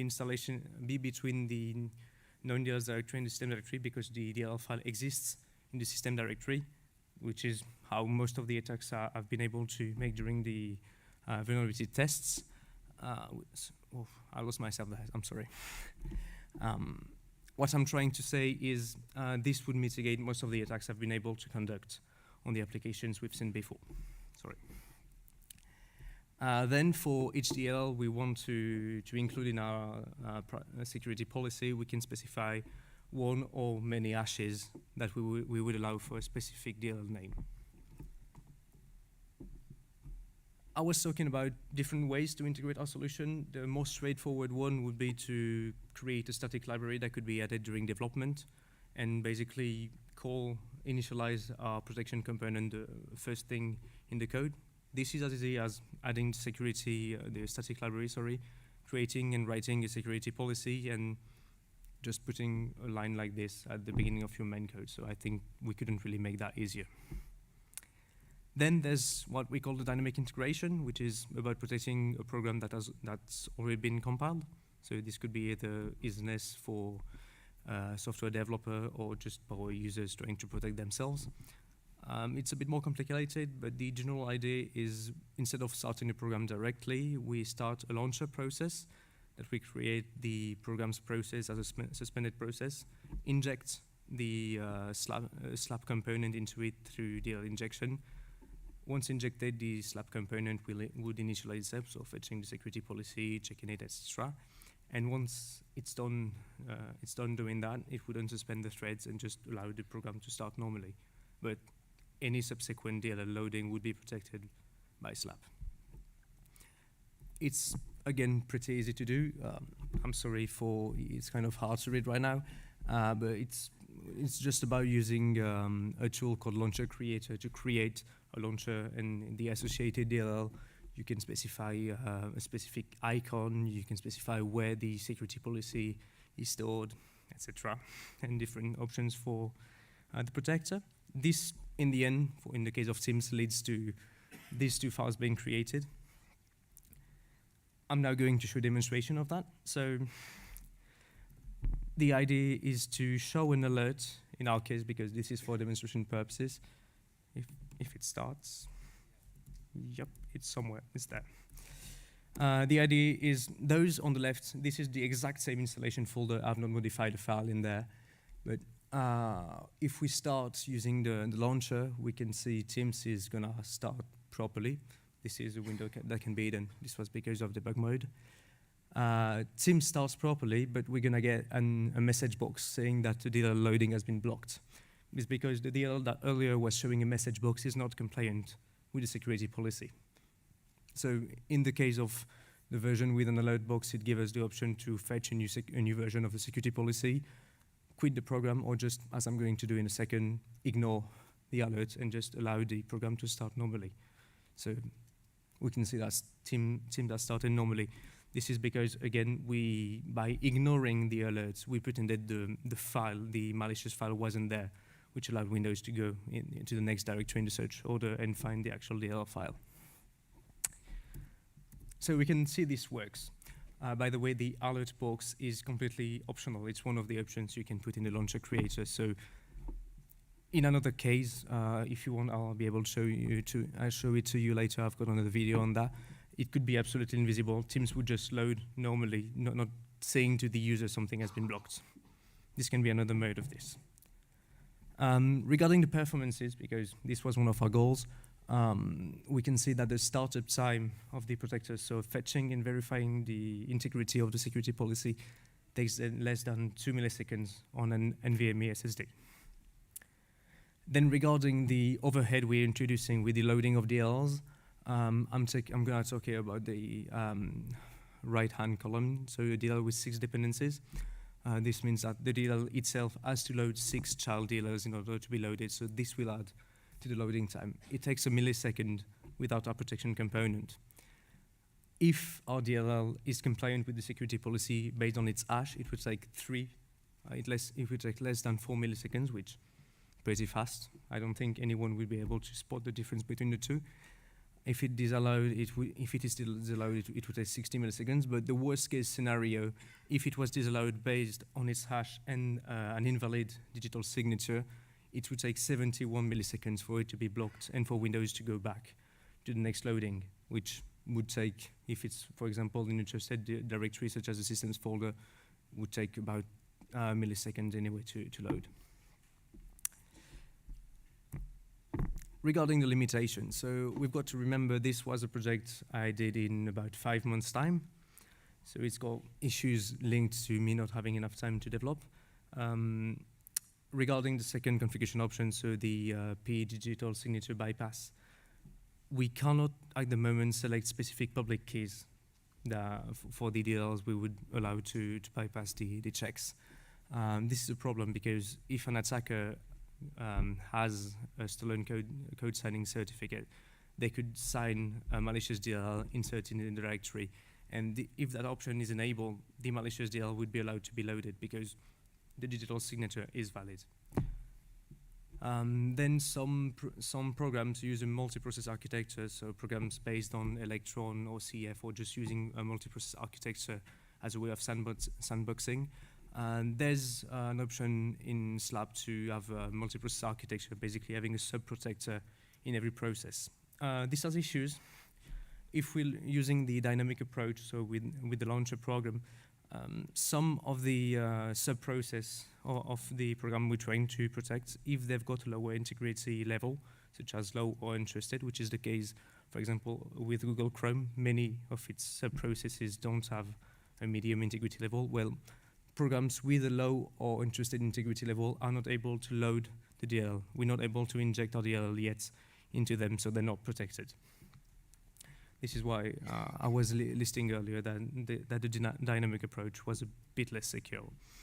The interprocess communication Windows objects we try using to make the sub-protector communicate are also not secured, so an attacker could very easily provoke a denial of service on the protected application. But those are all issues that could be fixed with just giving some more time to fix those. They're pretty easy to fix. Then I'm going to come back to the second thing I said about DLL, which is how we load them. Slab's efficiency heavily relies on not using implicit loading, because remember, implicit loading happens before any code starts executing. So it happens before slab is initialized and can intercept DLL loadings and check if they're valid.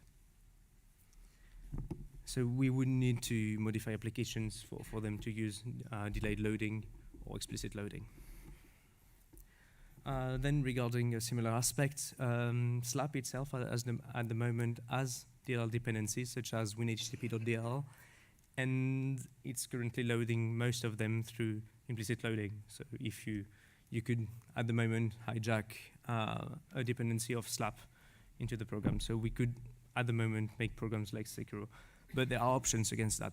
Even though the first one, distributed dependencies, is reminiscent of shipping every DLL with our code.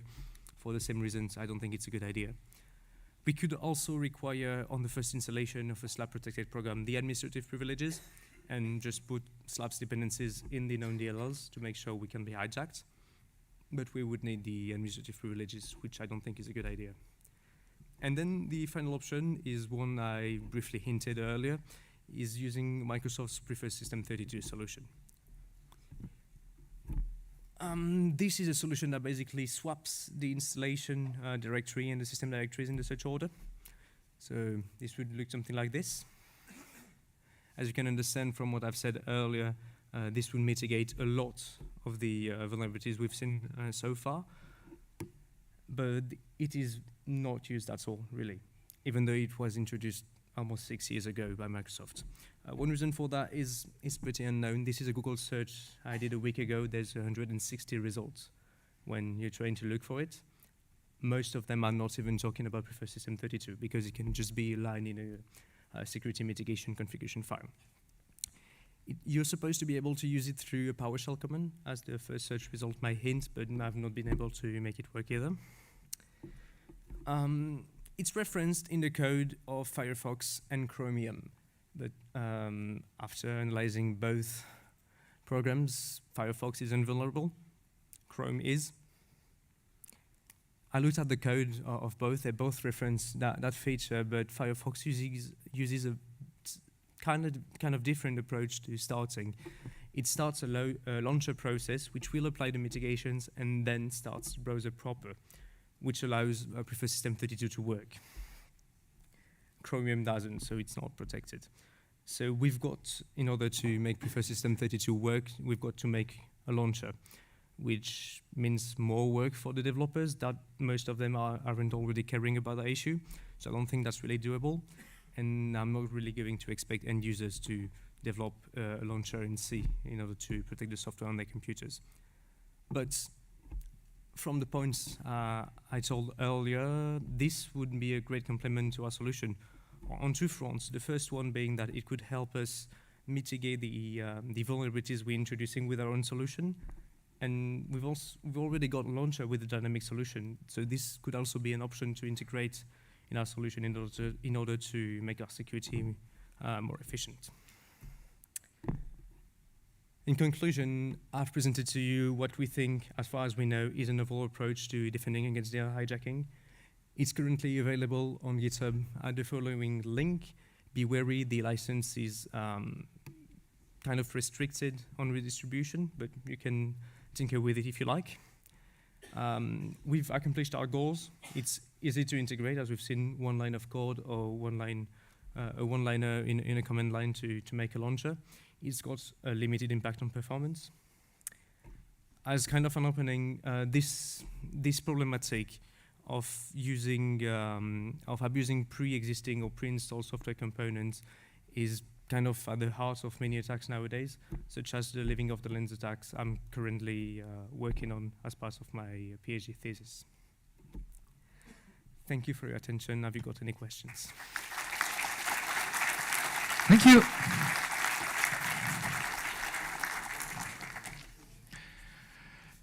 Question, just one. Thank you for your presentation, very cool project. Did you try making it cohabitate with antivirus solutions such as Defender and so on? The tests I conducted that we could see on the videos were made with Defender on. Okay. Nice. I think I did tests on my work laptop, and the antivirus we're using was messing with it in some way. Okay. So it's not perfect in that regard either. It's really a proof of concept at this stage. Thank you. Good job. Thank you.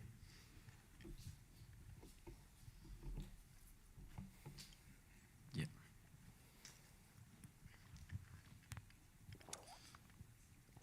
Thank you for the presentation. Is it something that you expect to be integrated into the GPO application on workstations for something?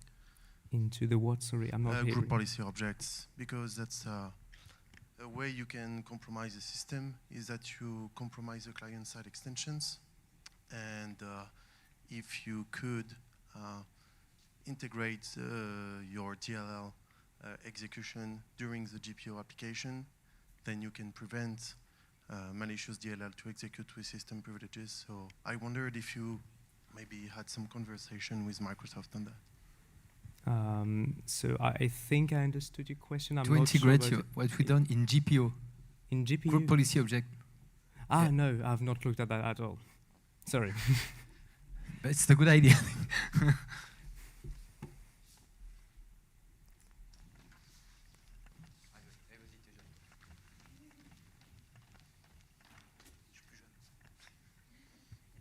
So just to answer you, maybe I'm wrong, but I think GPO is only available from professional versions of Windows. On Home and every other versions, you don't have access to GPO systems. It's only for professional. And the question I was wondering is, I really appreciate all the work you've done. The thing I'm just wondering is why not just reaching Microsoft with all this, because you're obviously trying to solve something that should be embedded in Windows from scratch. That's a very good question. I was baffled when I saw this was still an issue, because I heard about it for years and years on, I don't know, on Twitter, in the information security community, people talking about this. Microsoft knows about this. Preferred System 32 is one of the ways they've proposed of fixing that issue. Even before that happened, a few Windows versions back, this was not the search order that was happening. The current working directory was even upper. There was something called like the carpet bomb attack, where you would make someone download a DLL on their desktop, and when the user later would open their browser from the desktop, the current working directory would be the desktop, and their browser would load that DLL. So they've made changes in that regard, but we're still not quite there yet. So I'm not sure reaching Microsoft today to talk about this would be a good idea, because my solution isn't really perfect. It's still got issues, and I'm not sure this is the best way to approach this. And I really think I should be able to trust them with finding a better solution. So I have one question myself. Is it okay? Yeah, I'm here, on your right. Sorry. Okay. So I don't know left. how you develop portable shellcodes on Windows using the PEB and stuff like that to find the load library a function, and by manually following the structure from the process environment block and finding the load library function to load whatever DLL you want. So how you're basically making sure you are hooking this call. So how you hooking this function? So I don't know how do you inject yourself in the DLL loading process to avoid, and also could it avoid portable shellcode development, for instance? Maybe it's like unrelated at all. No, this is actually, I think, a good question. I'm not trying to prevent people using write process memory, read process memory. I'm not trying to stop people from opening the protected process. I think they could still do shellcode injection. The way I'm injecting my protection agent is actually quite similar to this. But when the protection agent is active, I'm using Microsoft detours, so a hooking library, to hook some of the functions that are called when using load library. So I think it's NT query system file information or something like that. and that's where I'm conducting the checks. So if after the protection component has been initialized, someone uses a shellcode that calls load library, the load library function will still be called in our program's memory space. So in the end, the functions load library would call are already hooked by us. But we could have examples where an attacker could use write process memory to remove the hook. This is always something possible as long as we're working with the kind of same privileges as the attacker we're trying to fight against. But so the yes. attacker may not be aware that you are here, so yeah, thank you. Thank you. Now, is it really the end of the conference? Please, so, thanks a lot. Another round of applause. Thanks. Thank you. So, this is the closing session. Can you have the slide of the sponsor, please? Thanks.